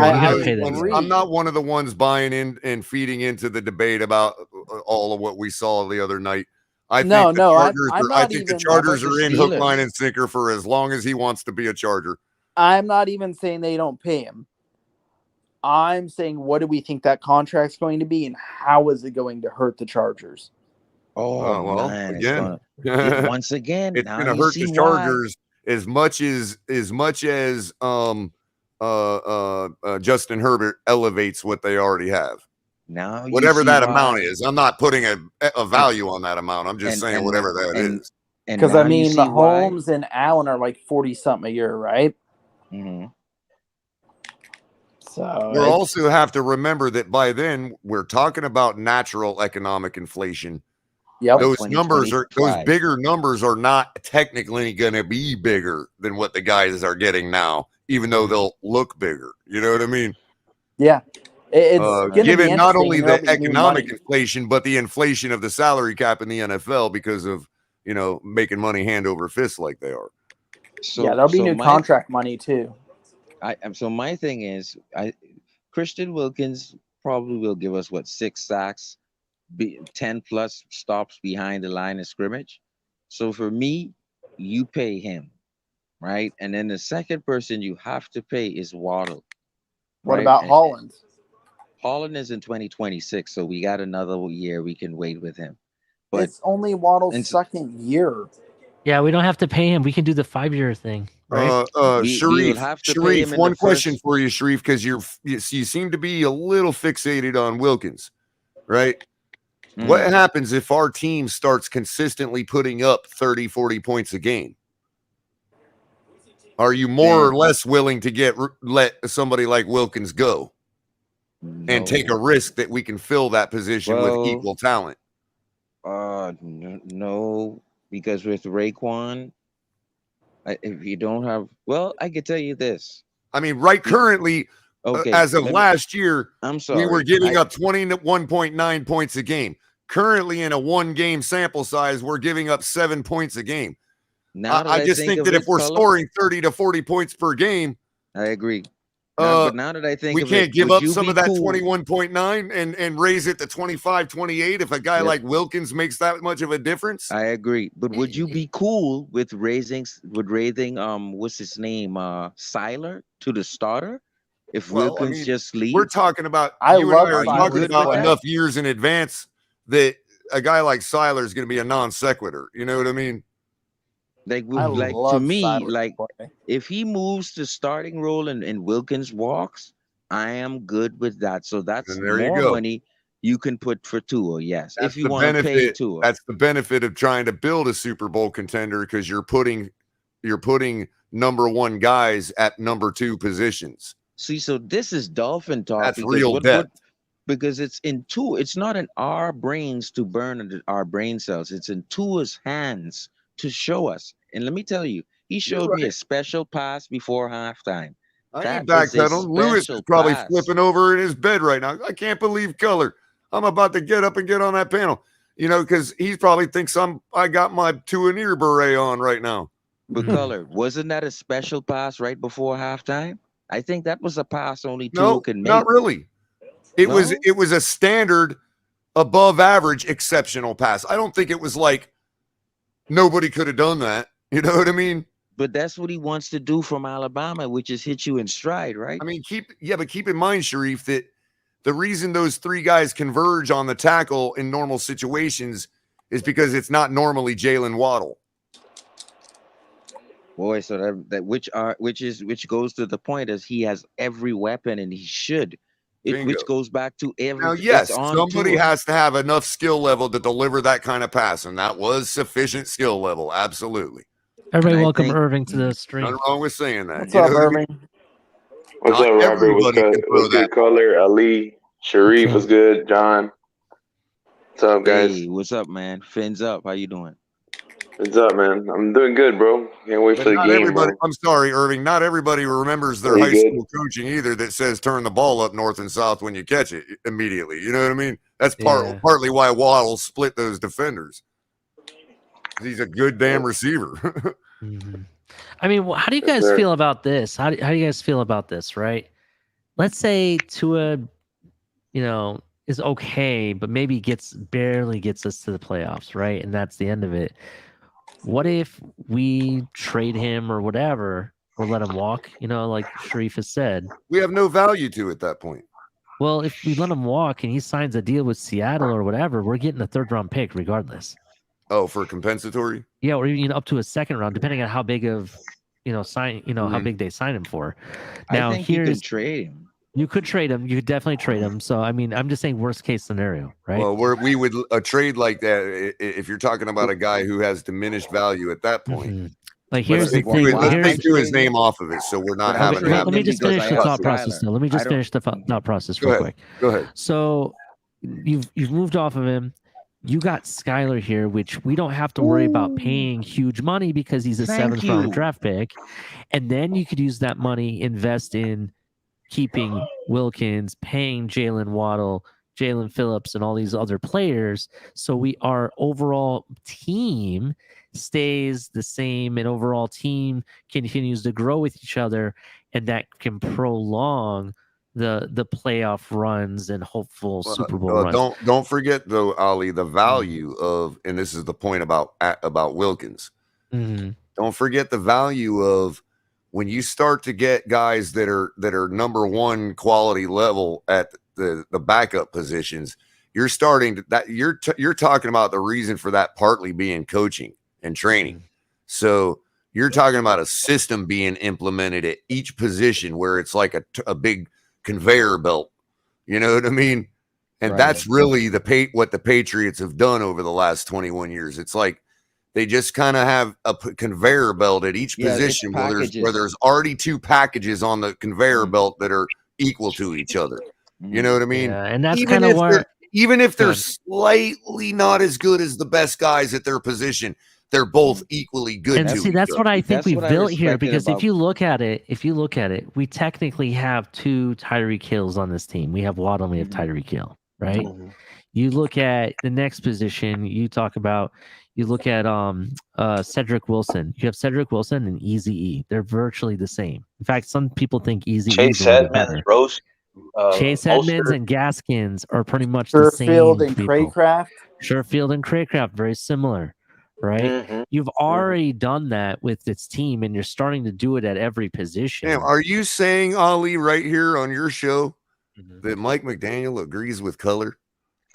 I'm saying that Mike McDaniel agrees with the Finn's tailgate. That's what I'm saying. I'm just being egregious. Me and Mike had mentioned this when, during the offseason, right? When free agency started. It's just the way you build a Super Bowl contender, people. That's just the way you do it. And the reason I feel they're doing this is because when you saw what happened to San Francisco in this last, NFC Championship game, I told everybody that something like this could happen, right? Where somebody goes down, and then what are you going to do? That's why they have two of everything. Pete's come up here how many times and said, why do we have Tyreek Hill? We have Waddle. It's so pointless. You know what I mean? No, it's not. It's for the longer and bigger picture, because when one of those guys go down, who's going to replace it? Who has the abilities to replace exactly what that other person does? Right, Ali. No, you know what? Here's the thing. One other thought before everybody goes. One other thought before everybody goes. What I was saying last week about Byron Jones turned out to be true. If we're hurting that bad without Byron Jones, then we got bigger issues on the team. Okay, and you have to be able to say that at just about every position to be a Super Bowl contender. Like Austin Jackson, Teron Armstead, whoever goes down, if you're sitting there going, oh, we're not beating Buffalo because this guy's injured, then you got bigger issues on your team than that guy. I agree. The only one that we can say that about is, I won't say our starting quarterback, but a starting quarterback in the league, For one of the top, possibly Xavier Howard, but I don't know. I think we're gonna hold Armstead out for the Buffalo game, though. I think just hold him out. I hope with the not. toe. I don't think we need him. I really, honestly, don't think we need him, because I'm not too sure of that take, Sharif. I respect it. I'm not sure though. I would be okay with limited snaps for Baltimore. I want him for the Buffalo game. I just want him full strength for Buffalo. Because I feel you. I feel you, Sharif. Right? I think but we're already banged up on the line. And to add another depth piece we didn't mention, Braylon Sanders is another piece we're building. Listen, don't think Panky hasn't been pushing. I've seen the offensive line in preseason now. Don't think I haven't seen Panky and these guys maul people. Like, I want to see Panky come up. I want to see Larnell Coleman come up. To me, Larnell Coleman is a strategic draft pick. He's 6'1" and he plays left tackle. That's so Tua can see over him and Did see either of those two get activated? Then he can hit you. Are they dressing? Who's that? Hey, that's a 6 good foot one, one. Sharif. Coleman. Coleman is 6'1". I believe it was Coleman, Coleman and and Craycraft River got Craycraft activated. got activated. Okay. Okay. Yeah. So he can see over you now and he can hit you. We do have Snell, Right. but I think they didn't activate him because it's only his first week with the team. So I think next maybe the Buffalo game they might activate him then maybe. So, is Turner Armstead a game time decision, or he's still listed as questionable? he just says questionable, but here's my perspective on that, Irv. I don't know if you heard it earlier. My perspective is they're just being super cautious with him, and they're just babying him just to, kind of like JC Treader. Everyone says that he doesn't practice at all, but he plays every Sunday. You know what I mean? And they're also milking the deadline to change. Yeah, I think that's all they're doing. Whatever, you know what I mean? No, the thing is, I think he had a veterans rest on Wednesday, and then he's just limited on Thursday and Friday. Yeah, that's exactly right. But Irving, if you're not required by the NFL to update the status till a certain time, you're going to wait till the last second to keep your opponent guessing all the way down. Of course, of course. Non-Dolphins news: Stephon Diggs was fined $10,600 for unsportsmanlike conduct to Jalen Ramsey. By the way, told you all they're poor winners, man. Keep saying it. Think I'm stupid. I know our resident Buffalo fans don't think I'm stupid. They think I'm wrong, but they don't think I'm stupid. Hey, do you expect any less from Buffalo, Culler? That's true. No, I wouldn't respect them as Buffalo fans if they thought I was right. Irv, you going to the Buffalo game? Nah, I wish, man. Oh, I would love to be there. We're going to go. We're going to be there. Oh, yeah. Anybody else here going to the game? No. Sharif? So, no, I'm in the Bahamas. You're not too far. You could still come to a game every once in a while. I'm probably gonna have to work. I know, Sharif. Isn't that what's that like a 50-minute boat ride? I mean, come on. Hour maybe? 45. 45 minutes. You could get one of those really cool, cigar boats and get here in probably 35, huh? Yeah, they got they call it the Bohingi, one of those. Hey, I have a question, non-Dolphin related, regarding Sharif. You guys non-Dolphin related costs money, dude. Okay, I'll give you $1. I'm just kidding. I'm kidding. It's a $10 donation super chat. It's $10, $1 per minute. So this is gonna take like 10 seconds. So, do you guys need like a special visa or something to make it to U.S. shore, or how does that work for you guys? No, all they need is really a license. Well, at least for us, we need. Yeah. Go ahead, Sharif. Yeah, he was right. We just need to they're go to England. U.S. territory. We don't need a passport. Like we can because we're under the Commonwealth. It's kind of like Puerto Rico, right? Yeah. Okay. They're a U.S. Commonwealth. Yeah. Gotcha. Yeah, but but Puerto Ricans are U.S. citizens, so they don't really need a passport. So. Well, I was talking about the fact that they didn't need a passport. That's what I was talking about. For sure. Yeah, you're right. Play in London. I can go there. And just go ahead, Sharif. I'm sorry. You're a little quiet on the game. Sharif, I'm sorry to keep talking over you. You're a little quiet on the game, so it's hard for my deaf ass to know when you're talking sometimes. No, man. Man. Culler is deaf. I was talking to him in my car, and he couldn't hear me. Yeah. No, lucky you, Sharif, because I'm Costa Rican. I'm a Costa Rican national, and I do need a visa. Thankfully, I have one, but we definitely do need a visa. Oh, look, I have a visa, look, but you dropped out on me. Look, I could give it to you, Jan, but unfortunately, I don't no look. Money on it, though. My credit limit's already maxed. If you want that visa, okay. Yeah. You can give me that one. when I go to the game, you can give me that one for sure, bro. I'm just messing with you, man. The only thing that Puerto Rican citizens don't have that full American citizens have is representation in Congress. Right. Okay. Well, I should back up on that because they actually do have representation. The vote that the Puerto Rican representative has does not count. Okay. Yeah, the Puerto Ricans, what they do is they don't pay federal taxes and they don't have any, they don't have anybody representing them in the U.S. Senate, and also we're not allowed to vote.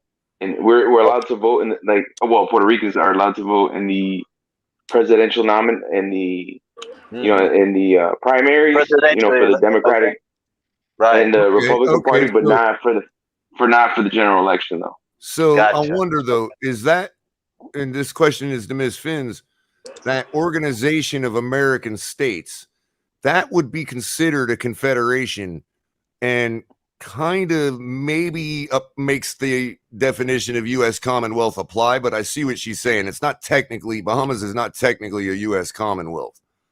No, it's under the and Ms. Finns, I said it's actually under the Privy Council. Yeah, and Ms. Finns, real quick, they're not allowed to. I just said that they're not allowed to vote. Well, they can't vote in presidential elections. They're only in the primary, so they're responsible for who they can have a voice of who comes out of each party, but not in the presidential election. Right. To be clear. And like for instance, the Privy Council, let's say they have a death penalty in the Bahamas, right? The Privy Council can go over Supreme Court and overrule if a man should be hanged or electric chair or if he should be free. So the Privy Council is right there by the Queen's office or by where the Queen used to sit, and the Privy Council has the scepter with the Queen's crown on it, right? So that's the highest power in this hemisphere. Hey, Sharif, real quick, you know that in Australia they have, since Australia was a former British colony, they still operate under the command of the Queen, or now the King. Like their Air Force, they have a Royal Air Force. Australia is still subject to the Queen. Mm-hmm. Yeah, right. Yeah, because I just found that out. I'm sorry. The King. Now we should say the King. Yeah, they're still. Like the King and it still has some control over the military, like the Royal Air Force of Australia, the Royal Navy. Yeah, I just found that out. I thought it was pretty interesting. One other thing too, to Miss Finn's point, she says nope because we have she says wrong. Puerto Ricans cannot vote on presidential elections, right? But their electorate, their delegate in Congress does submit their electoral votes. Those votes just don't count.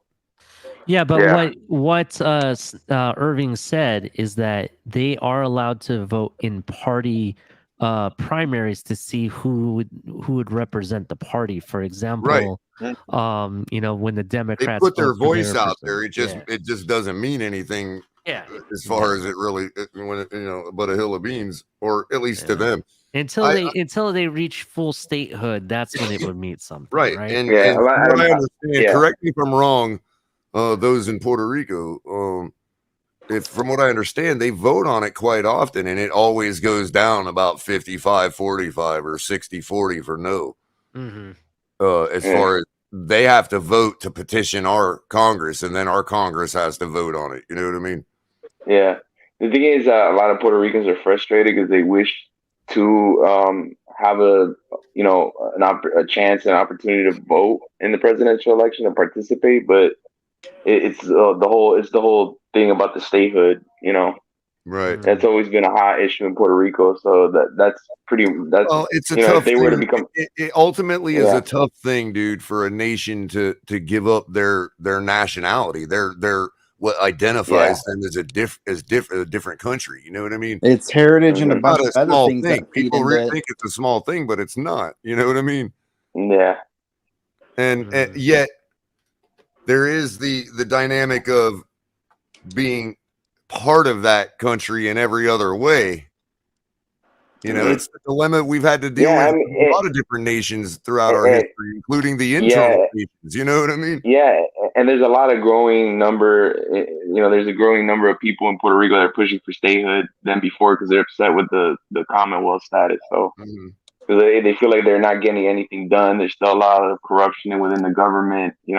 And there's a lot of people that would.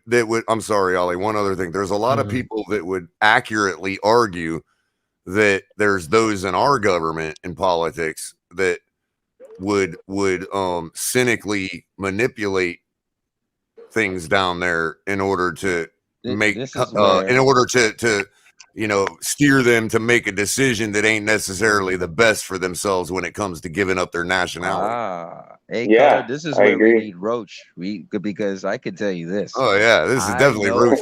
Roach. I know some intelligence that Roach would salivate on. I actually used to 2 years now. I actually have a dark web secret page where I can follow Ooh. QAnon, right? Uh-oh. So I know Not when QAnon, right? QAnon. So the thing is, Hey, Hillary Sharif, Clinton. Let me just say this: Hillary Clinton has a couple of court dates that she has to go on because of this laptop from Mr. Wayner. I don't need to keep going into names, but you guys already know where I'm going. My point is, yeah, we do. All right. It's up to Ali to steer us in a different direction. Yeah, we're going back to football, just so you guys know. All right, so I don't want to make anyway, any comments on any of Yeah, that. they have I pictures don't of want Tua to. throwing I don't want to right-handed. get into that.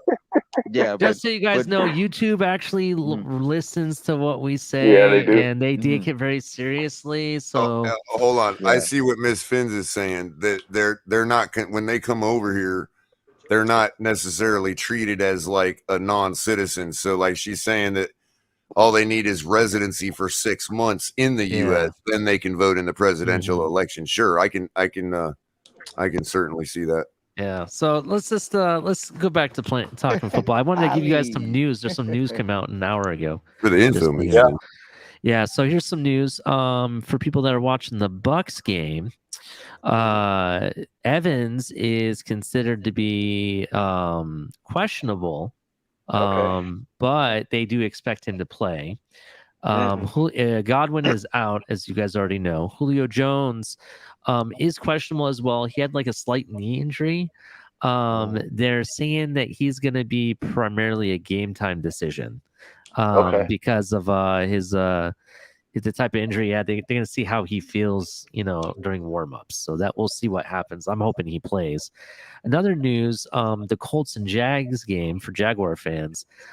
Colts have downgraded wide receiver Michael Pittman to out for Sunday. Yeah, I think I saw that. Why I think the Jags are going to win that game. Just my prediction there. That's who I got. Let's see what else is news. I just wanted to see if there was Trevor any. Wilson playing. Trevor Lawrence. Trevor Lawrence. Oh yeah. Yeah, sure. I believe he is playing too. Yeah. Why? What did he have? Did he have any injury or what? I wonder how he's progressing. I don't watch. No, he got picked last game. He threw a touchdown in the pick. Man, these guys like Tua is better than some of these guys, man. Like Tua is. I'm gonna be real. Like Tua is showing that he is not these bonehead. He's not making these bonehead like now throwing sideways and nearly turning over the game when we had the lead Sunday. I saw that 2 times. Now, like throwing the ball sideways, just once he learns how to throw it away into the stands, and just go to the next play. Like I won't really mind the incompletion. He did get lucky though on a few ones, especially one where he threw it, where Matthew Judon was blocked perfectly by Alec Ingold, bro. That was a hell of a block, and he got back up and rushed it about Ingold, man. Yeah, man. But that was a boneheaded play by Tua. I got exclusive footage. I got exclusive footage of Tua getting picked up by Skylar Thompson. Do you guys want to see that? Okay. All right, hold on. Let me. I have no problem against it. I love how Greer drafted that kid because now it's up to Tua to not get paid or get paid, and we got someone better ready. God, come on, guys! That's Mike Glennon, not Skylar. It still fits the bill, bro. It's Mike Glennon. It's obviously Mike Glennon, bro. Okay, well, sorry. Yeah. Maybe Matt Ryan. It could be Matt Ryan. We have to see what his jersey looks like. I don't know. That is absolutely true. Anyway, so that was some news. Let's see what other news. I'm trying to see if there's anything late breaking. Well, Herbert and his cracked ribs or cartilage. Yeah, that's kind of a thing. He's not gonna lie. Is he out? Or is he out? I just had a premonition right in front of me that we're gonna kick ass tomorrow. today. Yeah. As of right now, they haven't said if Herbert's out. However, No, he's day to day. Yes. he's day to day. Right. However, if he gets hit again that way, Oh, 4 I weeks. think he's going to be out, bro. And that could cause even a longer injury, which he could even miss the game versus us. Do you think? Do you guys think one day he'll start up a bunch not of afraid of Herbert. fast food, a bunch of greasy fast food chains called Herbert's? That'd be kind of funny. But I'm not afraid of Herbert, Ali. Like we beat him. We beat Burrow. We beat these guys. Mhm. We beat Baltimore. Like what are we afraid of here? The chance I'm to not. beat the Dolphins was 2 years ago. The chance Yeah. to beat you're not gonna beat a grown man once he's grown, bro. Like you to me, it's a cheat code to have Kevin Durant join Steph Curry, and it's a cheat code for have Tyreek join Waddle. It's too Yes. late, man. It's just too late. Yeah, I don't disagree with you, Sharif. I think more can be garnered from last year's performance than 2019's performance. Absolutely. Yeah, of course. Yeah. But and when I say that their way to beat us is winning big, I don't mean putting up a 50, almost a 60-point total on us. You know what I mean? I'm talking about they'd be the ones in the 30s and us be sub 20 if they win. I don't think they're going to beat us 23-20 is what I'm saying. That's more likely to be us, and we also have the potential of opening up the floodgates on them. That down, though, Culler. Who's gonna blow those coverages? Because I'm afraid of Needham. He can't stick with Bateman. I'm really afraid Nick Needham can't stick with him. I don't know. So to give up 27 points to Baltimore. What? How about we put I don't go to the sites that tell us real deep detail. Like I don't go too deeply, that deeply. But are you have a quick way to pull up what Rashard Bateman ran in the 40-yard dash? I can actually pull that up real quick. Because I heard a number earlier today, but I don't want to repeat it without looking it up because if they score 27, right, that means Bateman and these guys are running past Needham and these. They scored 24, bro. Who? The Ravens. Yeah. Rashad Bateman ran a 4.39. 24-9 was the game. Okay. So well, there you go. Right, I see. Will a 4.39 get past our deepest safety? No. Nah, I don't think so, bro. But it can get past. It can get past Needham. I've seen Needham not turn around and then turn around. Yeah. Lose speed. I don't know, man. Let me. Then you know what's going to happen. Then you know what's going to happen. You remember what happened in the end zone last week? When one guy actually punched the ball, up, JM? The other guy for the interception. Oh yeah. Don't think for a second, Sharif. Listen. This is what makes a top 3 defense. Okay. Yeah. I actually saw that, and the first thought in my mind was that was actually planned. Yes. That was purposeful. Single high. It's nobody. That was a purposeful display of teamwork. Right. And with single high, I know who's coming to help me, so I'm just gonna tip it to him. I mean, I may be wrong. It may have just been pure luck. No, yeah, Nick Needham can. To me, that's what separates good from great. Is when your defense, your secondary is that good. They can play that kind of ball in the secondary where they're just punching it out. One guy can focus on the punch, the other guy catches it. So JM, man, what do you got for us? How big are we winning tomorrow or tonight? Today, I should say. Today. Oh, well, I predicted 30-17. Yes, sir. I ain't really scared of them. The main thing we need to clean up is penalties. That's mainly how Baltimore get down the field every game. Even last year, penalties because Lamar throw them passes. That's what they expecting to get, penalties. And last year we had 11 penalties for 97 yards. Yeah, we gave them 100 yards. Yeah, we could get grabbed. Needham can get grabsy. Even they're gonna watch Xavier Howard this week. Believe me, how he pinned down Parker in the end zone and punched that to Holland. They're gonna watch Xavier this week, so I think we're gonna expect some flags maybe. And you're right. You're right. See what gives me fear. Nick Needham not being able to stick with speedy receivers late in the route. That gives me fear. No, we're gonna be cool with that because our secondary ain't like the Jets. We gonna hold ground. Right. From what I've seen, it looked like Nick Needham's like, okay, I can play this role, and then realize that, oh, I can't really play this role like because he got burned good twice. The guy just didn't catch the ball the first time. Like I see that, and I see later in the game you can't stick with receivers. That's my Hey, one well, concern. if he didn't catch the ball, he didn't get burnt. We can't discount the fact that our receiver, again, like I said, what you're talking about, Sharif, is precisely why my prediction is the way it is. If they beat us, it's them winning big at home. Okay, if we beat them, it's likely to be a close game. But if things can get on track, then we could do the same thing to them. Because as somebody pointed out in the chat, MB41, that's like saying Waddle can't get past those safeties. Well, okay, I concede that point. Because if that's the case, then all Tua needs to do is sling the ball. My point is, we have the ability to do the same thing to them. What I want everybody to keep pumping the brakes on is it's not in Hard Rock. Okay? Right.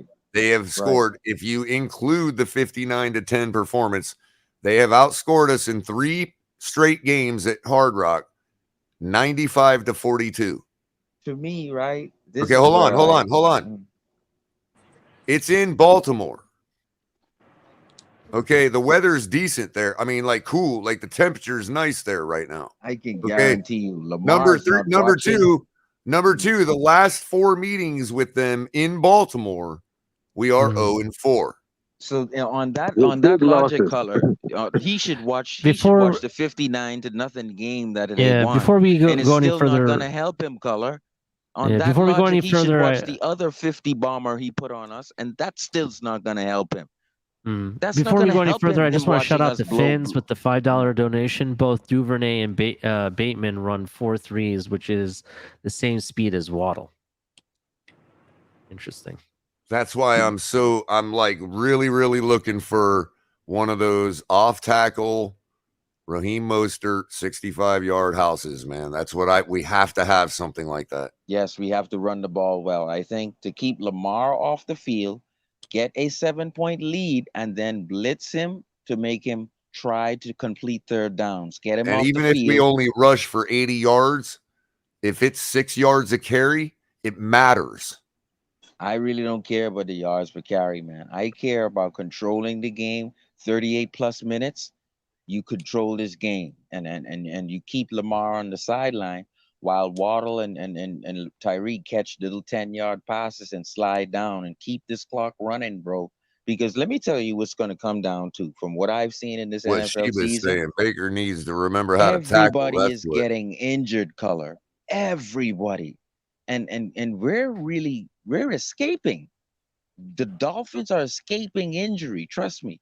Not what really. You're seeing going on around the league, guys are falling down like bricks.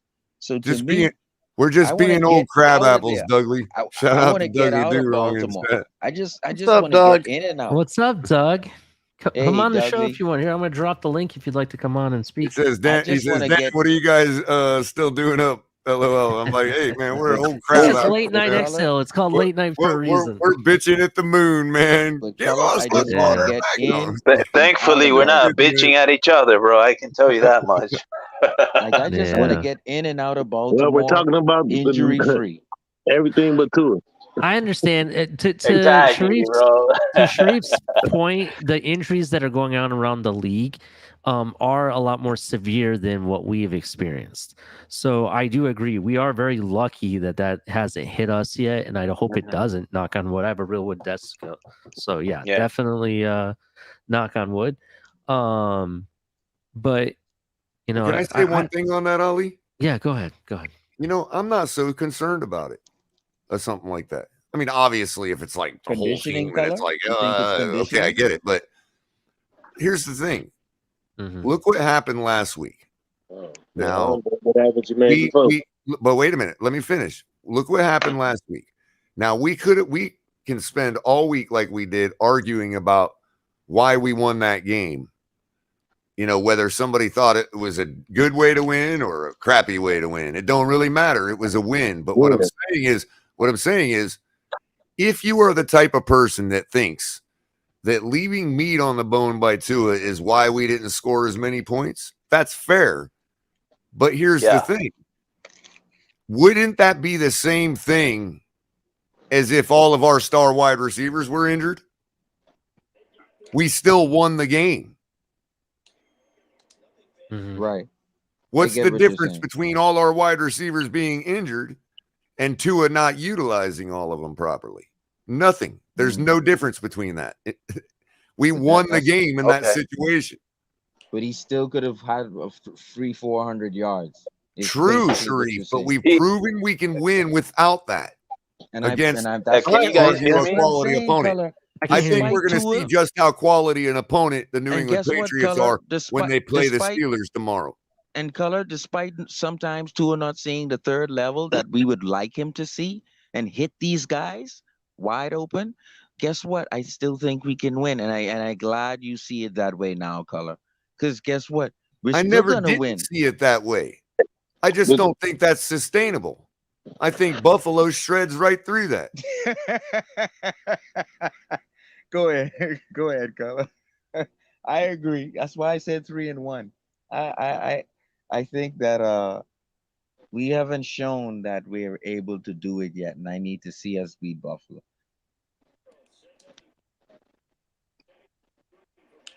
Well, this is going to be a better test for our defense. We can all agree to that.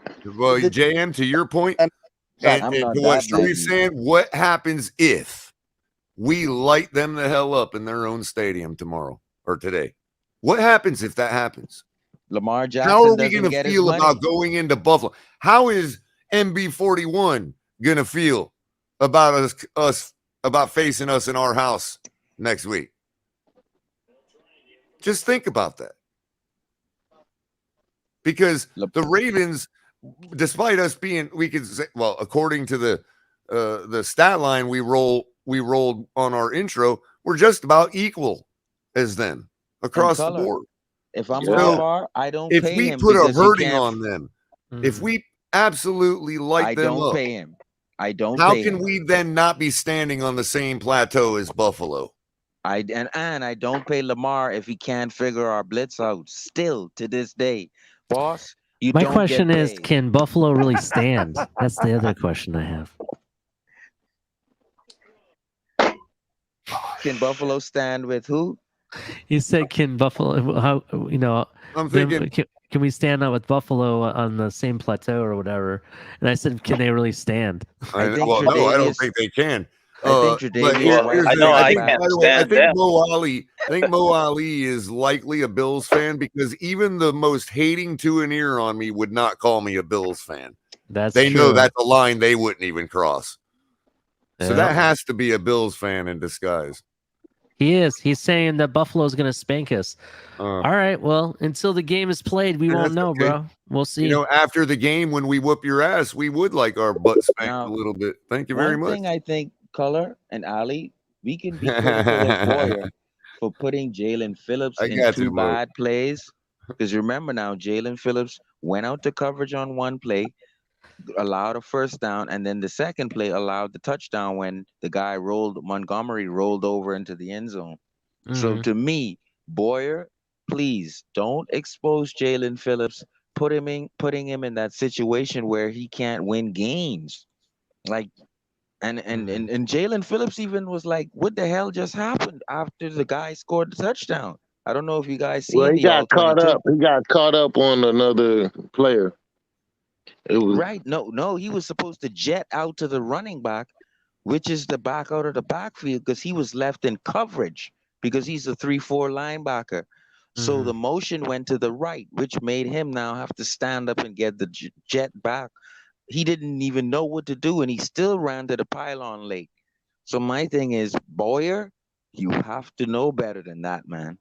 If that was Flores, Shiva Army Brett has a really good question, by the way. I'm going to post it here if you guys want to answer that. Yeah, I thought so too.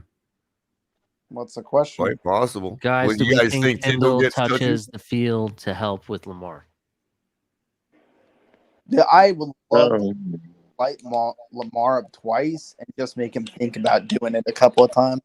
Yeah. It just hit him hard. Man, if it's in favor of Andrew Van Ginkel, I wouldn't roll it. Both questions of both Culler and Sharif.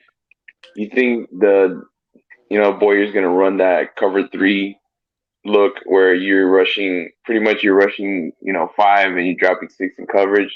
You think they'll be doing that more often?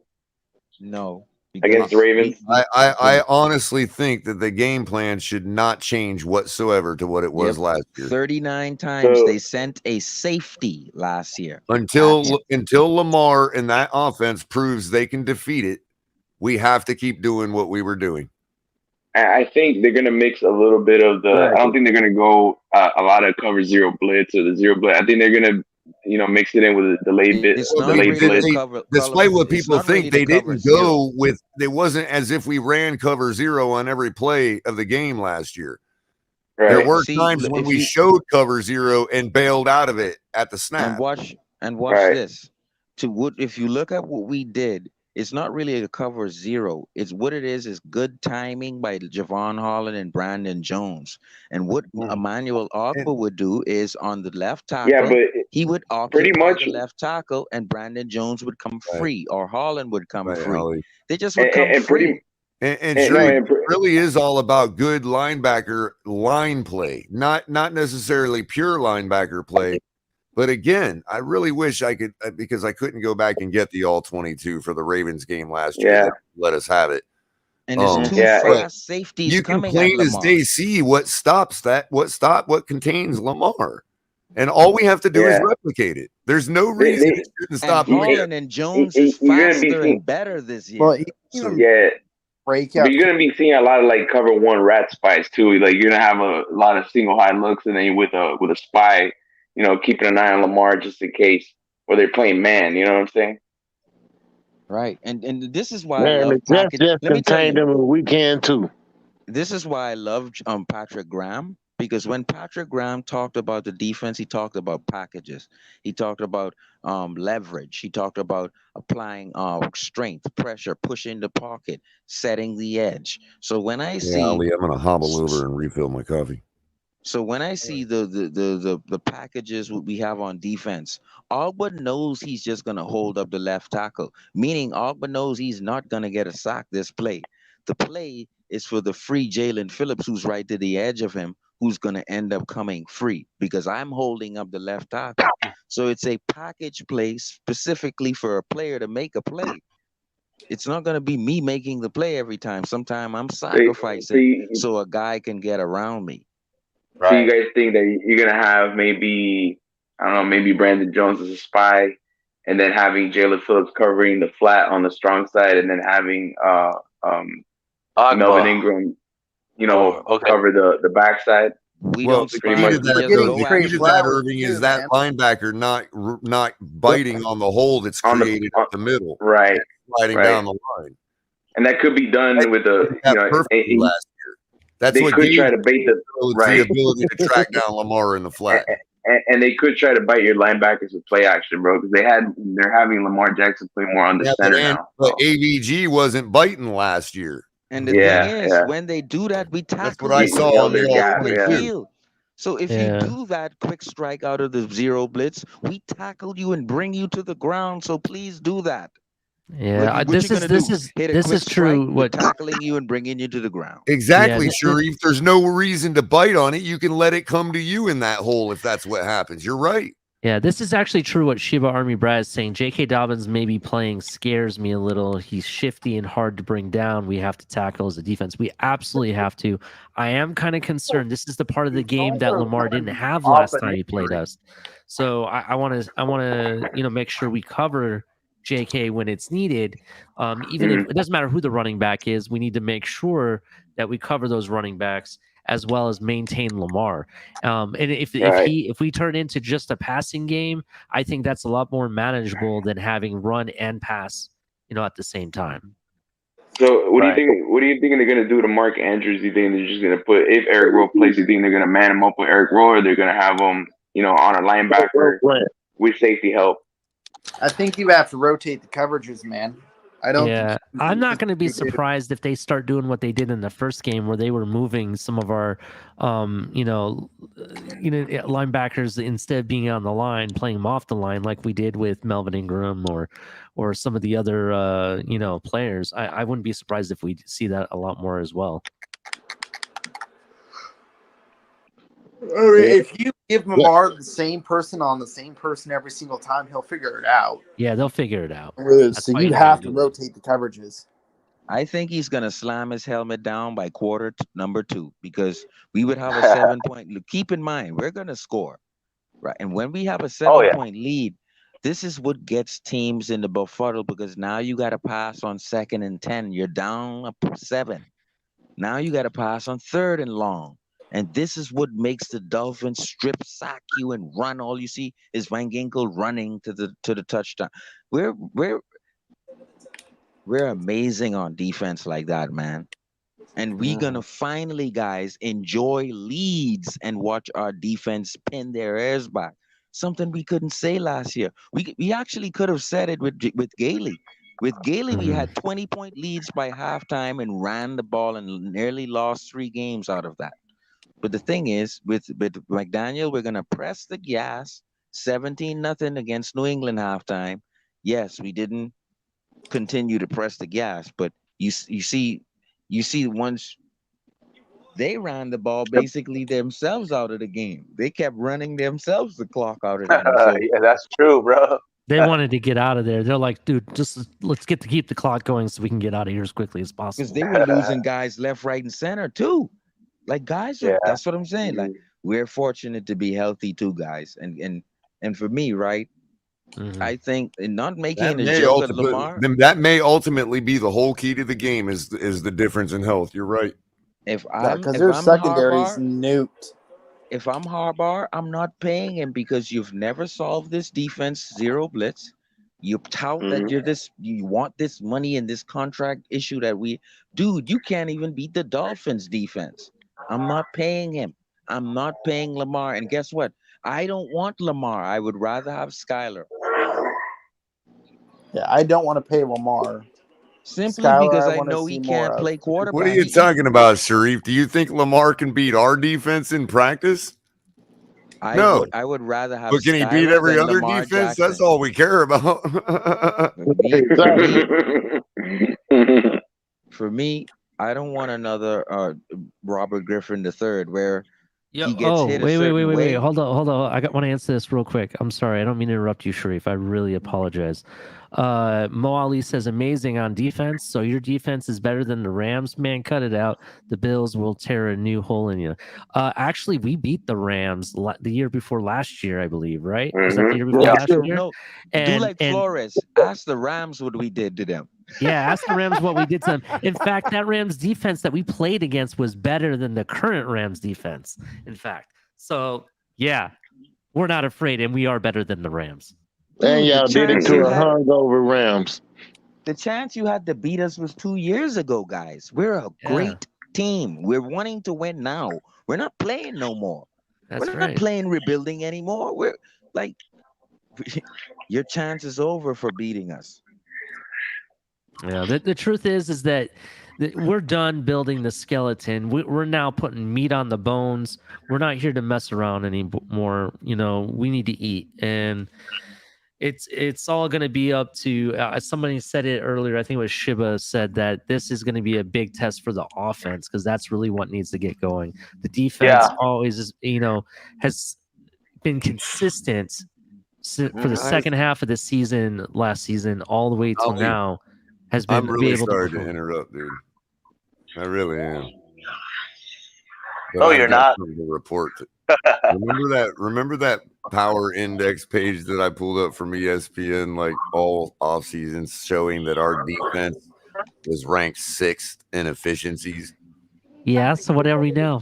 Go ahead and break it, Culler. Hold on, Culler. Before you do that, hold on, Culler. Let me. I'm gonna have to switch it, but that's fine. Let me. No, I just gotta do this. Hold on.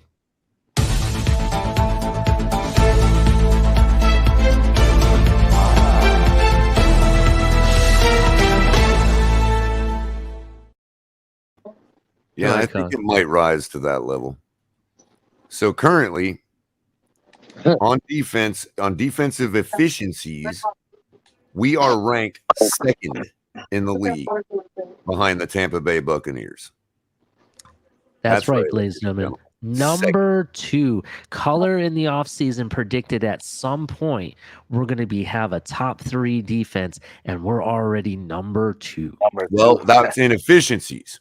Yes, I just sorted on the list for overall. Yeah, number 2 behind the Tampa Bay Buccaneers. Number 2 overall. Culler. I'm sorry. Correction, behind the Minnesota Vikings. Okay, we're still number 2 though, right? Field. Yep. We're still number 2. That's just guess who's number 3. Guess who's number 3? Buffalo Bills. Don't ever. If Buffalo Bills fans can continue to disregard what color commentary says, but I don't say this right now. Just don't care. If Tua their team better look out for that Buffalo rush, because once that Buffalo pass rush starts to come, and I know they're gonna dial up some blitzes for Tua. So my thing is this: Tua, protect yourself, bro, because they want to knock you out of this game again. You got to think about that, Tua. And guess what? I think, Ali, I don't know if you've heard me say this, but we got it in for Cincinnati. Did you remember Flores nearly killed someone on Cincinnati's sideline last year? I remember because they kept picking on Jakeem Grant. Yeah. We got it in, not because of Jakeem, because it was 2 dirty plays before that. But Jakeem Grant was over the top. We were all Florineers on that moment. We're going to blow their asses out. Q might have to start moderating these Buffalo fans because they're pushing me to root for the Patriots against the Steelers tomorrow. Yeah, I know. Let me tell you guys something right now. So we got a Buffalo fan, resident Buffalo fan that wants to come up here.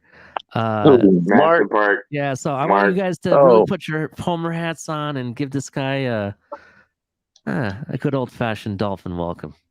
Okay. Hey, good evening, guys. It's Mark. How you doing, man? Hey, what's up, Mark? Since I live in California, and just saying, I think the Dolphins are going to win. What's up, Mark? How you doing, brother? 20-17.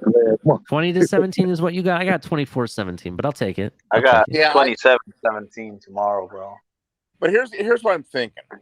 You know what I think Tua needs? To be honest with you, I think amongst a whole bunch of other stuff. A ticket out of Miami. I just think that Tua needs a game-winning drive. Like, you know, the Dolphins being down 17-13, Tua takes them down, gets the game-winning touchdown with under a minute. He actually has a couple of those. Careful, it might be against Buffalo. Careful, it might be against Buffalo. I'm sorry, I don't remember Tua ever coming back and leading the Dolphins from behind. Bro, the Atlanta game, bro.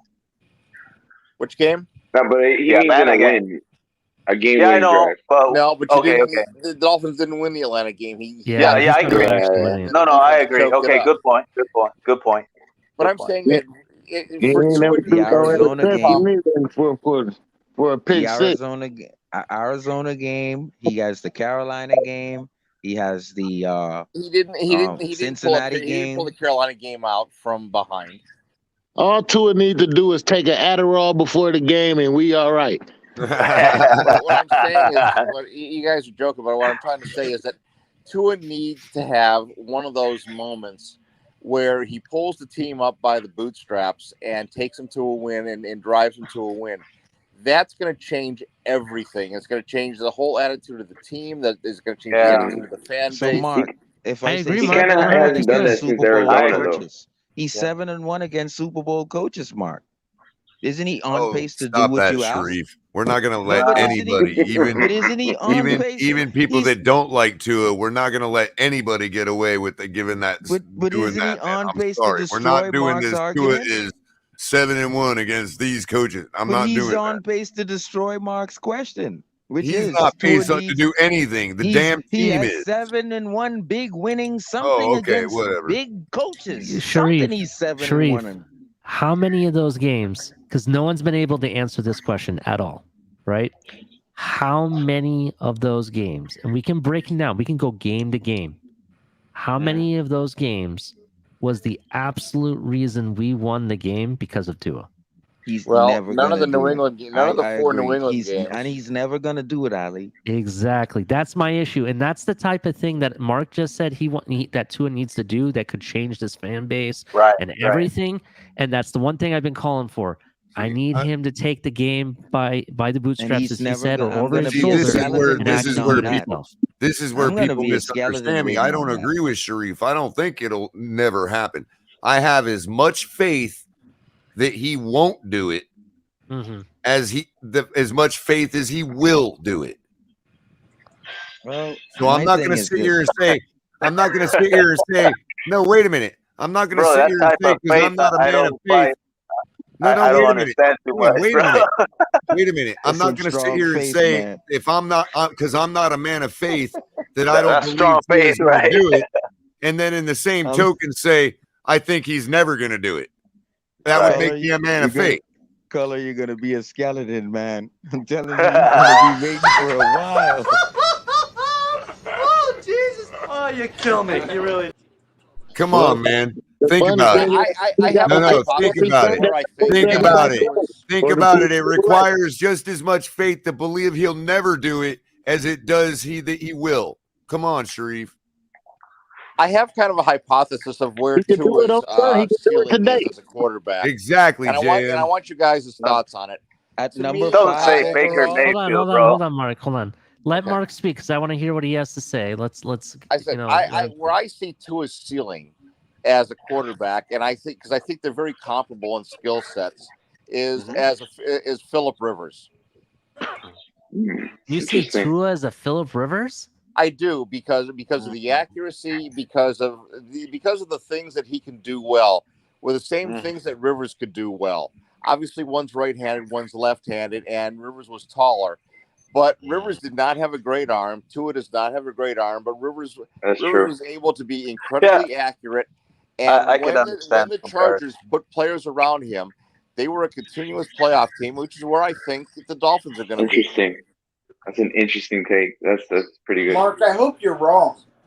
Hey, why is Josh Allen regressing to his first year, Mark?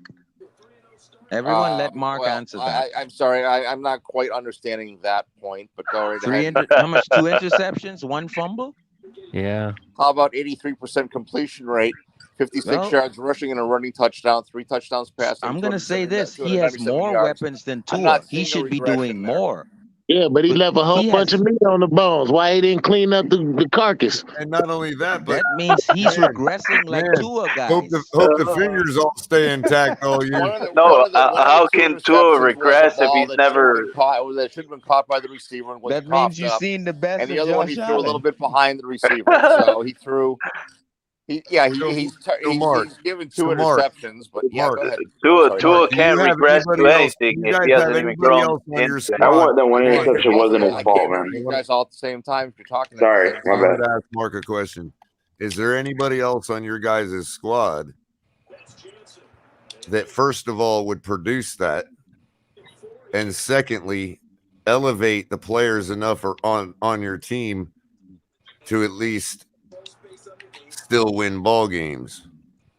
And Josh Allen goes down, they got Case Keenum. What's that? I don't quite understand your question. Well, I don't want to ask the question because then people accuse me of wishing for somebody the worst for somebody. You know what I mean? Oh, if you're saying if an injury happened to Allen and they had to go with Case Keenum, like for the whole year, win ball game. Like for the whole year. Case Keenum they're probably about a 9-win team, and they're probably not a playoff team. Thank you. I wanted you to say that out loud. I think Josh Allen, it's got to his head. You guys are not kings of the division. They got Stephon Diggs. Call what you talking about. They got their own Tyree. They got Kings of the division. Kings of the division would still win 11 games with their backup quarterback. I got exclusive footage of the Ravens at the stadium currently. I believe we could win 11 games with both of our backup quarterbacks. So, what do you guys got beyond Josh Allen? I have exclusive footage of the Ravens versus our defense. Oh, wrong one. Sorry. Maybe they. Oh, yes, this is just being a rubber bullets, right, for crowd control. They're hard rubber bullets, but listen, these boys ain't made out of crows. And this is where I checkmate Mo Ali. And Who says we will still win? We'll still win without Allen. Well, guess what? There's no way to prove that. And given lackluster performance at QB and the fact that we're 9-1 in our last 10 ball games, seems like we could win without Josh Allen. We've proven it. Have you? Okay. Wait, no. Answer my question. We've proven it. Have you? I know where he's going too. I get it. Yeah. Culler, you beat the game. We're a better team. We are a better team. Dolphins are actually 9-1 in their last 10 games. Yeah, and we're 9-1. You beat the Jets twice. You beat the Texans. And we lost to the Tennessee Titans, a team that is perennially in the we beat playoffs. Baltimore. We're actually a hot team, man. I just realized that. But wow. So much Tua talk. So much You're Tua 1-0. You're 1-0, and in this season, we were the game 2 in Baltimore games out tomorrow. of That's the where you're division. at. We were 2 games behind you all, bro. 2. The Patriots were 1. And you all want to bring up the Patriots not being a quality win for us? I don't think Come so. on. They beat you, and they only had to throw the ball 3 times, Mark. Yeah. Thank you. You're going to get the smoke from Culler. And they put up a whopping 6 points on the Jacksonville Jaguars, who, despite us losing to them, we still put up more points, way more. And I like gave up a lot more. And I like when people say Flores lost to a buffoon in Jacksonville. Well, the Bills lost too badly. Yeah. And what does 2021 have anything to do with 2022? See, there we go. It has to do with actually, the fact. Hold up. I can answer this. Damn, I got this. One at a time, please. Okay, let's move back to 2022. We'll go then. Culler, then JM, then Snap. Our defense is 2nd ranked. Yours is 3rd. You wanted to forget about 2021. I do want to forget about 2021 because that season's over with. Who's number 1 in the division right now? It's game day. Who's number 1 in the division right now? Who's number 1 in the division? In about 10 and a half hours, the Dolphins are going to hit the field against the Baltimore Ravens, and we're going to see what happens. I consider the Ravens a quality team. They've got some injuries right now, as do the Dolphins, and we're going to see how it plays out tomorrow. Okay, until that happens, who's our division? Until the game start, who's at the top of the division? No, Mark. It's okay. Go ahead and say it, Mark. When the game starts and after I just want you to say over, it, Mark. I just need to hear you say it. the division. Let's see what the standings look like Tuesday morning. Because, Mark, are you guys gonna handle your team today? I think they play Monday. Question. I'm sorry. What was the question again? They play Monday. That's right. They play Monday. Oh, you guys play Monday? All right. Yeah. Don't we play Thursday after this Baltimore game? Yeah, we play Cincy. Wow, No. That means we play Buffalo. You got Baltimore tomorrow, home against Buffalo. Then you go to Cincinnati at 4 days rest to play the Bengals. Yeah, that's right. We're gonna freaking sweep. Ooh, I can't wait for that Cincinnati game. I can't wait for the Buffalo game, man. They're like UFC fighters that train in South Florida and go fight everybody else. I can't wait to wake up tomorrow, bro. It is tomorrow. Hey, I got hey, Ali, I got something special for the Buffalo fans. If you want to put me on full screen for a second. All right, we're gonna be putting Culler on the full screen. I think he's gonna give Buffalo the finger. Hold on a second. By the way, everybody, while I'm properly covered, I am doing this in my underwear. See, I'm out readily in my underwear. Okay.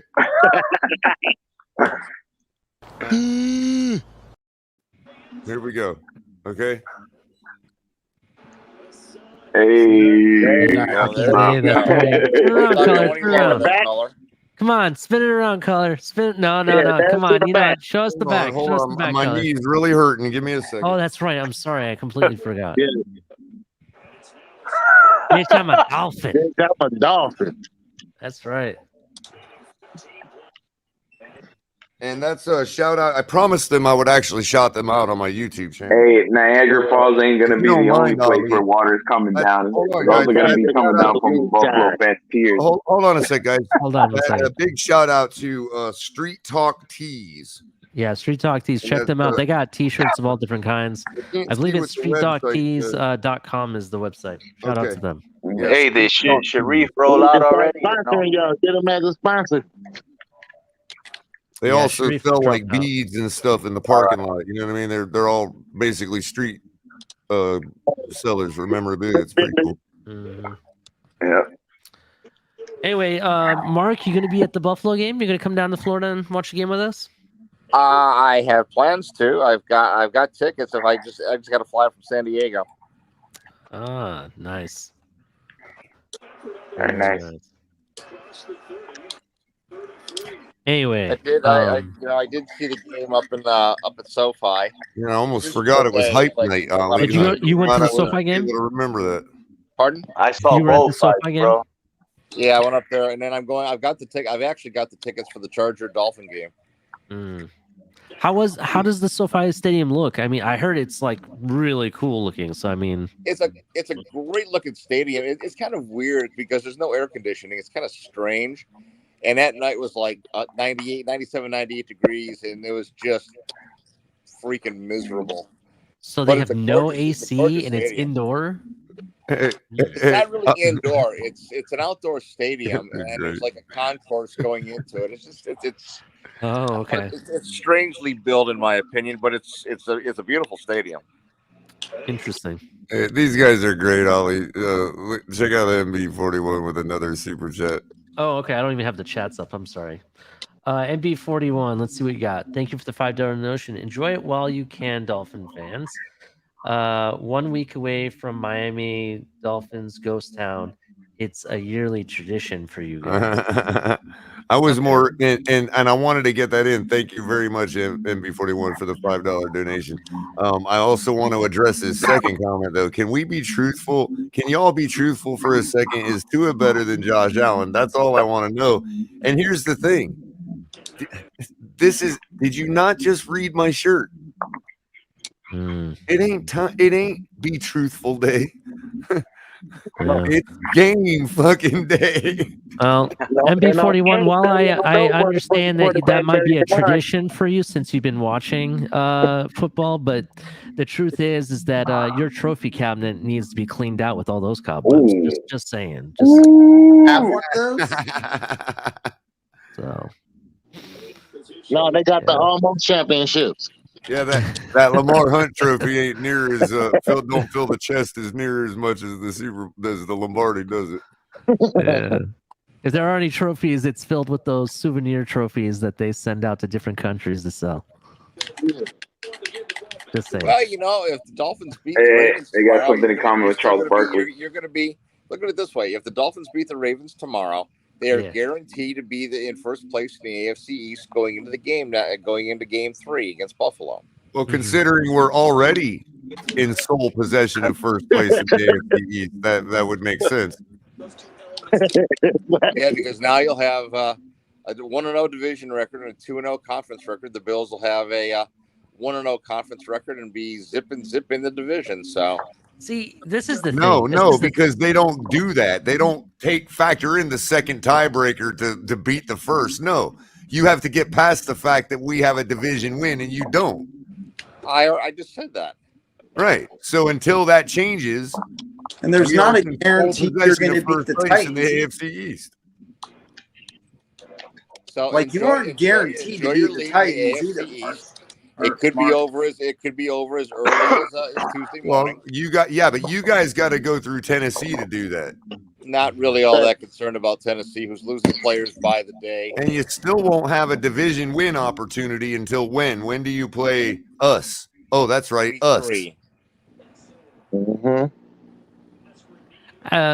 What's his name? Mo Ali is saying, do you guys know why you never did anything in the 90s? Because the Bills always beating Marino. You may have beaten us a few times, but we did actually make it to an AFC championship or two, right? I You believe. did. You made it to you made it in 1992. You hosted Buffalo in 1992 and got curb stomped.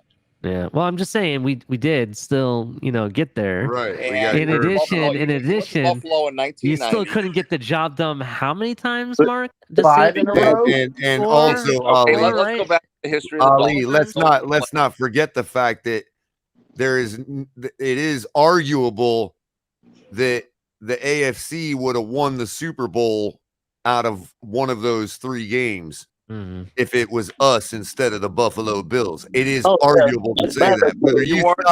Whether you stopped us from getting in the bowl or not, we still could have beat the teams you lost to. Hey, shout out to Irvin Figueroa here, making sure that the Buffalo Bills fan don't control the super chats anymore. Thank you very much for that. Culler, do you really think the Dolphins team in 19 Thanks, buddy. would have beaten the Dallas Cowboys? Saying it's arguable. I'm just saying it's arguable. Had you won the Super Bowl, I can't make that argument.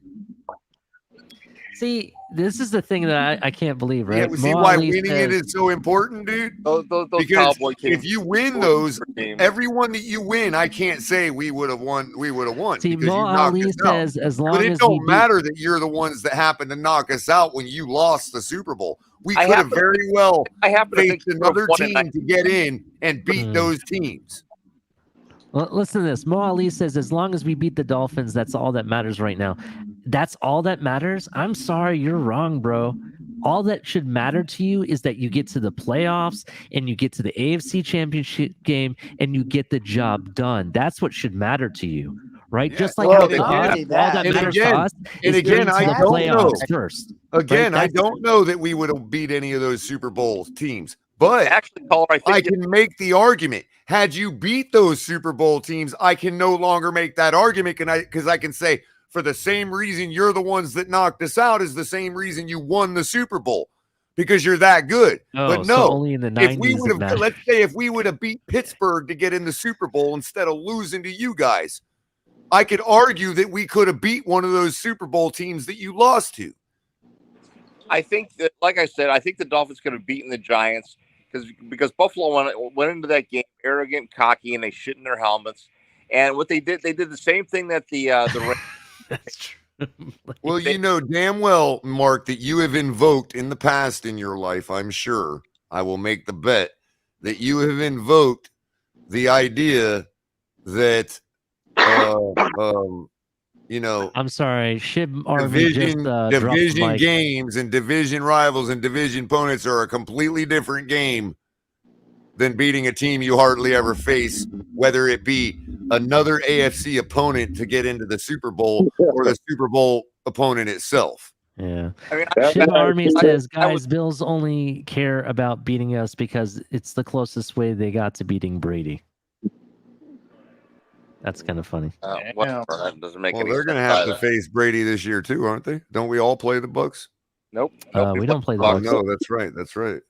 So basically, Cutter, you saying Buffalo is underachievers? Well, yeah. It's an understatement. What Requires them to have a goal. what's the ultimate prize in the NFL? The Super Bowl, that Lombardi. The Lombardi Trophy, exactly. Not the Lamar Hunt Trophy, which we still have more than they do. We got 5, they got 4. Yeah. Mm-hmm. But they wish to have a real one, though. More than the Jets have, you know. The who? Yes. I wonder how many. Well, up until recently, I should say. I wonder how many Lamar definitely agree on that. Chiefs had a lot before Mahomes got there. You know what I mean? Man, the Their Bills own love damn to trophy. donate on my channel. It's Thank their own you. trophy. Thank you very much. Here we go. So MB41 with another $5 donation. The Dolphins' history the last 20 years is literal hypothetical. It's been nothing but if. That's not true. I would argue it's been the same for Buffalo, except we won the division in 2008. And the Bills won the division in 20 and 21. Don't be adding the recent years with Josh Allen. You know damn well that's not what we're talking okay. about. The Bills' history for the past, I don't know how long it's been, shoulda, woulda, coulda. The Bills. And where is? As in helmet. Hey, Ali, your show's so good. You got Bills fans donating to a Dolphins channel. There you I go. know. I love it. Thank you. Now, Thank you so much. let me finish. Let me clarify a point. No, the go ahead, Bills, Mark. Go the ahead. Bills were in a mess, and they were in a drought ever since Kelly retired and couldn't get a quarterback. You understand this from a Dolphin standpoint because you're in the same boat. Yeah, but we still beat the Patriots and actually made the division a challenge.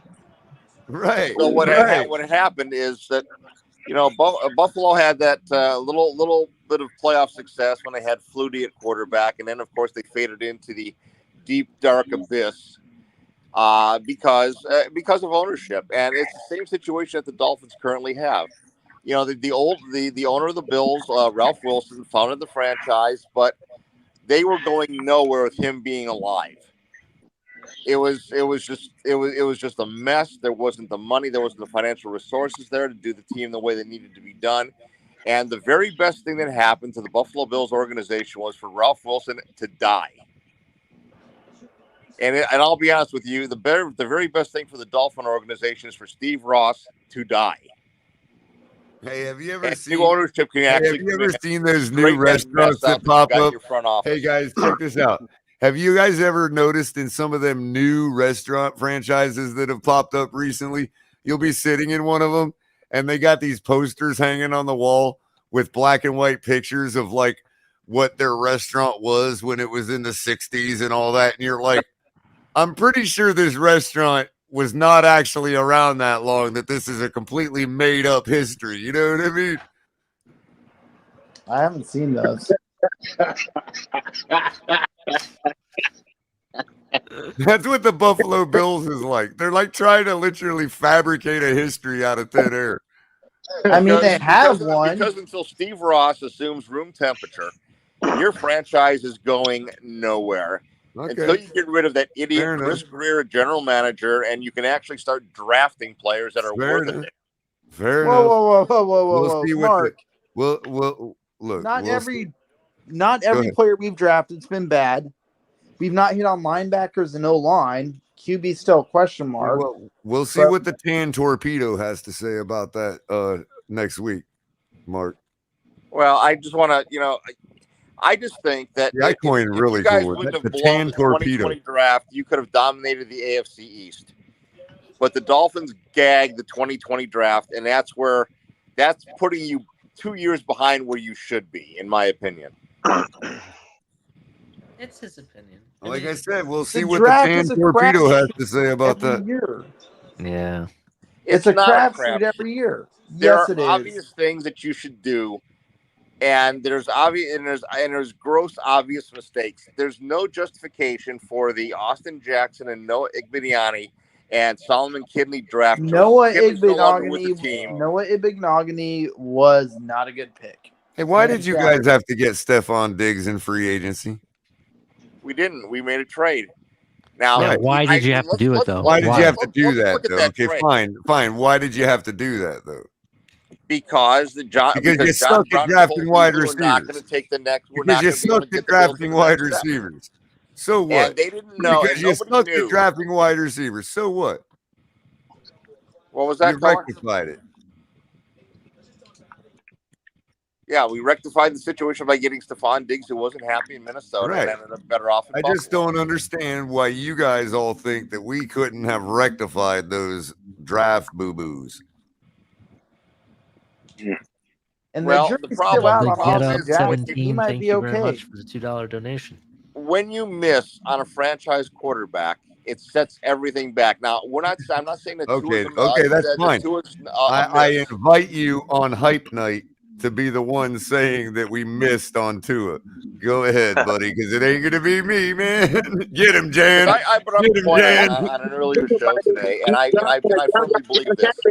Y'all kind of missed too. Really? Where? I mean, yes, every team misses on picks. So tell me which picks specifically the Bills missed on. Well, y'all ain't been shit, and at the end of the day, y'all ain't been to the Super Bowl. We ain't been. Y'all got a way I am better. Uhtred, son of Uhtred, and I have united the Tua nears and the Tua haters. To be able to all the way to the Super Bowl. Thank you, Hey, Culler. we've been to the playoffs, been to the AFC Championship game. But Lost that ain't one of the the Super greatest Bowl. games in history on a coin flip. So I'm That saying ain't that the Super that's Bowl. pretty successful. You And, That ain't still, the Super Bowl. and the Mark, you Dolphins haven't still won a playoff lost. game since That's not the 2000. Super Bowl. I want That's to not respond to this real quick. 22 Molly says, years. listen, you guys, you have No. to be winners to try to compare your team with us. We've been winners all along. We're the 9-1 winning. in We're the the last fifth 10 most games. winningest organization in the NFL in the Super Bowl era, I bro. told my league. Maybe you should start winning Super Bowls to come talk with us. You know, better I'm have gonna Friday hammer night. that until 1 o'clock this afternoon. We are 9-1 in our last 10 games. I don't have to say nothing else. Nope, you don't, because those dominating wins over the New Orleans Saints led Ian Book. The Giants game where their starting quarterback was out. The two Jets games, Houston, Carolina, and the other crap. Keep coming. Add the Jacksonville game where we scored more points against them than you guys did. Keep them coming. Man, And you guys gave up more points than we did, so that all balances out. We both lost by 3, so our points are even. Actually, I like what God Soldier says. God Soldier says that I think I said that correctly. I apologize if I didn't. Says wide receivers are the easiest position to draft. I completely agree. I totally disagree. It takes a couple of years for a wide receiver to develop. Because Mark is sensible enough to know that Gabe Davis is actually not a wide receiver one, and it's all Josh Allen. And in case Keenum ain't going to be making Gabe Davis have 200-yard games. MB41, man, I love you, bro. Another $5 donation. By this guy's logic, all 31 teams that didn't win a Super Bowl failed in the NFL draft. By whose logic? First of all, not all 31 teams didn't win a Super Bowl. Just your team didn't win a Super Bowl. So, yeah. Come again. Have a nice day. And the Minnesota Vikings. And Minnesota Vikings. That's true. The Browns haven't won it either. That's true. That trade Diggs that they don't draft Justin Jefferson, and he ends up being the same thing. Get your ass in. They hate us because they ain't us. Isn't that sure for sure, Culler?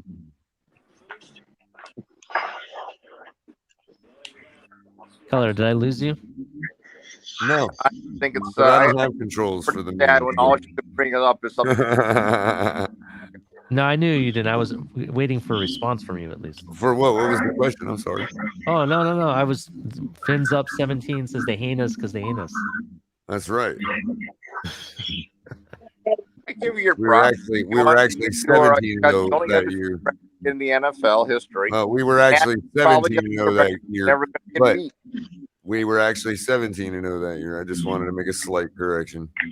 Yeah, I don't think that record's ever going to be overtaken. I don't think it's Well, ever going to be an technically it was, Mark. Technically it was. Because in order to get to the Super Bowl undefeated, the Patriots did in fact go 17-0. Well, you got to win the last game, so of course, because of the paradigm shift, because of the paradigm difference, right? Let's all agree to that here and tonight, once and for all. And that the paradigm is different. You can't compare teams in different eras because of the physical skill set. So, hate us because they ain't us. Exactly. They hate us because they ain't us. That's a great saying, okay? So now plop Dan Marino into this paradigm. So all those people that are in our own fan base that keep pointing out Danny didn't win no Super Bowl, plop him into this paradigm and tell me what happens. If Dan Marino played today, it would be murder. Yeah. Imagine Dan Marino playing on our current roster, right? That's the scary part. If he actually had this roster and this defense, yeah. Even in his last year with this roster would be ridiculous. Yeah. 100%. Actually, you guys bring up a really good point. How would you compare Hill and Waddle to Duper and Clayton? I don't think Duper and Clayton were as fast, were they? No, I don't think so. Duper was a 4.3. He was a 4.3. I think he ran a 4.28. Yeah, he ran like a. Yeah, but you think need to Cooper get to like lower, 4.27. Cooper also had some size to him. He had some pretty thick legs. The other part of the game that you guys have to remember is that the game is different now too. Sure, you weren't passing every single down. quarterbacks actually have rules that help them out as well as help the offense out.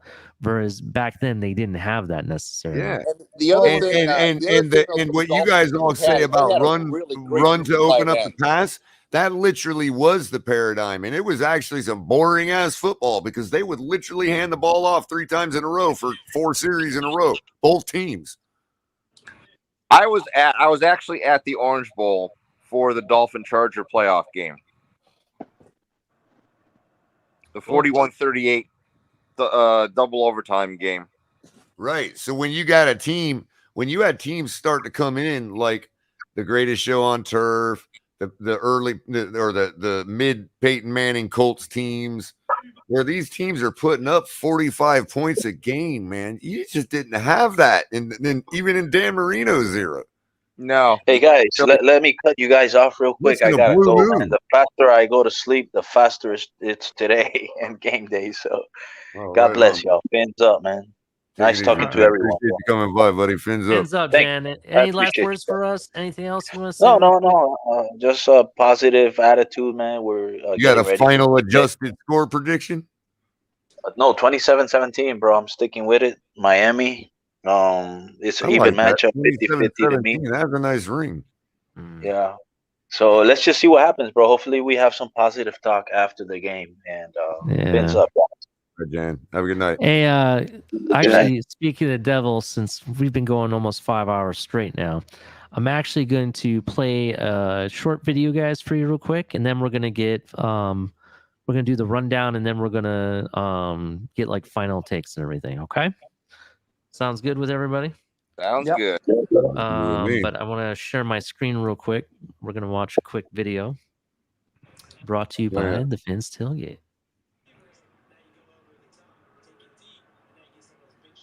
Actually, let me restart. Sound is off. Yep. Still no sound. Thanks, Ollie. No sound.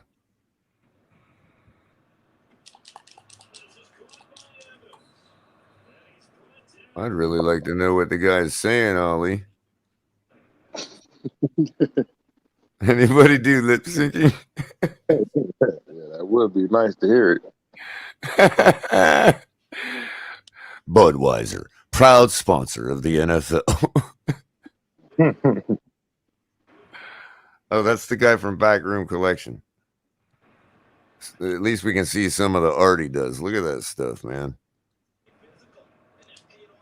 Yeah, that's like 6. Yeah, I'm gonna dub over like a Japanese flick. Yeah, you get really all this. Look at this cool Mike Gesicki painting, and then look at this stuff up here. I mean, how can you beat that? I don't know why I've got somebody. It looks like oh no, that's Baker.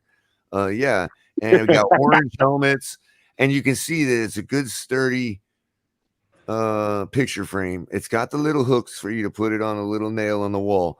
It'll work really great. And look, it's Mike Gesicki. Look at that. Miss Fins will love it. Miss Fins should buy it. Hashtag TFTG at checkout. You can't miss out on this. I mean, look at this stuff over here, people. Look at this. Look at this. Look at this. Look at this helmet, bro. Look, it's a real helmet for them little, them guys that they shrink the heads, you know what I mean? And then you can put one of those little heads in it, you know what I mean? And it's Culler, let it play out, man. We can't hear it, bro. I'm doing the sound. Hold up. You can't hear it at all? No, I was doing the whole voiceover for the commercial, bro. Oh, snaps. I was selling the shit out of this stuff, man. Hold up. Let me fix that. Everybody needs a mini helmet for their shrunken head, dude. Yeah, I think I know what's going on. This is the one thing I hate about StreamYard. So let's restart that. It's much better.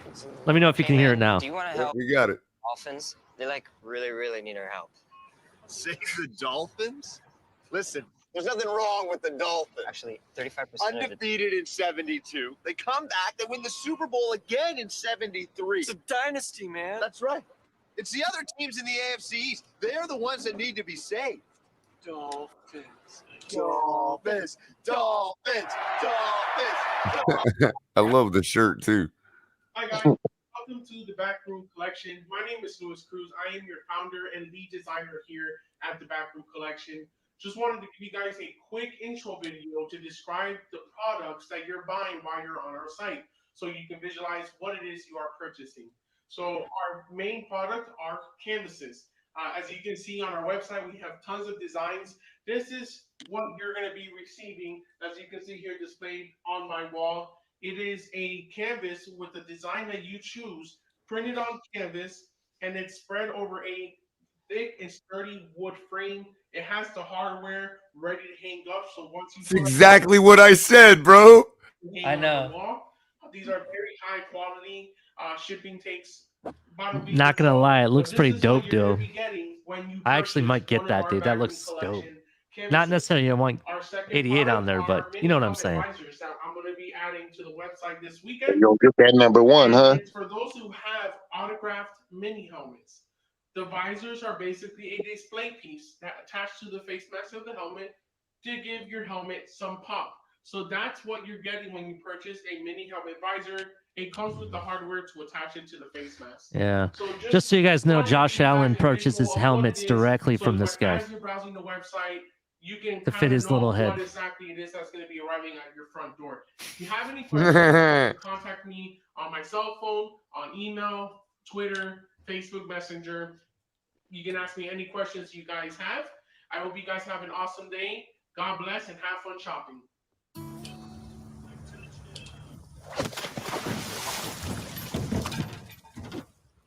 Hey.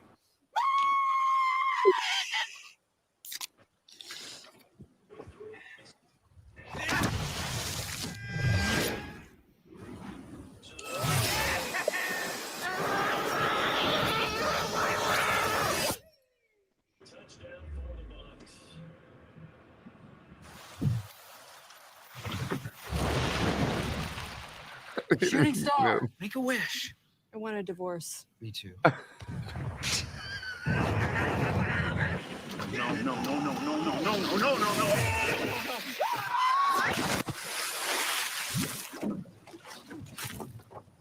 I caught you a fish.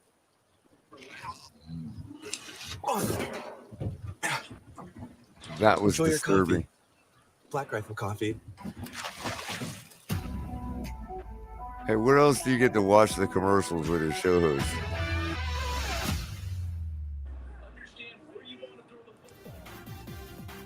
One of the Fanatics. things about Fanatics that is core to our business is the fan experience. Our role is to make sure that when they do contact us, whether it's through voice, chat, or email, that we give them a really, really world-class experience. It's not just answering the phones or taking a chat with a customer. There's a lot more that goes into it here at Fanatics than people might think. None of it is automated. It's all handheld and tailored by a customer service athlete to ensure that that customer gets the proper communication and gets a communication that it feels like it's coming from a friend. Our goal is to ensure that no one thinks there's a robot on the other end of the phone. We ask our athletes to be themselves while trying to build rapport with our fans. So just creating this overall great fan experience where it seemed effortless and easy to get what they needed done, but also have a great conversation in the process.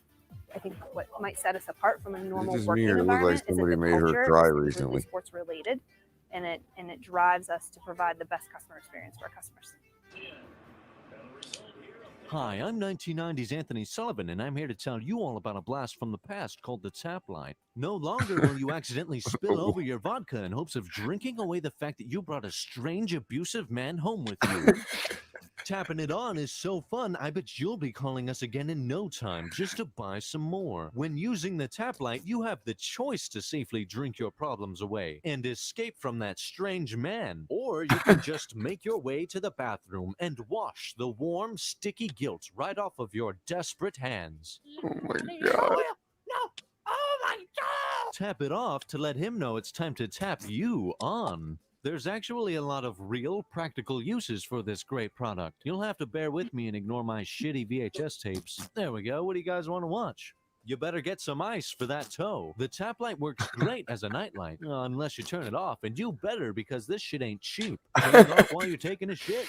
Leave a whole trail of lights down the stairs to get rid of your kids. They'll follow them all the way out the door, and you'll never see them again. Even if it's raining, go for it. Oh no, the boogeyman's coming, and if he's already got you by the legs, it's too late. Should have bought a tap light. Get it into the back seat of your car for those steamy romantic dates. Another lonely, rainy night. The tap light's here for you. Don't go around spending hundreds of dollars on these things because we're going to give you 4 tap lights for $19.95. You can afford that. Come on. Just don't eat lunch for like 2 days. You know what? I can already hear you complaining, so we're going to go ahead and throw in 2 for free. That's like $60 right there. Okay, fine. I'll even throw in 24 half-used batteries. I Have hope fun so. Figuring out which ones are still good. Oh, jeez, come on. Look at that. That's like an $80 value. You're sitting there. You're breaking my balls. Just give me a call. I like the Dolphins a lot. I think we should have a moment of silence for those 13 fucking cars in the parking lot. Oh my God. They were just parked there, weren't they? Just hanging out. Waiting for their either renters or owners to come back from a glorious football game in 105-degree weather. That's right. They'd be watching a game where the Miami Dolphins would beat big old fucking Belichick. Hard Rock Stadium. But those cars, when they least expected it, heard some jackass under their car. The grill's still burning. Probably the best charcoal in the game. Too good. Too good. Got the gas tank. Just turn that car into a bomb in of itself, which then exploded me and 11 other cars. 3 alarm fire took place in the middle of a parking lot in the middle of a game. That's right. None of the owners of those cars were told. Fins to the left, fins to the right. We're only we got a team. Yeah. Oh. We got a team, Tua. Daniel, good vibes. Tyree. He did it. Oh my God. What the fuck happened to our car? What is that? It's gone. Yeah. Was anybody going to tell us? We figured you'd find out. Rest in peace to all those cars out there that got blown up. We're happy to Hilarious, Thank you for dude. your service, car. Sports fans are gearing up and saving big at Fanatics.com, the world's largest collection of officially licensed fan gear. From all the leagues, teams, and players you love, unique one-of-a-kind designs exclusively by Fanatics, and autographed collectibles from today's biggest stars shipped directly to your home. Join Fanatics Rewards for free to earn fan cash on every purchase. Shop now and for a limited time, get 20% off all orders. Fanatics.com, officially licensed everything. Hey, Ali, if you transcribe that, bro, I'll do that voiceover for us, bro. Could you still not hear it? Yeah, it was fine. I had to turn up my volume a little bit, but it was all right. Okay. All right. Just That's some wanna make sure. hilarious shit, man. Yeah, so that's something we got new here at the Fins Tailgate. We got some commercials that HP is working up that we're gonna start posting. Everybody's like, "Oh, hallelujah!" But hey, they're fun, and we'll watch them Yeah. with it. Yeah, definitely. It was really funny. Definitely. So let me do the rundown real quick, and then we'll get final takes here. But make sure you guys check us out on TMI Tuesdays with Tonk and Culler. I know Tonk's been out for a bit. We're gonna start filling in, and hopefully Tonk gets back. What do you got on that, Culler? Is he coming back soon? You know, As far as I know, definitely. no reason he shouldn't. And then you got color commentaries, sometimes Thursdays, every Saturday morning now, and every other day. Who knows? Color, you never know when Color is going to pop up. So definitely check out Color. And you got me every Saturday night, late night exhale. As I said earlier, on away games, it'll be around 10 we start. If it's a home game, it'll be around 9 or 9:30. That's the deal. So definitely check that out. And every other day of the week, you got El Capitan and the Fins Tailgate, so definitely check out his show. And then if you'd like to donate to our show, we have Cash App, Venmo. Shout out to all the members. We have 3 different memberships you can join: Amigas, Familia, and MVP. They get some cool content early and stuff, and some cool videos from El Capitan. They got cool emojis that they get to use. Definitely cool. Shout out to our sponsors, Fanatics. Make sure you use the link below in the description. Shout out to Backroom Collections. Make sure you use code #TFTG at checkout for 10% off your Backroom Collection purchase. So definitely check that out. Shout out to them. We got the new merch store. This is some of the cool new merch that we got. Yes, we got stuff for the little kids. They come in different colors. We got some cool mugs and tumblers and cups and everything. Definitely check that out. We got some cool athletic wear for the ladies and everything. So definitely check that out as well. You know, we got the tank tops, the yoga pants, t-shirts and hats come in all different colors. Definitely check it out. They got some pretty cool stuff, so definitely check out the links below. And welcome, Mr. Miami 305. We're about to do final thoughts, but I appreciate you. I'm feeling a little better than I was earlier tonight. Thank you very much. And yeah, 28-6. I mean, why not, right? Definitely. So let's start with Robert. That would be the complimentary football sport right there. So what are your final thoughts, man? Anything crazy gonna happen during the game? Like, what are your thoughts? Just give it to me. Just hit Lamar hard and early and punish the crap out of him, and he'll stop running. Like, that's all I care to see. So hit the crap out of Lamar and he will stop running. So what you're saying is Melvin Ingram should take his legs out. No, I'm just kidding. I do not wish harm to anybody. Where Dalvin Cook body slammed someone last Thursday night. We just need to repeat that. Yeah, Travis Kelce got slammed. For it, but actually, funny enough, story, both Kelce's got slammed. His brother got slammed by a Detroit Lion. And Travis Kelce got body slammed that Thursday night. So pretty interesting there. Or just making it back spasms like we gave Mac Jones.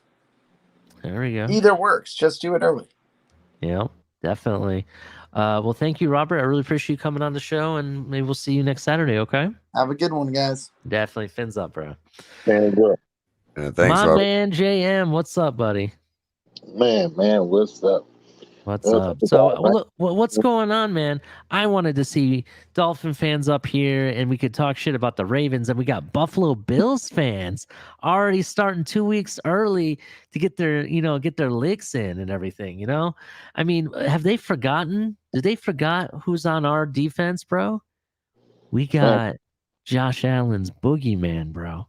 We got his boogeyman, the man that lives in his head. He's going to look across and see number 6 and see Melvin Ingram. He's like, what? Hello? you know what I'm saying? Melvin Ingram looked like super swole last week. You thought he looked slow? No, swole. Like, oh, okay. Oh, I see what you're saying. Mm-hmm. So what do you think, man? What are your final thoughts? Man, I just want to see an overall good game. My gut, well, not my gut, my heart, my fandom. I really want to blow out because I know if they could blow us out, they would. Mm-hmm. And for some reason we don't do that. But that's what I really want to, like a blowout. But I'm predicting a 30-17 win. So I guess that'll suffice. But overall, I just want to see a good game. I want to see the offense and the defense collectively play for each other. Mm-hmm. Bingo. I agree with that. That's definitely. And that's it. If they both collectively play for each other, it should be no reason we shouldn't walk out of there with a win. I agree. 100%, bro. The other night, y'all have a good night. I know it's like 3:00 where y'all at. It's only 12 here. Where are you at, JM? Yeah, I'm in Arizona now. Oh, okay. Jealous. Man, I am jealous. I've never been west of the Mississippi, man. One day I'll get there. If you don't mind, what part of AZ? Even if you just say north or south, what part of AZ you in? I'm in Tucson. Oh, okay. That's where I would probably live if I ever moved there. No, don't move here. No. It's horrible. Other than that, it's going to be north of the canyon, like Vermilion Cliffs area. You know what I mean? No, you might like it, Cutter, because you like the hiking and all that type of stuff. So Yeah. I mean, I like it all north to south in Arizona. You know what I mean? That state has so much to offer for everybody. Oh yeah, I mean, especially as far as historical things of that I think nature. that's kind of. I think I want to. That's why I want to go there to see that kind of stuff. I mean, I know the And for heat those is that pretty are hot. that don't like West, I'm sorry, Ollie. And this is for you too, since you want to go there. For Yeah. those that like aren't necessarily interested in like Old West or Victorian period history and all that, you kind of find a different respect for it when you're out there, because the history was not. I mean, yeah, it was a long time ago, but it wasn't so long ago that you can't touch the history.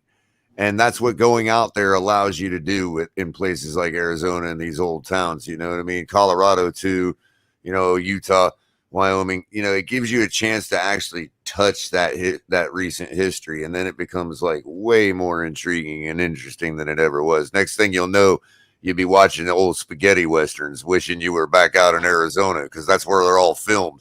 You know what I mean? Well, I watch old spaghetti westerns now, so man. Yep. I got bit, JM. All right, JM. Well, thank you for coming. I can't wait to see if definitely come next Saturday. We'll be throwing a show as well. Bless you, It'll be JM. one of our shorter shows, though. We're starting early because it's a home game versus the Bills. So, okay, for sure. all Bless right, you, JM. hands up, man. Thank you. Hands up. Definitely. See you. All right, Mr. Snapper Dundee, Mr. Irvin. What's up, my friend? Yeah, man. Thanks for the great show tonight. It was plenty of fun, bashing on Buffalo fans as always. They stand in our way where we want to be.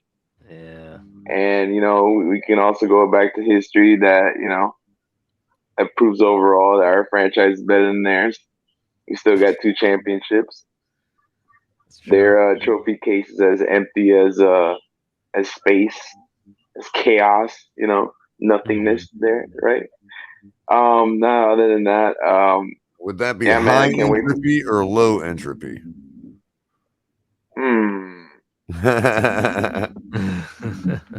I forget right now. It's too early in the morning. Normally, I'd know right off the top of my head. Yeah, man, but I can't wait for the game tomorrow. I believe we can win this game. I think we got the game plan that we had the previous game. They might try a little bit different things here and there, but I think overall, as long as we can constrain Lamar Jackson in the pocket and put pressure on him, and force him to make some mistakes, I think we got a good chance of beating them. As long as our offense can, get the running game going. I know they're not great against the run. I saw your episode earlier, Culler. I think they gave up 6 yards per carry to Michael Carter, right? Yep, and it didn't even show me what Breece Hall did. I know Breece Hall had a little bit of a game too. Yeah. So, just run it down their throats, set up the play action. And I think, man, we should start, attacking their secondary early, man, so we can dictate the coverage. I know their secondary is a little banged up, but, Tua's got to have a game, man. And I don't really care about the big stats as long as he can put long together, as long as he can put together long drives that end up in touchdowns, and put some points on the board. So that's it, man. That's all I got to say. Yeah, definitely. You asked about Breece Hall. He had 6 attempts at 23 yards. So that's what 3.8 per carry. What's the Breece? Oh, Breece Hall. Yeah. Okay. Yeah. Yeah, Michael Carter had the 10 carries at 60 yards. He averaged 6 against them. Their leading rusher for the Ravens was Kenyon Drake, 11 carries, 31 yards, 2.8 rushing yards. Okay. Yeah. Interesting. Maybe he'll be part of another Miami miracle and fumble the ball. Yeah. That would be funny. Now we don't need no miracles. We're the Dolphins. We're gonna win that game. And we just got to take care of business, bro. I mean, I as long as we execute and, you know, we, the coaching, does their job and they make adjustments. And, that's it, bro. That's all we got to do pretty much, man. Watching the game at the stadium and everything versus New England, we actually could have blown them out way further than what we did. It was just a matter of executing, bro. And the plays, had we executed on those plays, yeah, we should have put up 30 points. Tua could have had 21 points that he was a part of specifically. You know what I mean? So very easily. Sure. Yeah, I do agree with that. It's like I'll tell Tua like the Oracle told Neo. It's like you're waiting for something. Yeah, bro. I mean, hey, look, listen. If Tua can connect and if he can, see the open guy and make the plays necessary that we know that, that he has the potential to make, I think this offense can be very scary in the long run. Yep. I mean, Irving, because the receivers are always open. Irving, he is the one. I mean, it says it right on his jersey. Yeah, bro. Yeah, obviously. That's a good point. But yeah, man, as long as he can hit the, get the ball to his playmakers in space with good timing, good ball placement, and he can be aggressive and take the shots when the opportunity presents itself. Hey, I think we're in good hands. So, yep. Right on, man. Appreciate you always, Irving. Yeah, man. I appreciate you guys. Definitely. Thank you very much, Irving, and can't wait to see you soon, bro. All right, brother. I'll see you after the game. Well, before and after. Definitely. Have a good night. All right. You have a good one. Yeah. All right. Culler, my man. So, Ali, I will probably be definitely, if I'm not in too much pain, I'll at least be with Capitan probably tomorrow at some point during the game. Because not with him personally, but like on the stream. Yeah, I understand. I will be around, but I'm kind of in charge of watching the kids because my wife works. Right. So I will maybe be able to comment here and there, or I'll pop in and say hello, but I can't be there full time. Yep. Yeah, I'll just be last season because I went to the game, so we, he was by himself this last weekend. But as far as how we did things toward the end of the season last year, I was literally doing what my moniker pun actually says, which is color commentary. It's up to him whether I do that or not, but there's always that possibility. One way or another, I'll be lurking definitely in one way or another in chat. I look forward to it, man. It's really going to be fun. I think we have the ability. Maybe Tua will find some solace in not playing under the pressure of his home crowd tomorrow. Maybe that could be something to be said. I'm reaching for a way to mitigate the home field advantage. You know what I mean? Like maybe Tua feels more pressure when he's playing in front of us. You know what I mean? Yeah, I completely understand. But as far as putting points up on New England, it's just a matter of doing it. Oh yeah, I understand. I think they just got to execute, and that's what it comes down to. Yeah, absolutely. But I kind of feel this game is going to be close, but I think Dolphins are going to win this game. And you know what? If Tua can actually put this game on his shoulders and prove something, I think that would start the healing process with our division. Well, man, sure. So I think that's basically like I said. If we light them up, if it's even seen to be lighting them up, I mean, you know how it goes. Yeah, and I want I want to say that I feel that this is going to be a game that after last week's debacle, kind of, I think Tyreek and Waddle are going to prove that they need to get the ball. That this is one of those games. I think that's what they're going to prove that. Yeah. So. But anyway, Culler, thank you for showing up. I know. And one other thing, thanks again to Roach for filling in for me earlier. Appreciate him always. Dude, imagine this. Roach is here. Drubitron's back. Voltron's forming. Yeah, it's gonna be great, man. Drubitron, man. All right. Now I feel, it's like when that guy shows up in a movie, in an old medieval movie, and you're like, all of a sudden we can win the battle just because that guy's back. You know what I mean? Oh yeah, I That's understand. Drubichan. It's I just feel like more we're of, gonna win just because Drubichan's back. yeah, that's what I'm saying. So I mean, I don't know. I think it was because of the long time that we've heard from him. That's why it's Yeah, like, it's exactly. Drubichan. Oh my god, Yeah, he was being held prisoner by a Lord Buffalo of Billistan. Billistan. Oh my god. All right, Culler. I'll talk to you later. All right, man. Fins up, buddy. Yep, you too. Definitely. All right. So, ladies and gentlemen, thank you for another episode of Late Night Exhale. I really appreciate everybody that showed up, everybody that donated, all the Bills fans that tried to think that or tried to say what they think about the Miami Dolphins. Well, you know what? It doesn't matter what you think. And this is going to Turn that sumbitch sideways and stick it straight up. You're getting it. So with that, good night, and I'll see you guys at the Baltimore Beatdown. Fins up.